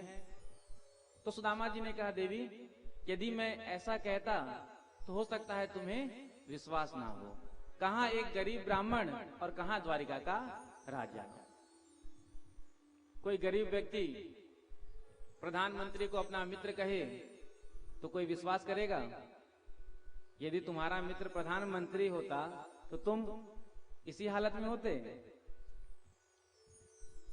तो आज सुशीला जी ने कहा कि आप द्वारिका जाइए। यदि आप द्वारिका जाएंगे तो परमात्मा की कृपा होगी। सुदामा जी ने मना कर दिया। सुशीला जी ने कहा, देने लेने की ज्यादा बात करूंगी तो ये वैसे भी त्यागी महापुरुष हैं, मना कर देंगे। तो सुशीला जी ने कहा, यदि आप द्वारिका जाएंगे तो आपको आपके मित्र का दर्शन होगा। जब दर्शन के बारे में कहा तो सुदामा जी के मन में भी उत्कंठा हुई। अयम ही परमो लाभ उत्तम श्लोक दर्शनम। तो कहा कि कुछ भेंट देने के लिए है, तो घर में तो कुछ था नहीं, पड़ोस से जाकर के 4 मुट्ठी चावल मांग करके लाए हैं। फटे पुराने एक वस्त्र में उसे लपेट दिया, क्योंकि मित्र के घर खाली हाथ जाना नहीं चाहिए। कुछ स्थान ऐसे हैं जहां पर खाली हाथ जाना नहीं चाहिए। एक मित्र को अपने मित्र के यहां, शिष्य को अपने गुरु के यहां, और एक पिता को अपनी कन्या के यहां। तो आज सुदामा जी महाराज अपने कांख में चावल की पोटली दबा करके जो है निकले हैं द्वारिका के लिए। चलते चलते चलते संध्या का समय हो गया। एक सरोवर देखा, उसके बगल में एक वृक्ष था। आज सुदामा जी महाराज ने विचार किया कि रात्रि में मैं यहीं विश्राम करता हूं, प्रातः काल आगे जाऊंगा। सो गए। भगवान ने योग माया को आदेश दिया, कहा कि मेरे मित्र को वहां से उठा करके द्वारिका में लाकर विराजमान कर दो, क्योंकि भगवान का वचन है, जो तू आवे एक पग, मैं आऊं पग 60। आज सुदामा जी को योग माया ने द्वारिका में ही लाकर विराजमान कर दिया। इधर जब प्रातः काल सुदामा जी उठे हैं, तो सुदामा जी क्या देखते हैं, चारों तरफ बड़े बड़े महल खड़े हैं। एक व्यक्ति गुजर रहा था, तो उस व्यक्ति से पूछा, महाराज ये कौन सा नगर है? तो उस व्यक्ति ने कहा, द्वारका 6। जो सुना द्वारका 6, सुदामा जी के होश उड़ गए। अरे एक द्वारिका होता तो ना जाने कब जाकर अपने मित्र से मिलता, 6 द्वारिका। तो उसने कहा, महाराज ये तो अपनी अपनी भाषा है, द्वारका 6 नहीं, द्वारिका तो एक ही है। आज पूछा कि यहां कन्हैया का महल कौन सा है? अब कन्हैया को तो कोई नहीं जानते, द्वारिका में तो सब द्वारिकाधीश श्री कृष्ण को जानते हैं। आज सुदामा जी महाराज ढूंढते ढूंढते महल के नजदीक पहुंचे हैं। जाकर के द्वारपालों से कहा कि मैं कृष्ण का मित्र हूं। जो सुना द्वारपालों ने, लगा अरे द्वारिकाधीश का मित्र ये कैसे हो सकता है?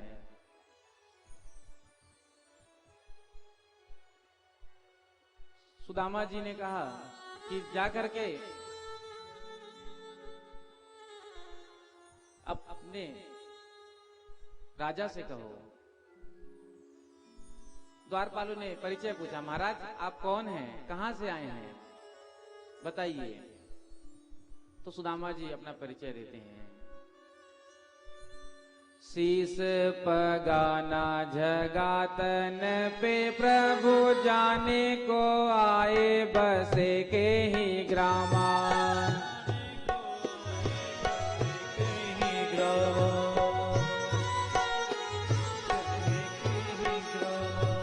धोती पटी सिलटी दुपटी अरो पाए ओ पान की नहीं श्यामा।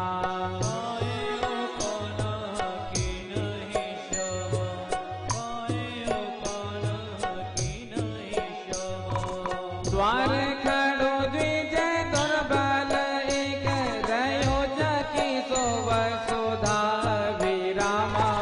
पूछत दीन दयाल को धाम, बतावत आपन नाम सुदामा।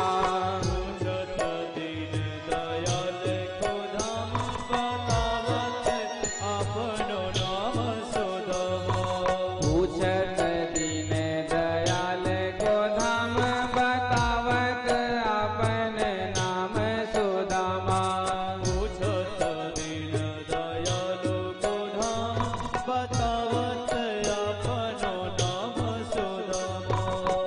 के द्वारपालों ने भगवान श्री कृष्ण से कहा, प्रभु द्वार पर एक ब्राह्मण देवता आए हैं, जिनके शीश पर ना तो कोई पगड़ी है, ना तो तन में कोई सुंदर सा बगलबंदी है, शीश पगा न जगह तन पे, न जाने वो कहां से आए हैं।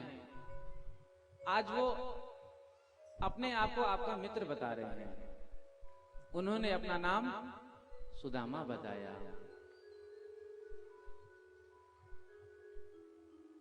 जो सुदामा नाम प्रभु ने सुना, आज सिंहासन से झट उठ खड़े हुए और पादुका को भी नहीं पहना, सीधे ड्योढ़ी की ओर भागे हैं। 6 ड्योढ़ी को पार करके 7वें ड्योढ़ी पर पहुंचे हैं और जा करके अपने मित्र सुदामा को गले से लगाया है। आज इतने जल्दी में थे प्रभु के कुंडल गिर गए, पता नहीं चला। आज दोनों मित्र प्रेम से मिल रहे हैं।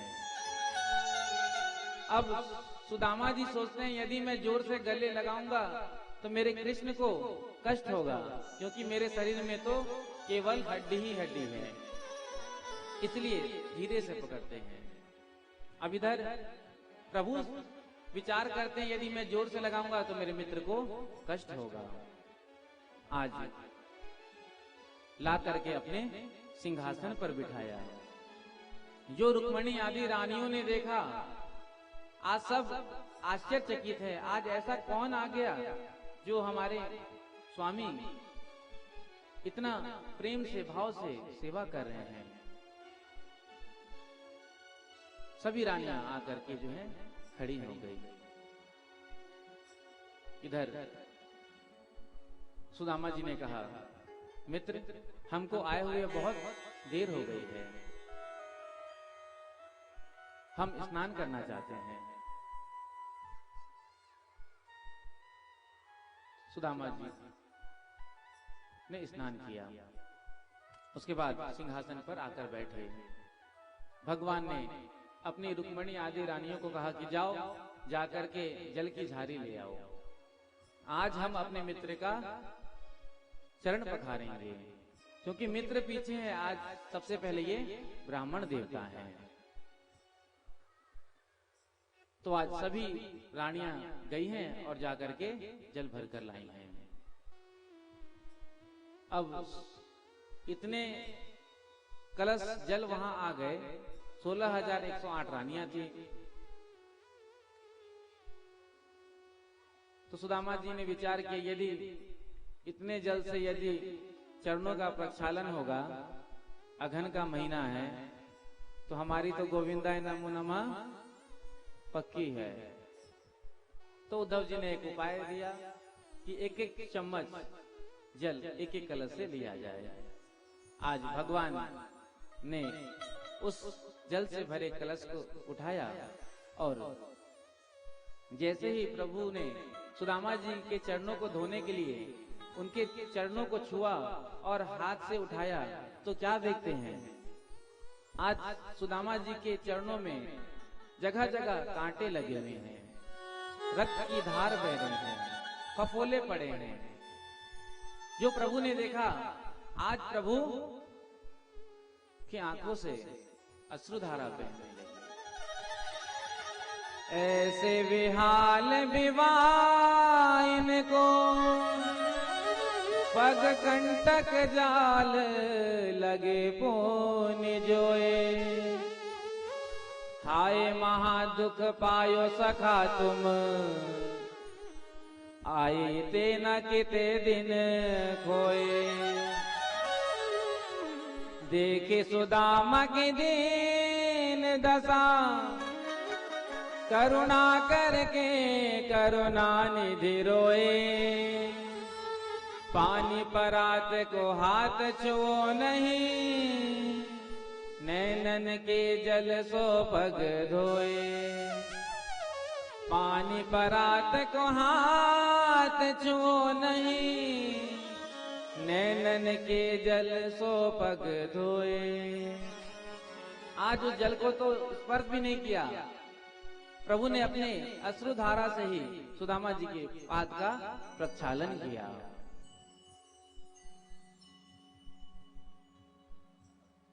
उसके बाद आपस में दोनों मित्र बातें करने लगे। कन्हैया ने पूछा, क्यों विवाह हुआ? तुमने विवाह किया कि नहीं?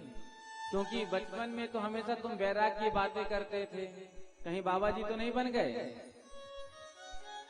सुदामा जी ने कहा, नहीं, हमारा विवाह हुआ और हमारी पत्नी का नाम सुशीला है। जैसा नाम है वैसा गुण है। सुदामा जी ने पूछा, तुम्हारा विवाह हुआ कि नहीं? तो कन्हैया ने कहा, हाँ हुआ।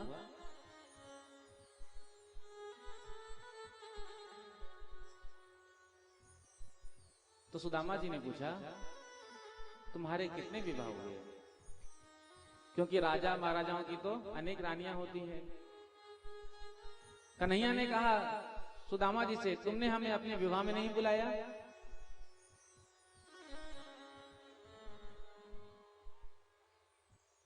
सुदामा जी ने कन्हैया से कहा,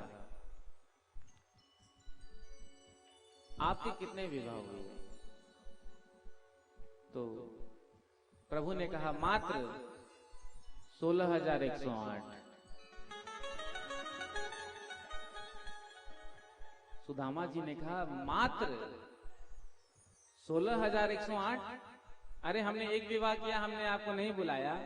आपने 16,108 विवाह किया, आप तो कम से कम हमको बुला लेते। तो प्रभु ने कहा, कोई तिथि निश्चित नहीं थी, शाम को पता नहीं, लेकिन रात्रि में विवाह हो जाता।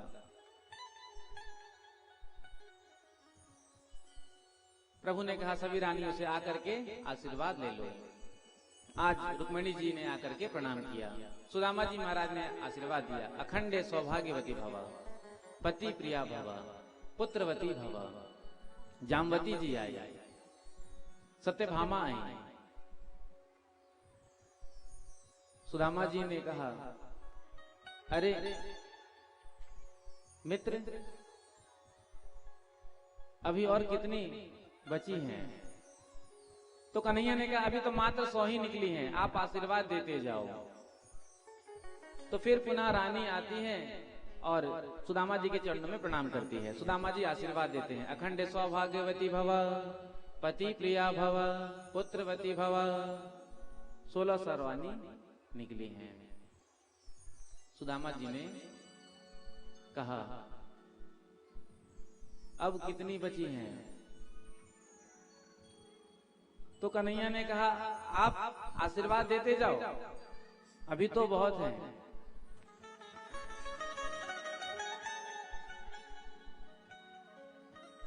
फिर रानियां प्रणाम करती है, सुदामा जी आशीर्वाद देते हैं। आशीर्वाद देते देते सुदामा जी के हाथों में दर्द होने लगा। सुदामा जी ने कहा, लाला, हमारे हाथन में दर्द हो रहे। तो प्रभु ने कहा, लगता है आज हमारे घर में आप झगड़ा लगा दोगे। क्यों? अब कुछ रानियों को तो आपने आशीर्वाद दिया, अब बाकी जो बची हैं वो हमसे झगड़ा करेंगी। आशीर्वाद सबको मिलना चाहिए। फिर रानी प्रणाम करती है और सुदामा जी आशीर्वाद देते हैं। पहले क्या आशीर्वाद दे रहे थे? अखंड सौभाग्यवती भव, पति प्रिया भव, पुत्रवती भव। लेकिन अब वाणी ने भी साथ देना छोड़ दिया। अब कहते हैं भव भव भव। थोड़े देर बाद कहते हैं भो भो। प्रभु ने कहा, मित्र, यदि ज्यादा कोई तकलीफ है तो कहो। सुदामा जी ने कहा कि लाला, तुम सभी रानियों के बदले हमको प्रणाम कर लो, हम सभी रानियों को एक साथ आशीर्वाद देंगे। तो भगवान कृष्ण ने चरणों में प्रणाम किया।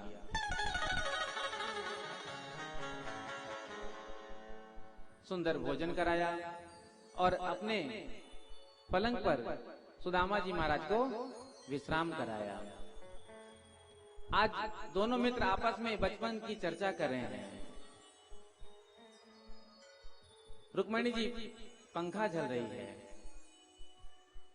बता मेरे यार सुदामा रे, भाई घणे दिनों में आया।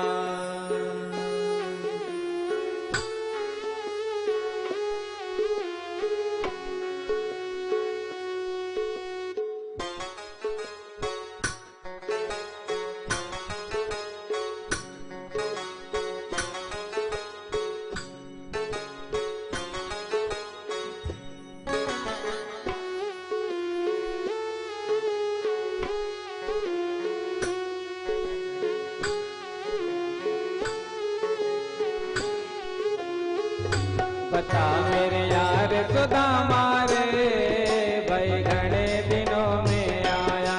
मेरे यार सुदामा रे, भाई घणे दिनों में आया। बता मेरे यार सुदामा रे, भाई घणे दिनों में आया। मेरे यार सुदामा रे, भाई घणे दिनों में आया। बालक तेरे जब आया करता, रोज खेल के जाया करता। बालक फिर जब आया करता, रोज खेलते जाया करता। बालक तेरे जब आया करता, रोज खेल के जाया करता। बालक फिर जब आया करता, रोज खेलते जाया करता। हुई तकरार सुदामा रे, भाई घणे दिनों में आया। तकरार सुदामा रे, भाई घणे दिनों में आया। बता मेरे यार सुदामा रे, भाई घणे दिनों में आया। बता मेरे यार सुदामा रे, भाई घणे दिनों में आया। दोनों हाथों के ताली से बकर चौड़ी।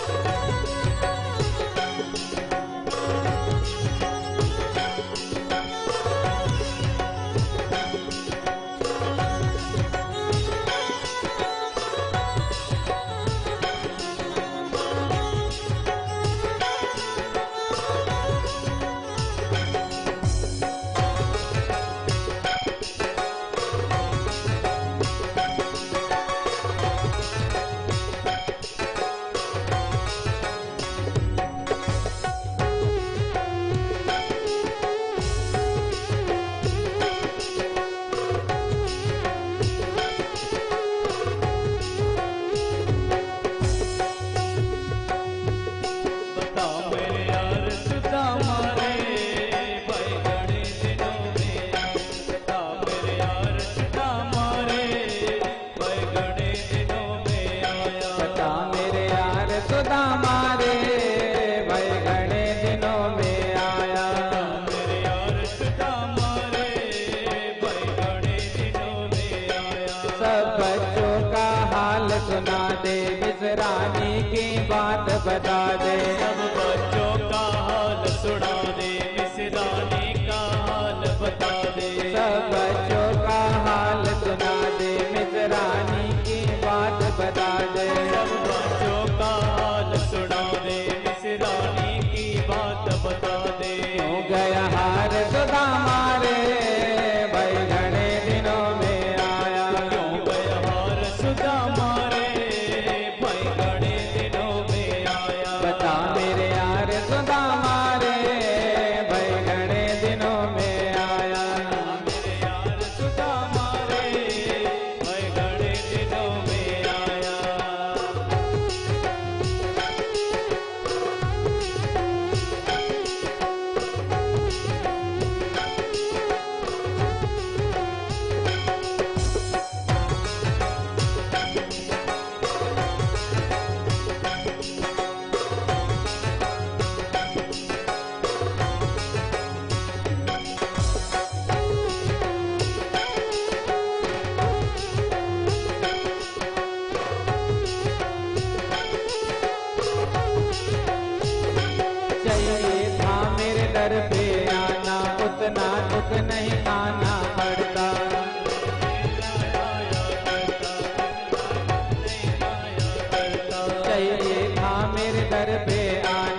उतना दुख नहीं पड़ता खाना।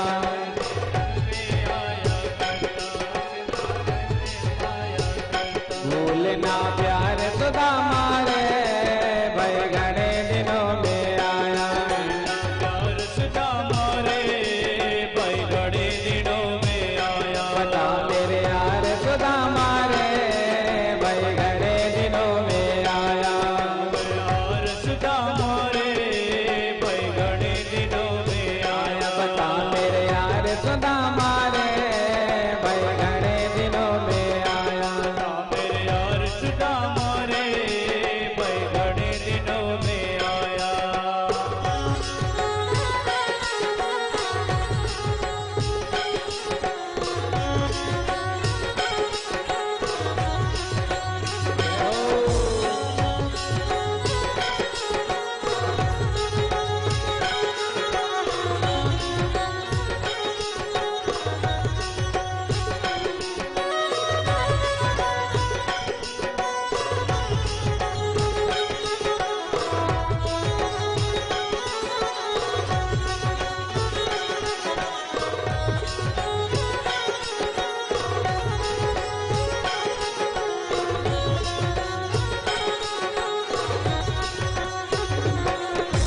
तेरे जैसा यार कहाँ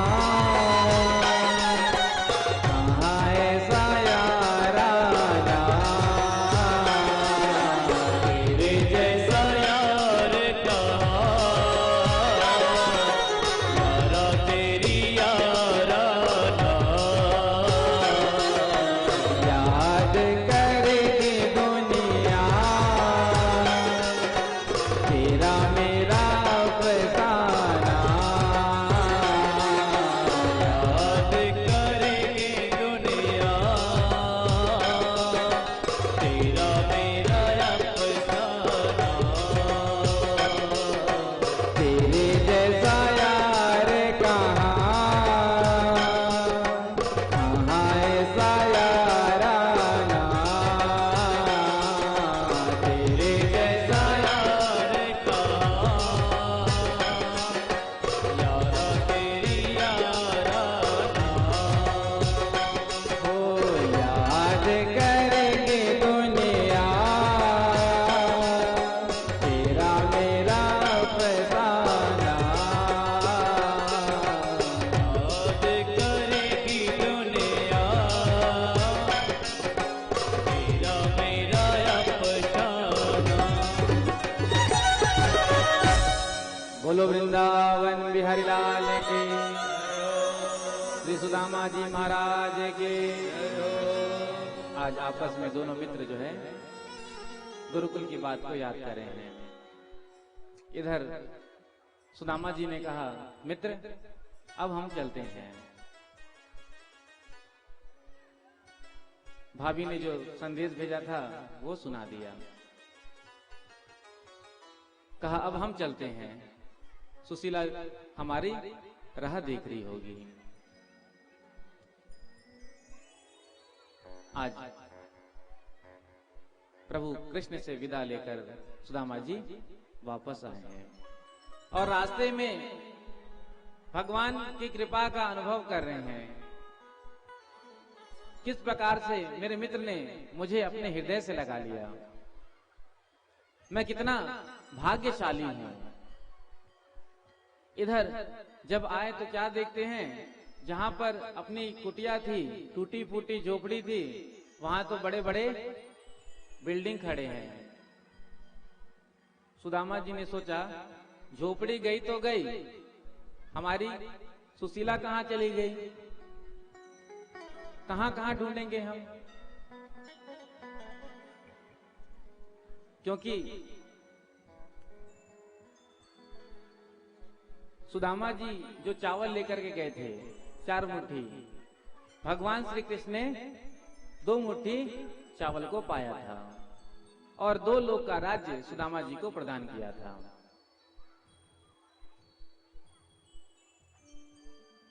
भगवान ने विश्वकर्मा के द्वारा सुंदर सुदामापुरी का निर्माण कराया था। दूर से ही आते हुए सुशीला जी ने देखा, सुंदर श्रृंगार किया आज आरती का थाल लेकर द्वार पर आई हैं। सुदामा जी द्वार पर खड़े हैं। जो आरती की थाली घुमाई, सुदामा जी पीछे हो गए। ना जाने कौन होगी। आज अपनी पत्नी को भी पहचान नहीं पाए। बोलो राधे राधे। राधे राधे। सुशीला जी ने कहा, महाराज क्या अपने मित्र से मिलने गए, पत्नी को ही भूल गए? अरे मैं आपकी पत्नी सुशीला। सुदामा जी ने कहा, सुशीला ये क्या है लीला? लाल साड़ी पर बॉर्डर पीला, तेरे सिर पर दो दो चुटीला, तेरे ये ठाट, हमारे बंदरवाट, ये सब कहां से आया? तो अंदर ले जाकर के, क्योंकि जब सुशीला जी के पास भगवान के पार्षद आए थे तो सबसे पहले सुशीला जी ने भगवान का मंदिर बनाया था और ले जाकर द्वारकाधीश के सामने खड़ा कर दिया। ये सब इन्होंने दिया है। देते हुए तो प्रभु दिखाई नहीं देते हैं, लेकिन झोली भरी हुई होती है। प्रेम से कहो श्री राधे। इधर श्री सुखदेव जी महाराज कहते हैं, जो इस सुदामा चरित्र का श्रवण करते हैं उन्हें भगवान की भक्ति प्राप्त होती है। उसके बाद एक बार भगवान ने विचार किया कि मेरा कुल जो है ये पृथ्वी का भार ना बन जाए, क्यों ना इसका भी क्षय किया जाए। एक बार सूर्य ग्रहण का पर्व पड़ा। सभी द्वारिकावासी जो हैं समंतक पंच तीर्थ क्षेत्र में गए हैं। आज वहां नंद बाबा, यशोदा मैया आई हैं, गोपियां आए हैं, ग्वाल बाल आए हैं, इधर पांडव आए हैं, द्रौपदी आदि रानियां आई हैं। सबका आपस में मिलन हुआ। यहाँ पर भगवान ने संतों की बड़ी भारी महिमा गाई है। केवल जल में तीर्थ ही तीर्थ नहीं होते, केवल मिट्टी के पाषाण की मूर्ति परमात्मा नहीं होते। अरे आप जैसे संत तो चलते फिरते तीर्थ हैं, परमात्मा हैं। खूब संतों की महिमा गाई। उसके बाद जब वसुदेव जी को पता चला कि कृष्ण परमात्मा है, वसुदेव के द्वारा देवकी जी को पता चला, तो आज अपने मित्र पुत्र भगवान से मांगे, भगवान ने ला करके दर्शन कराया। अर्जुन का विवाह सुभद्रा के संग हुआ, इसका वर्णन किया। मिथिला के राजा थे और एक ब्राह्मण थे। गरीब सुतदेव ब्राह्मण और राजा बहुलास। जब प्रभु मिथिला में पहुंचे तो दोनों ने आकर के निवेदन किया, आप घर आकर हमारे अतिथि को स्वीकार करें। अब एक समस्या, यदि भगवान पहले ब्राह्मण के यहाँ चले जाएंगे तो राजा कहेगा देखो ब्राह्मणों को बहुत मानते हैं। अब राजा के यहाँ चले जाएं तो ब्राह्मण देवता को लगेगा कि हम गरीब हैं इसलिए हमारे यहाँ पहले नहीं आए। तो भगवान ने दो रूप धारण किए, एक रूप से ब्राह्मण के यहाँ गए, एक रूप से राजा के यहाँ। भगवान भोलेनाथ वरदान दे देते हैं और खुद संकट में पड़ जाते हैं। विकासुर इसने भगवान भोलेनाथ से मांगी कि मैं जिसके सिर के ऊपर हाथ रखूं वो भस्म हो जाए। दे दिया वरदान। वरदान प्राप्त करने के बाद इसने सोचा कि क्यों ना गौरी जी को ही उठा कर ले चलूं, गौरी हरण लालसा। तो भोलेनाथ के ऊपर ही हाथ को रखना चाहा, भोलेनाथ भागे। भागते हुए प्रभु का ध्यान किया, नारायण का ध्यान किया। भगवान वटु बामन के रूप में आए और त्रिकासुर के मस्तक पर उसी का हाथ रखाया और ये जलकर भस्म हो गया। त्रिदेव की परीक्षा ली गई। त्रिदेव में श्रेष्ठ भगवान नारायण को बताया। श्री सुखदेव जी महाराज कहते हैं, एक बार पिंडारक क्षेत्र में बड़े बड़े संत ऋषि एकत्रित थे। तभी वहां पर भगवान के पुत्र शाम को स्त्री का वेश धारण कराया। भगवान के पुत्रों ने विचार किया, देखो ये ब्राह्मण लोग जो हैं, संत लोग बैठे बैठे खाली मालपुआ और खीर उड़ाते रहते हैं, खाली दक्षिणा लेते हैं, चलो चलकर कुछ परीक्षा लें। तो सांब को स्त्री का भेष धारण कराया और ले जाकर के पूछा, महाराज ये हमारी भाभी है, गर्भवती है, ये जानना चाहती है कि इसका पुत्र होगा या पुत्री। अब आंख बंद करके कोई ध्यान करे, कोई नाक बंद करके ध्यान करे, लेकिन पता ना चले। दुर्वासा जी ने जो ध्यान से देखा, अच्छा हमसे मजाक करते हैं, क्रोध आ गया। दुर्वासा जी ने साफ दे दिया, ना तो इसके गर्भ से पुत्र का जन्म होगा ना तो पुत्री का। इसके गर्भ से एक मुसल निकलेगा और उस मुसल से संपूर्ण यदुवंश का क्षय हो जाएगा। जब साड़ी को खोला गया तो उससे एक लोहे का मुसल निकला। उग्रसेन जी को जाकर बताया, उसे चूरा करा कर समुद्र में प्रवाहित करा दिया। एक छोटा सा टुकड़ा बच गया जिसे जरा नाम के बहलिया ने अपने बाण के अग्रभाग में लगाया। इधर भगवान ने नारद जी के द्वारा वसुदेव जी को सत्संग प्रदान कराया। नव योगेश्वर संवाद सुनना आया। राजा निमि के यज्ञ में नव योगेश्वर पहुंचे थे। राजा निमि ने जैसा जैसा प्रश्न किया सबने समाधान किया। जब उद्धव जी को पता चला कि भगवान अपनी लीला का विश्राम करके परमधाम जाने वाले हैं, तो उद्धव जी ने आकर भगवान के चरणों में प्रणाम किया, मुझे भी आप अपने संग ले चलें। भगवान ने कहा, नहीं, अभी तुम धराधाम पर रहो। तो संन्यास धर्म के बारे में पूछा। योगेश योग विन्यास योगात्मन योग संभवा निश्रेषाय में प्रोक्तस त्यागः संन्यास लक्षण। संन्यास धर्म के बारे में पूछा, भगवान ने बताया और दत्तात्रेय जी के 24 गुरुओं का वर्णन किया। पृथ्वी, वायु, आकाश आदि आदि। जैसा जैसा प्रश्न उद्धव जी ने किया है, भगवान ने सबका समाधान किया। बद्ध जीव, मुक्त जीव के बारे में बताया। विशेष करके सत्संग की महिमा का वर्णन किया। एक क्षण का सत्संग जो है परमात्मा को वश करने वाला होता है। यथा वरुंधे सत्संगा सर्वसंगा पहोहिमा। उसके बाद हंस्याख्यान का वर्णन किया। उसके बाद भगवान ने सिद्धियों के बारे में बताया। उद्धव जी ने दोनों हाथ जोड़ करके भगवान के चरणों में प्रणाम किया।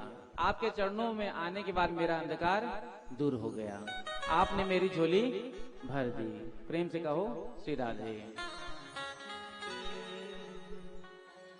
भर दे रे श्याम झोली भर दे ना तड़पाओ बातों में। भर दे रे श्याम झोली भर दे ना बहला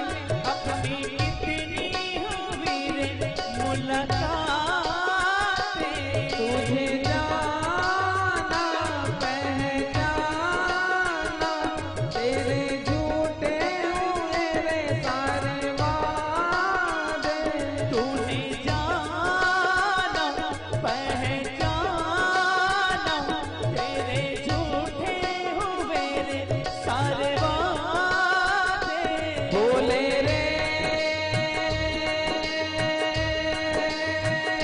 श्याम तुम तो भूले भूले ना बहलाओ बातों में।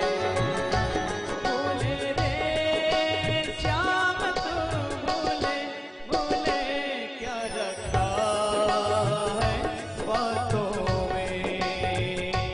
भर दे रे श्याम झोली भर दे ना बहलाओ बातों में। भर दे रे श्याम झोली भर दे न बहलाओ बातों में। ना बहलाओ बातों में। ना बहलाओ बातों में। भगवान ने अपना चरण पादुका उद्धव जी को दिया। आज उद्धव जी चरण पादुका लेकर के सीधे बद्रिकाश्रम की ओर चल दिए। इधर द्वारिका में अनेक अपशकुन दिखाई देने लगे। भगवान सभी द्वारिका वासियों को लेकर के पिंडारक क्षेत्र में गए। वहां जाकर के खूब यज्ञ कराया, ब्राह्मणों को खूब दक्षिणा दिया। यज्ञ होने के बाद जितने भी यदुवंशी बालक थे मदिरा का पान करके आपस में ही सब एक दूसरे से लड़ने लगे। भगवान ने जाकर रोकने का प्रयास किया, भगवान पर ही प्रहार करते हैं। जब अस्त्र शस्त्र समाप्त हो गए तो जो इरका नाम की घास थी जो हल मूसल के चूरे से उत्पन्न हुई थी उसी को उठाकर एक दूसरे पर प्रहार करने लगे। भगवान शेष ने भी समाधि में अपने शरीर को छोड़ दिया। इधर भगवान एक चरण के ऊपर अपने चरण को रख करके विश्राम की अवस्था में लेटे हुए थे।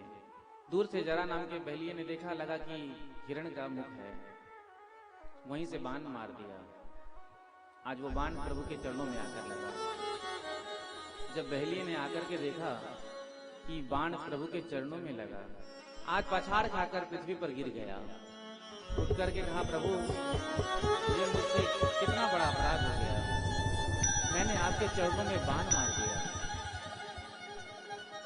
भगवान ने कहा, देख इसमें मेरी ही इच्छा है। मैंने तुझे छिप करके तीर मारा था ना जब तू बाली बना था, आज तूने मुझे मार दिया। मैं किसी का हिसाब नहीं रखता हूं। भगवान ने अपना लोक उसे प्रदान किया। इधर दारू ढूंढते ढूंढते प्रभु के पास पहुंचे। भगवान ने दारू से कहा, जाओ जितने भी द्वारिका में जो भी बच्चे हैं उनसे कहना कि सब द्वारिका छोड़कर अन्यत्र चले जाएं। आज से 7वें दिन द्वारिका समुद्र में डूब जाएगी। इधर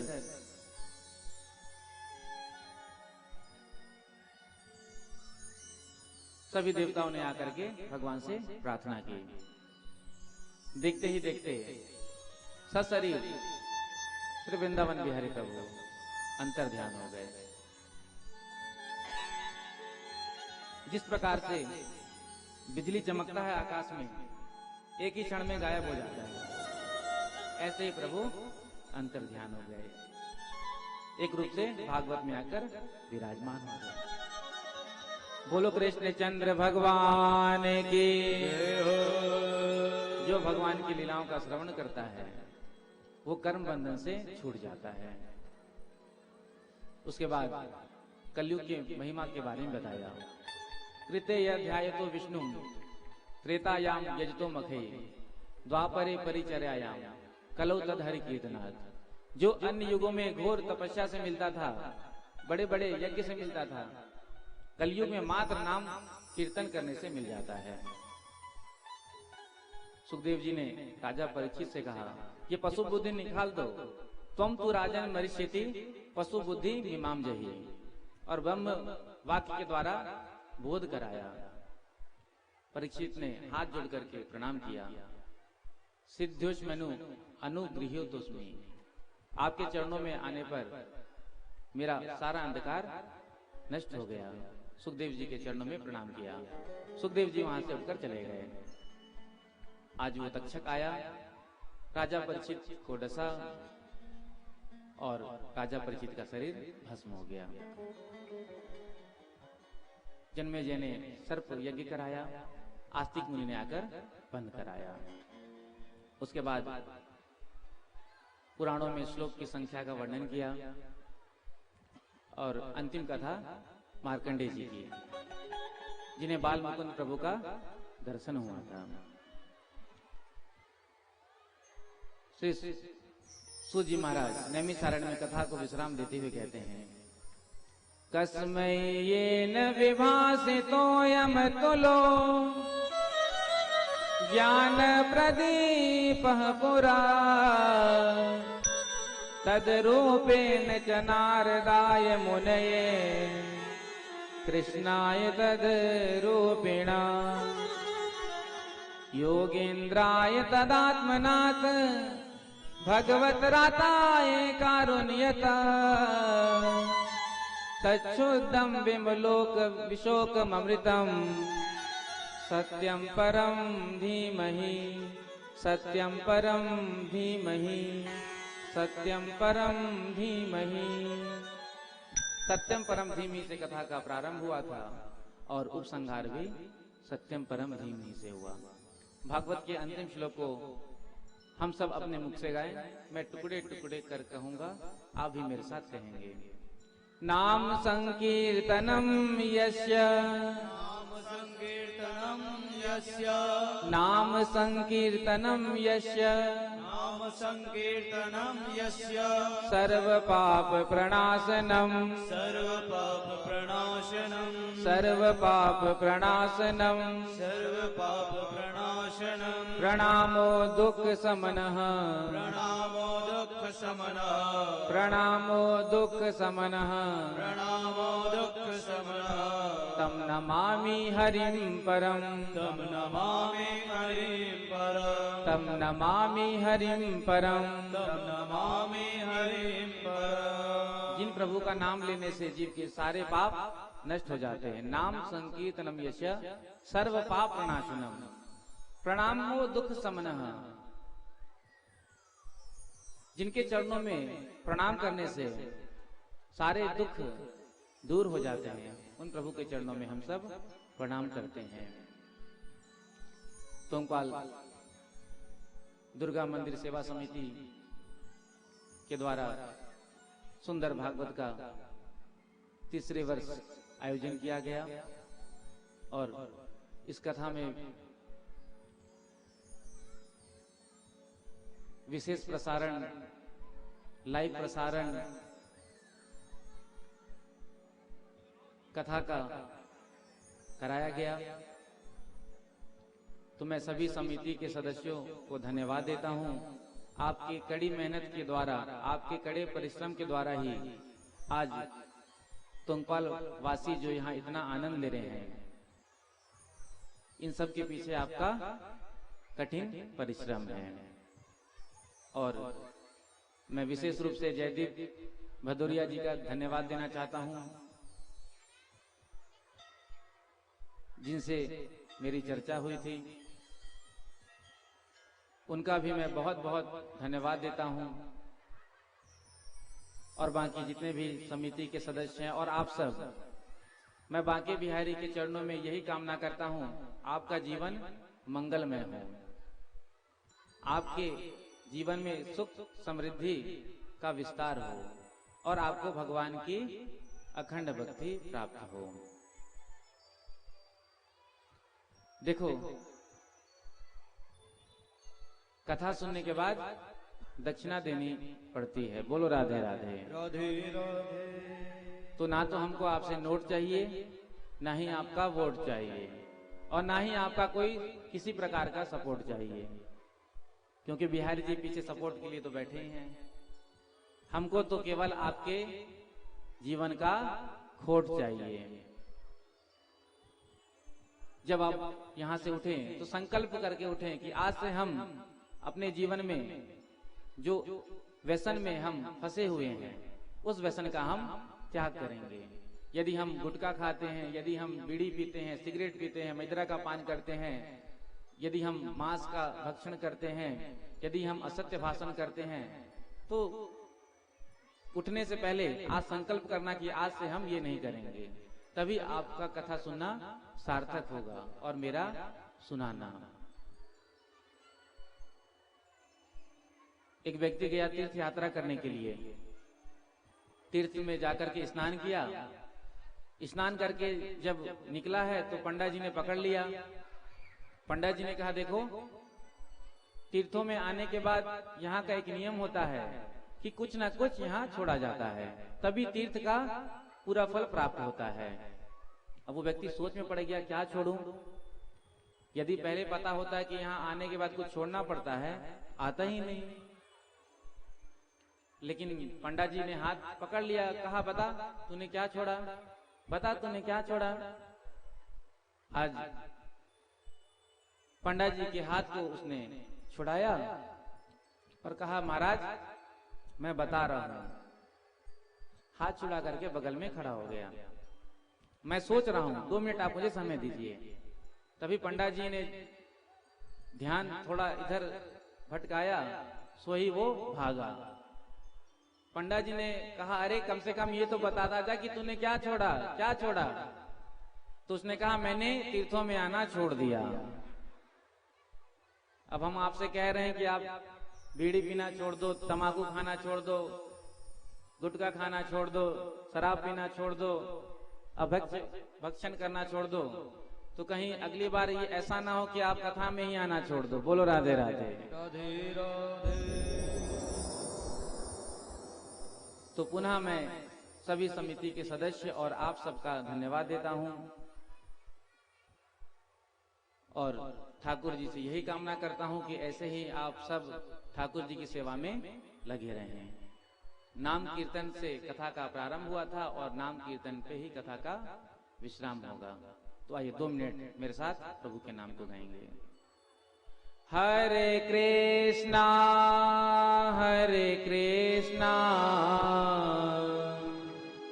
कृष्णा कृष्णा हरे हरे, हरे कृष्णा हरे कृष्णा, कृष्णा कृष्णा हरे हरे, हरे राम राम राम हरे हरे, हरे राम हरे। गाइए, दोनों हाथ लगा ताली चला करते हुए।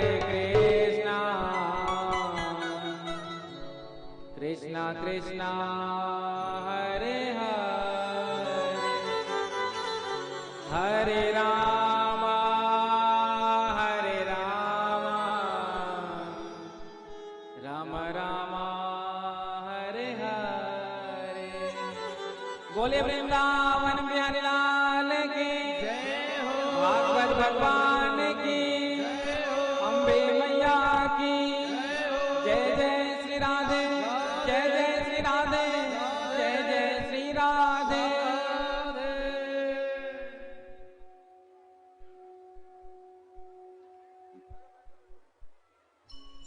हेलो। समस्त ग्रामवासी के सहयोग व उत्साह के साथ 7 दिवसीय श्रीमद् भागवत कथा ज्ञान यज्ञ परम सद्य मां सरस्वती के पुत्र व्यासपीठ में विराजे महाराज श्री श्री श्री अभिषेक पाठक जी के मुखारविंद से हमने 7 दिवस कथा सुना, जिसमें से आज अंतिम दिवस का कथा श्री कृष्ण कथा व सुदामा चरित्र का आप सभी ने रसवादन किया। आप सभी का पूरे कार्यक्रम में विशेष सहयोग रहा ग्राम पंचायत तोंगपाल, ग्रामवासी तोंगपाल का, सभी श्रद्धालुगण का, भक्तगणों का। हमारे इस आयोजन में जिन्होंने साथ दिया तन मन धन से, उन एक छोटी सी लिस्ट है, सबकी लिस्ट तो हम नाम नहीं ले पाएंगे, लेकिन कुछ नाम है जिन्हें हम बुलाएंगे वे आए और व्यास महाराज जी के से आशीर्वाद प्राप्त करें। श्री समर बहादुर सिंह, श्री समर बहादुर सिंह, श्री रूपेश त्रिपाठी महाराज जहां कहीं हो मंच पे आए। श्री समर बहादुर सिंह आए महाराज जी से। अभी फूल वर्षा होनी बाकी है, सभी श्रद्धालुगण भक्तगण अपने स्थान पे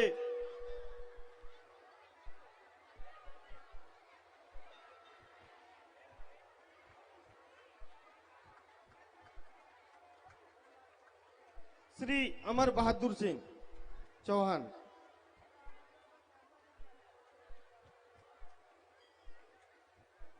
व्यास महाराज से आशीर्वाद प्राप्त करें। श्री विनोद भदौरिया जी,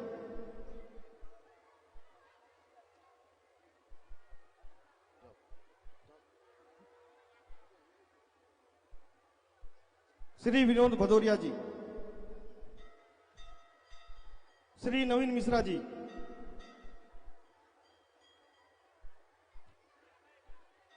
श्री राजू चांडक जी, श्री नवीन मिश्रा जी आए।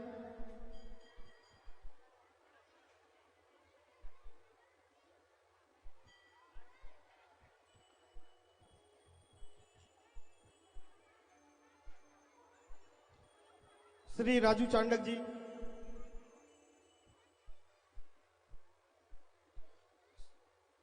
श्री शेखर प्रजापति,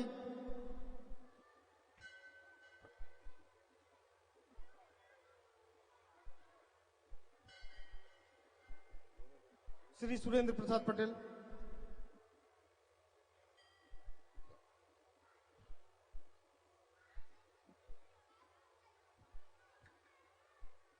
श्री विनोद भदौरिया,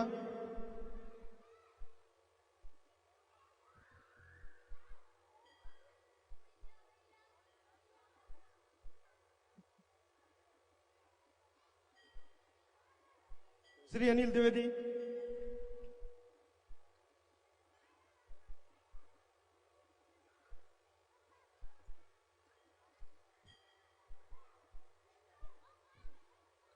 श्री भवेश चंद्र मंडल,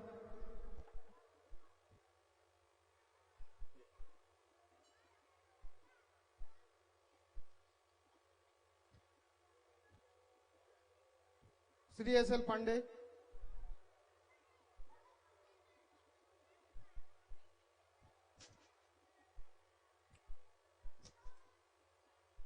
श्री अजय दीक्षित,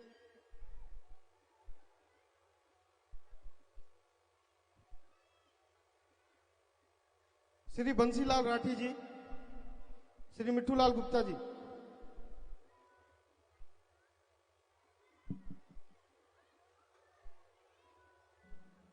श्री किशन प्रजापति,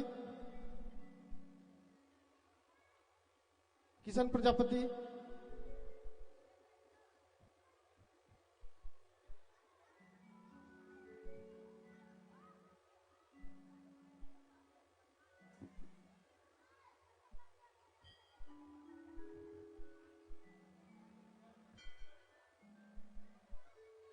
दिलीप मेसराम जी,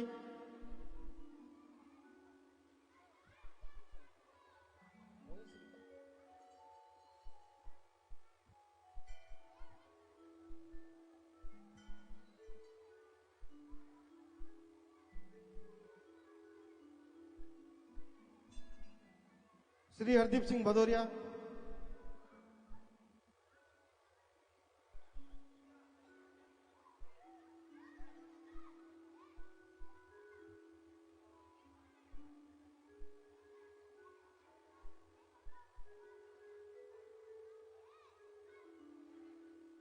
श्री सूरज सिंह दरोगा मामा,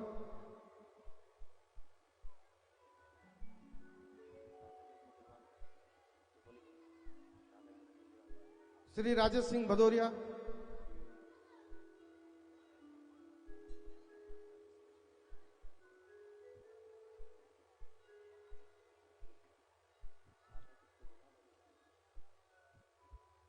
श्री राजेश सिंह भदौरिया,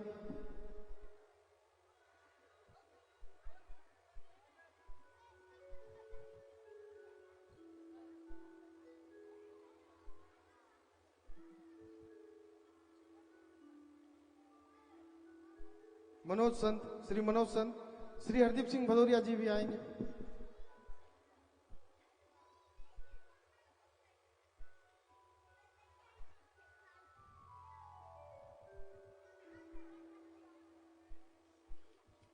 श्री ज्ञानलाल सोनी,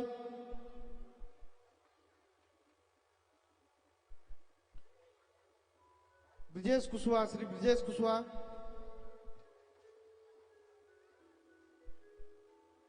श्री दिलीप झा,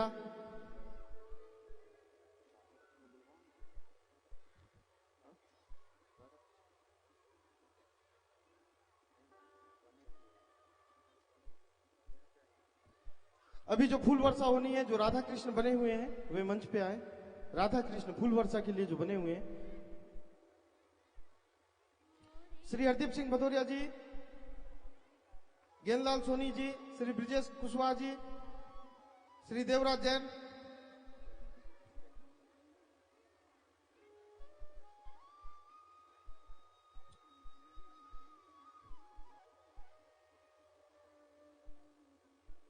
सहदेव सोरी,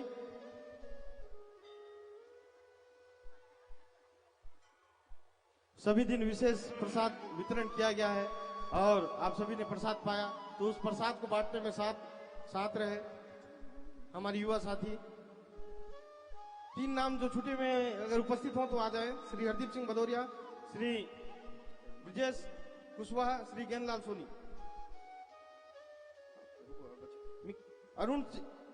तरुण सिंह भदौरिया, मिक्की,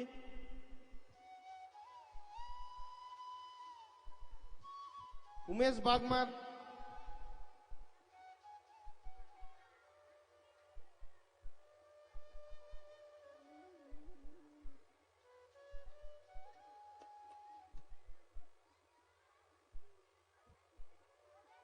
रवि भदौरिया,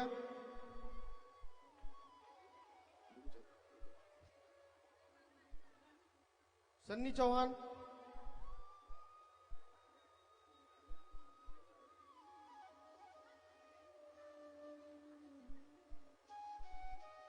रवि भदौरिया, सन्नी चौहान, आर्यन चौहान,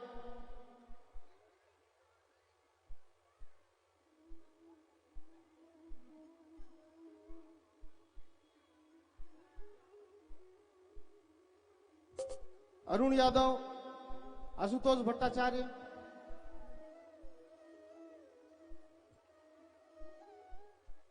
प्रत्युष दीक्षित, उमेश गोलछा व आशीष चौहान।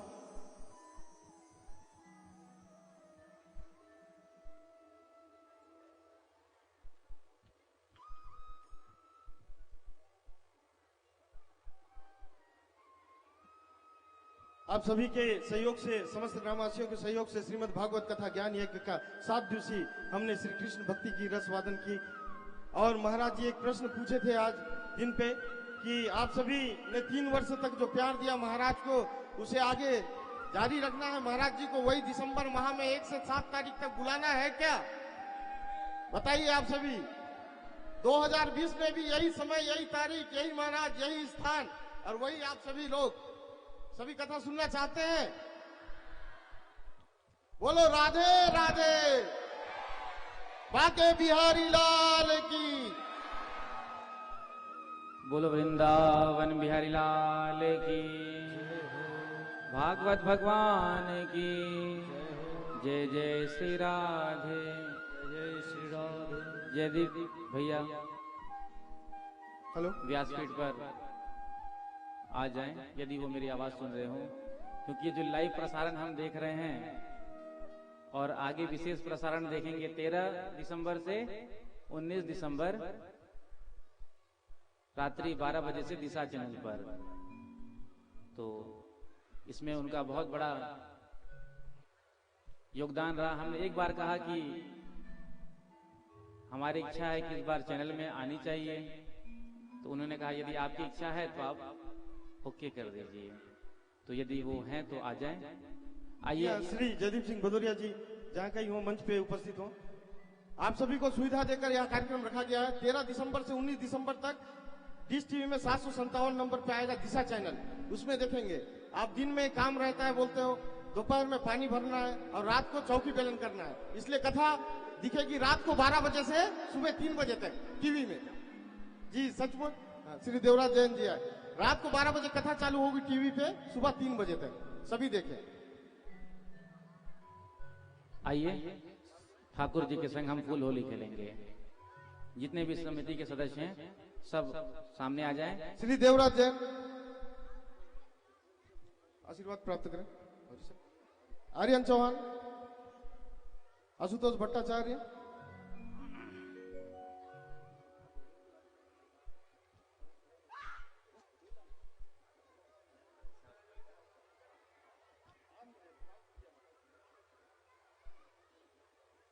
सात दिवसीय भगवत गीता का यहाँ पे आयोजन हुआ। इस आयोजन में मन संचालक कर रहे हैं हमारे मन घनश्याम संचालक साहू जी। हाँ। अपना नाम लेना शायद भूल गए। ये बता रहा हूँ सीधे सर महाराज। तो घनश्याम साहब आप सबको 7 दिन तक के सूचना देते रहे। उनके स्वागत महाराज के द्वारा किया जा रहा है। जोरदार आप तालियों के साथ स्वागत करिएगा। और उमेश गोलछा जी जहाँ वो भी आ जाए और महाराज जी से आशीर्वाद प्राप्त करें। उमेश गोलछा जी। बोलो वृंदावन बिहारी लाल की, भागवत भगवान की।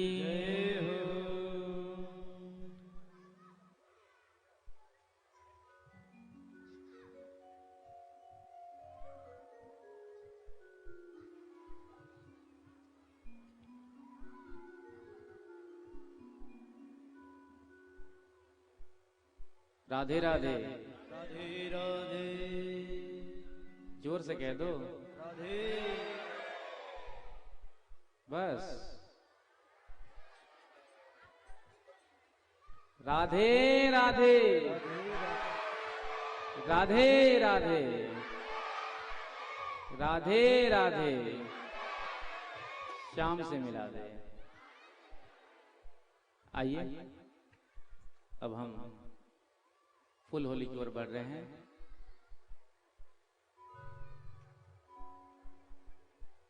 आप लोग ताली बजाने में बहुत कंजूसी करते हैं। जीवन भर ये कथा YouTube में और चैनल में अपलोड रहेगा। एक बार बहुत जोरदार ताली के साथ।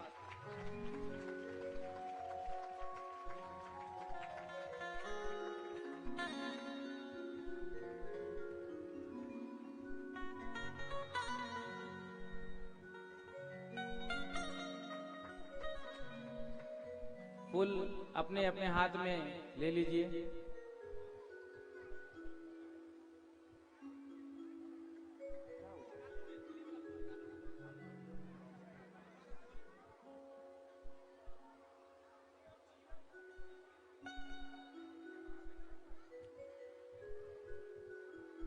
बोलो राधे राधे। राधे राधे।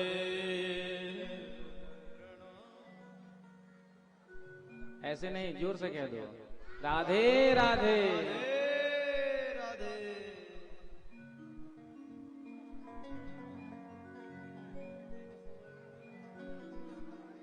अब हम वृंदावन की प्रसिद्ध फूल होली का दर्शन करेंगे।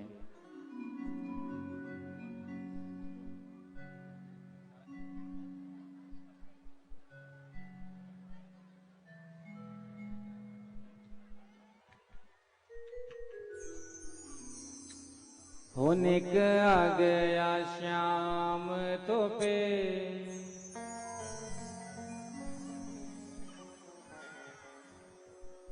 प्रेम से कहो श्री राधे।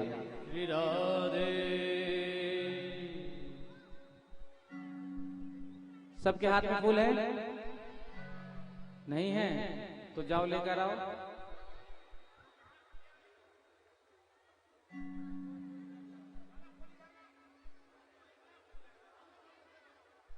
अभी ठाकुर जी सबसे पहले होली खेलेंगे, सामने मत दीजिए, यहाँ हाँ नीचे नीचे।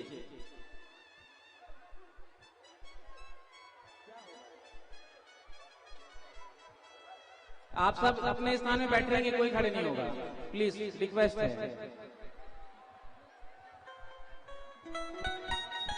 होने का आ गया श्याम तो पे रंग डारो, होने का आ गया, होने का आ गया श्याम तो पे रंग डारो, होने का आ गया, होने का आ गया श्याम तो पे रंग डारो, होने का आ गया, होने का आ गया श्याम तो पे आ गया, हरे ने का आ गया, हरे ने का आ गया, अम्बे ने का आ गया, अम्बे ने का आ गया, हरे ने का आ गया, अम्बे ने का आ गया, श्याम तो पे रंग डारो, ने का आ गया, ने का आ गया श्याम तो पे रंग डारो, ने का आ गया, ने का आ गया श्याम तो पे रंग डारो, ने का आ गया।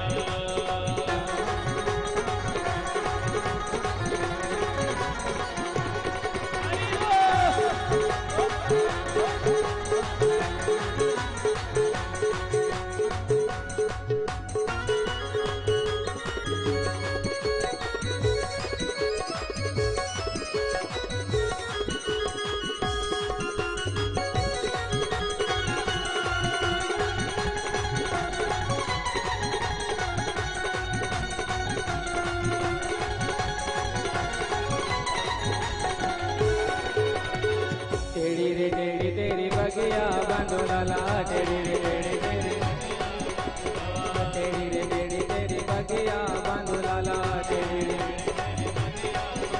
देखिए आपके भाव को देख करके राधा कृष्ण यहाँ पर प्रकट हो गए। बोलो राधे राधे।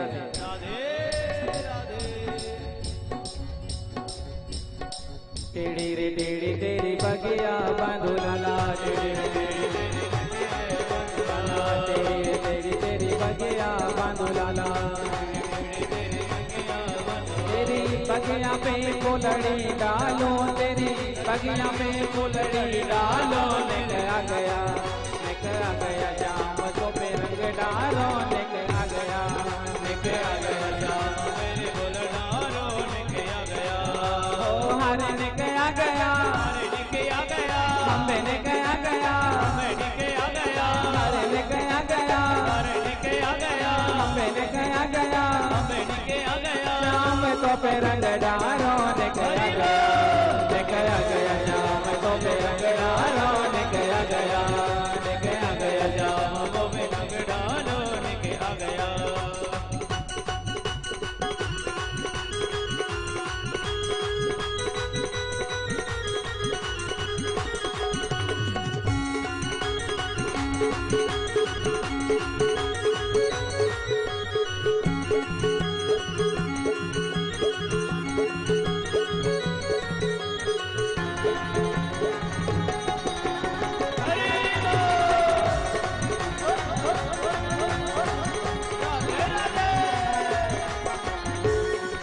होली खेल रहे, ओ होली खेल रहे, ओ होली खेल रहे बांके बिहारी, आज रंग बरस रहा, होली खेल रहे बांके बिहारी, आज रंग बरस रहा, होली खेल रहे बांके बिहारी, आज रंग बरस रहा, आज झूम रही दुनिया सारे, झूम रही दुनिया सारे, आज नाच रही तुम पर सारे, आज नाच रही दुनिया सारे, आज रंग बरस रहा, होली खेल रहे बांके बिहारी, आज रंग बरस रहा,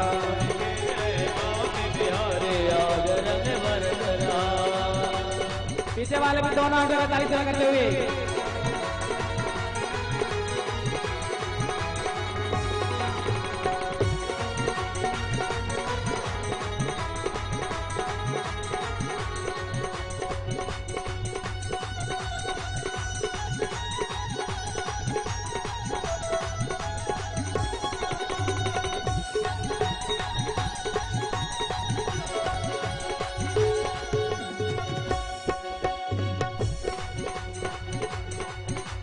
बोलो राधे राधे राधे राधे।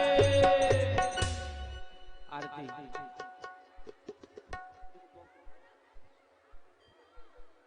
हरि बोल।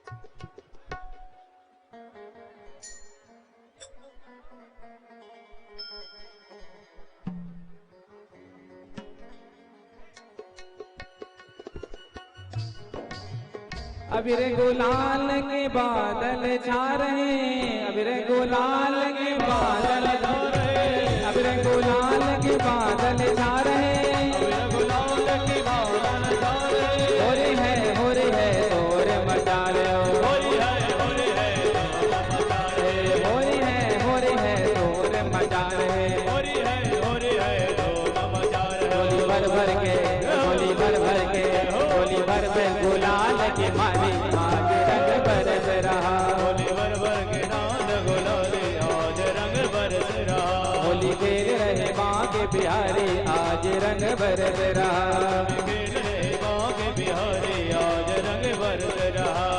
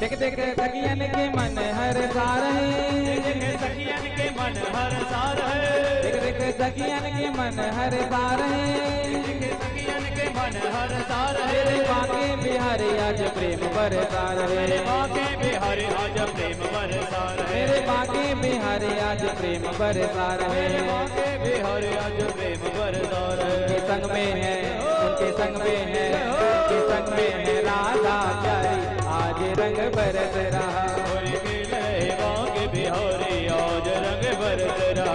आज झूम रही तुम पल सारे, आज झूम रही दुनिया सारे, आज नाच रही तुम पल सारे, आज नाच रही तुम पल सारे। आज रंग बरस रहा, होली खेल रहे बाके बिहारी आज रंग बरस रहा, होली खेल रहे बाके बिहारी आज रंग बरस रहा।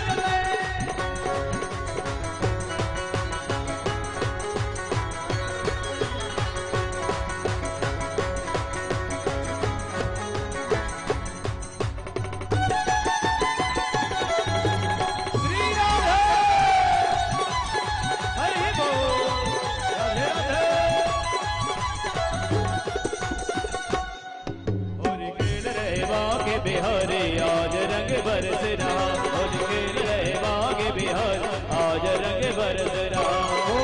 आज नंद लाला ने धूम मचाई है, आज नंद लाला ने धूम मचाई है, आज नंद लाला ने धूम मचाई है, आज नंद लाला ने धूम मचाई है। प्रेम भरी होली की झलक दिखाई है, प्रेम भरी होली की झलक दिखाई है, प्रेम भरी होली की झलक दिखाई ओ है। प्रेम भरी होली की झलक दिखाई है। भर भर के भर भर के भर भर के मारे पिचकारी आज रंग रंग भर भर के मारे पिचकारी आज रंग बरस रहा। आज झूम रही तुंग पल सारे, आज झूम रही तुंग पल सारे, आज नाच रही तुंग पल सारे, आज नाच रही तुंग पल सारे। आज रंग बरस रहा, होली खेल रहे बाके बिहारी आज रंग बरस रहा। होली खेल रहे बाग बिहारी आज रंग बरस रहा। ऐसे नहीं, चलो री सखी, चलो री सखी, चलो री सखी, चलो री सखी फागुन भाग मनाए, चलो रे सखी फागुन भाग मनाने, चलो री सखी फागुन भाग मनाए। चलो रे सखी फागुन भाग मनाने। नंद गाँव गोकुल यमुना तट, गाँव गोकुल यमुना तट, नंद गाँव गोकुल यमुना तट, गाँव गोकुल यमुना तट। निधि बनया बरसाने, चलो री सखी, चलो री सखी, चलो री सखी फागुन भाग मनाए। फागुन भाग मनाने, चलो रे सखी फागुन भाग मनाने।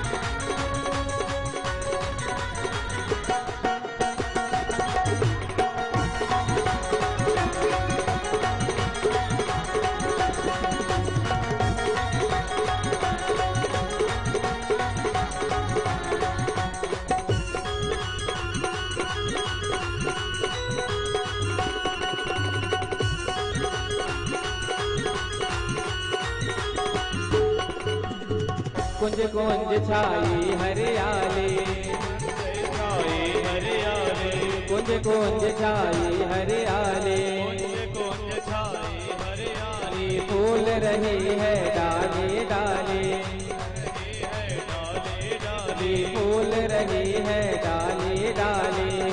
रही है डाली डाली। नाच मोर चकोर पपीहा, आज मोर नाच मोर चकोर पपीहा, आज मोर पिया। झूम पड़े मस्ताने, चलो री सखी, चलो री सखी, चलो री सखी फागुन भाग मनाए, चलो रे सखी फागुन भाग मनाने, चलो री सखी फागुन भाग मनाए। चलो रे सखी फागुन भाग पीछे वाले भी दोनों माता का गल सेवा करते हुए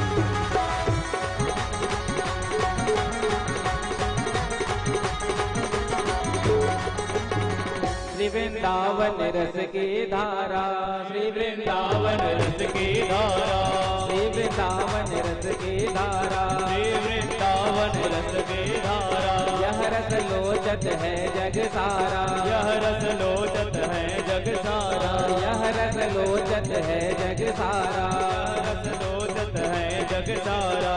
राधे राधे गोविंद राधे, राधे राधे गोविंद राधे, राधे राधे गोविंद राधे, राधे राधे गोविंद राधे। धुन में नच मचता सखी, चलो रे सखी, चलो रे सखी फागुन बाग मनाए, चलो रे सखी फागुन बाग मनाने, चलो रे सखी फागुन बाग मनाए, चलो रे सखी फागुन बाग मनाने। पीछे वाले भी दोनों हाथ का तक करते हुए हरि बोल, हरि बोल।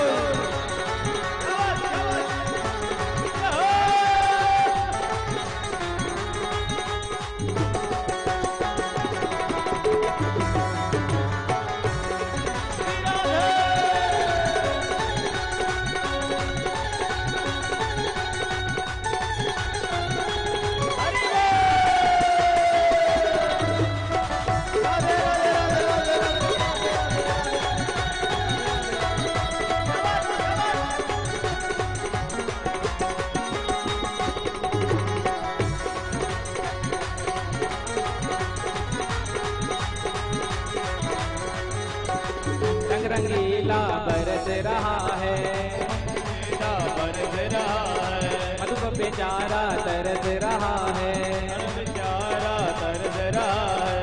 थिरक रहे हैं पाव में घुंघरू, थिरक रहे हैं पाँव में घुंघरू, थिरक रहे हैं पाव में घुंघरू, थिरक रहे हैं पाँव में घुंघरू। नैनन प्यास बुझाए, चलो रे सखी, ऐसे नहीं जोर से कहना पड़ेगा, चलो रे सखी, चलो रे सखी, चलो रे सखी फागुन बाग मनाए, चलो रे सखी फागुन बाग मनाने, चलो रे सखी फागुन बाग मनाए, चलो रे सखी फागुन बाग मनाने।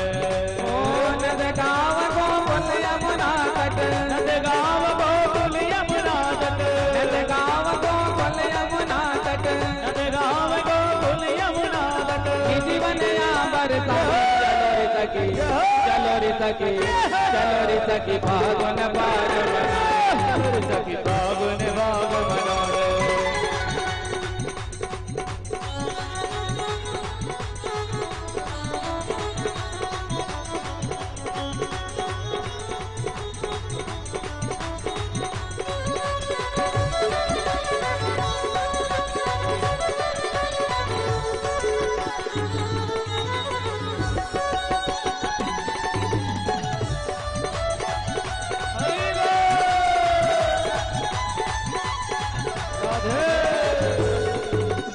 अच्छा बताओ, राधा रंग चढ़ा कि नहीं चढ़ा? चढ़ा? किसको किसको चढ़ा? किसको किसको चढ़ा राधा रंग? जरा हाथ लगा लेना। हाँ, हो मुझे चढ़ गया राधा रंग, रंग मुझे चढ़ गया राधा रंग, रंग मुझे चढ़ गया राधा रंग, रंग मुझे चढ़ गया राधा रंग, रंग मुझे चढ़ गया राधा रंग, रंग मुझे चढ़ गया राधा रंग, रंग श्री राधा नाम का रंग, रंग श्री राधा नाम का रंग, श्री राधा नाम का रंग, रंग श्री राधा नाम का रंग मुझे चढ़ गया, ओ मुझे चढ़ गया, ओ मुझे चढ़ गया राधा रंग, रंग मुझे चढ़ गया राधा रंग।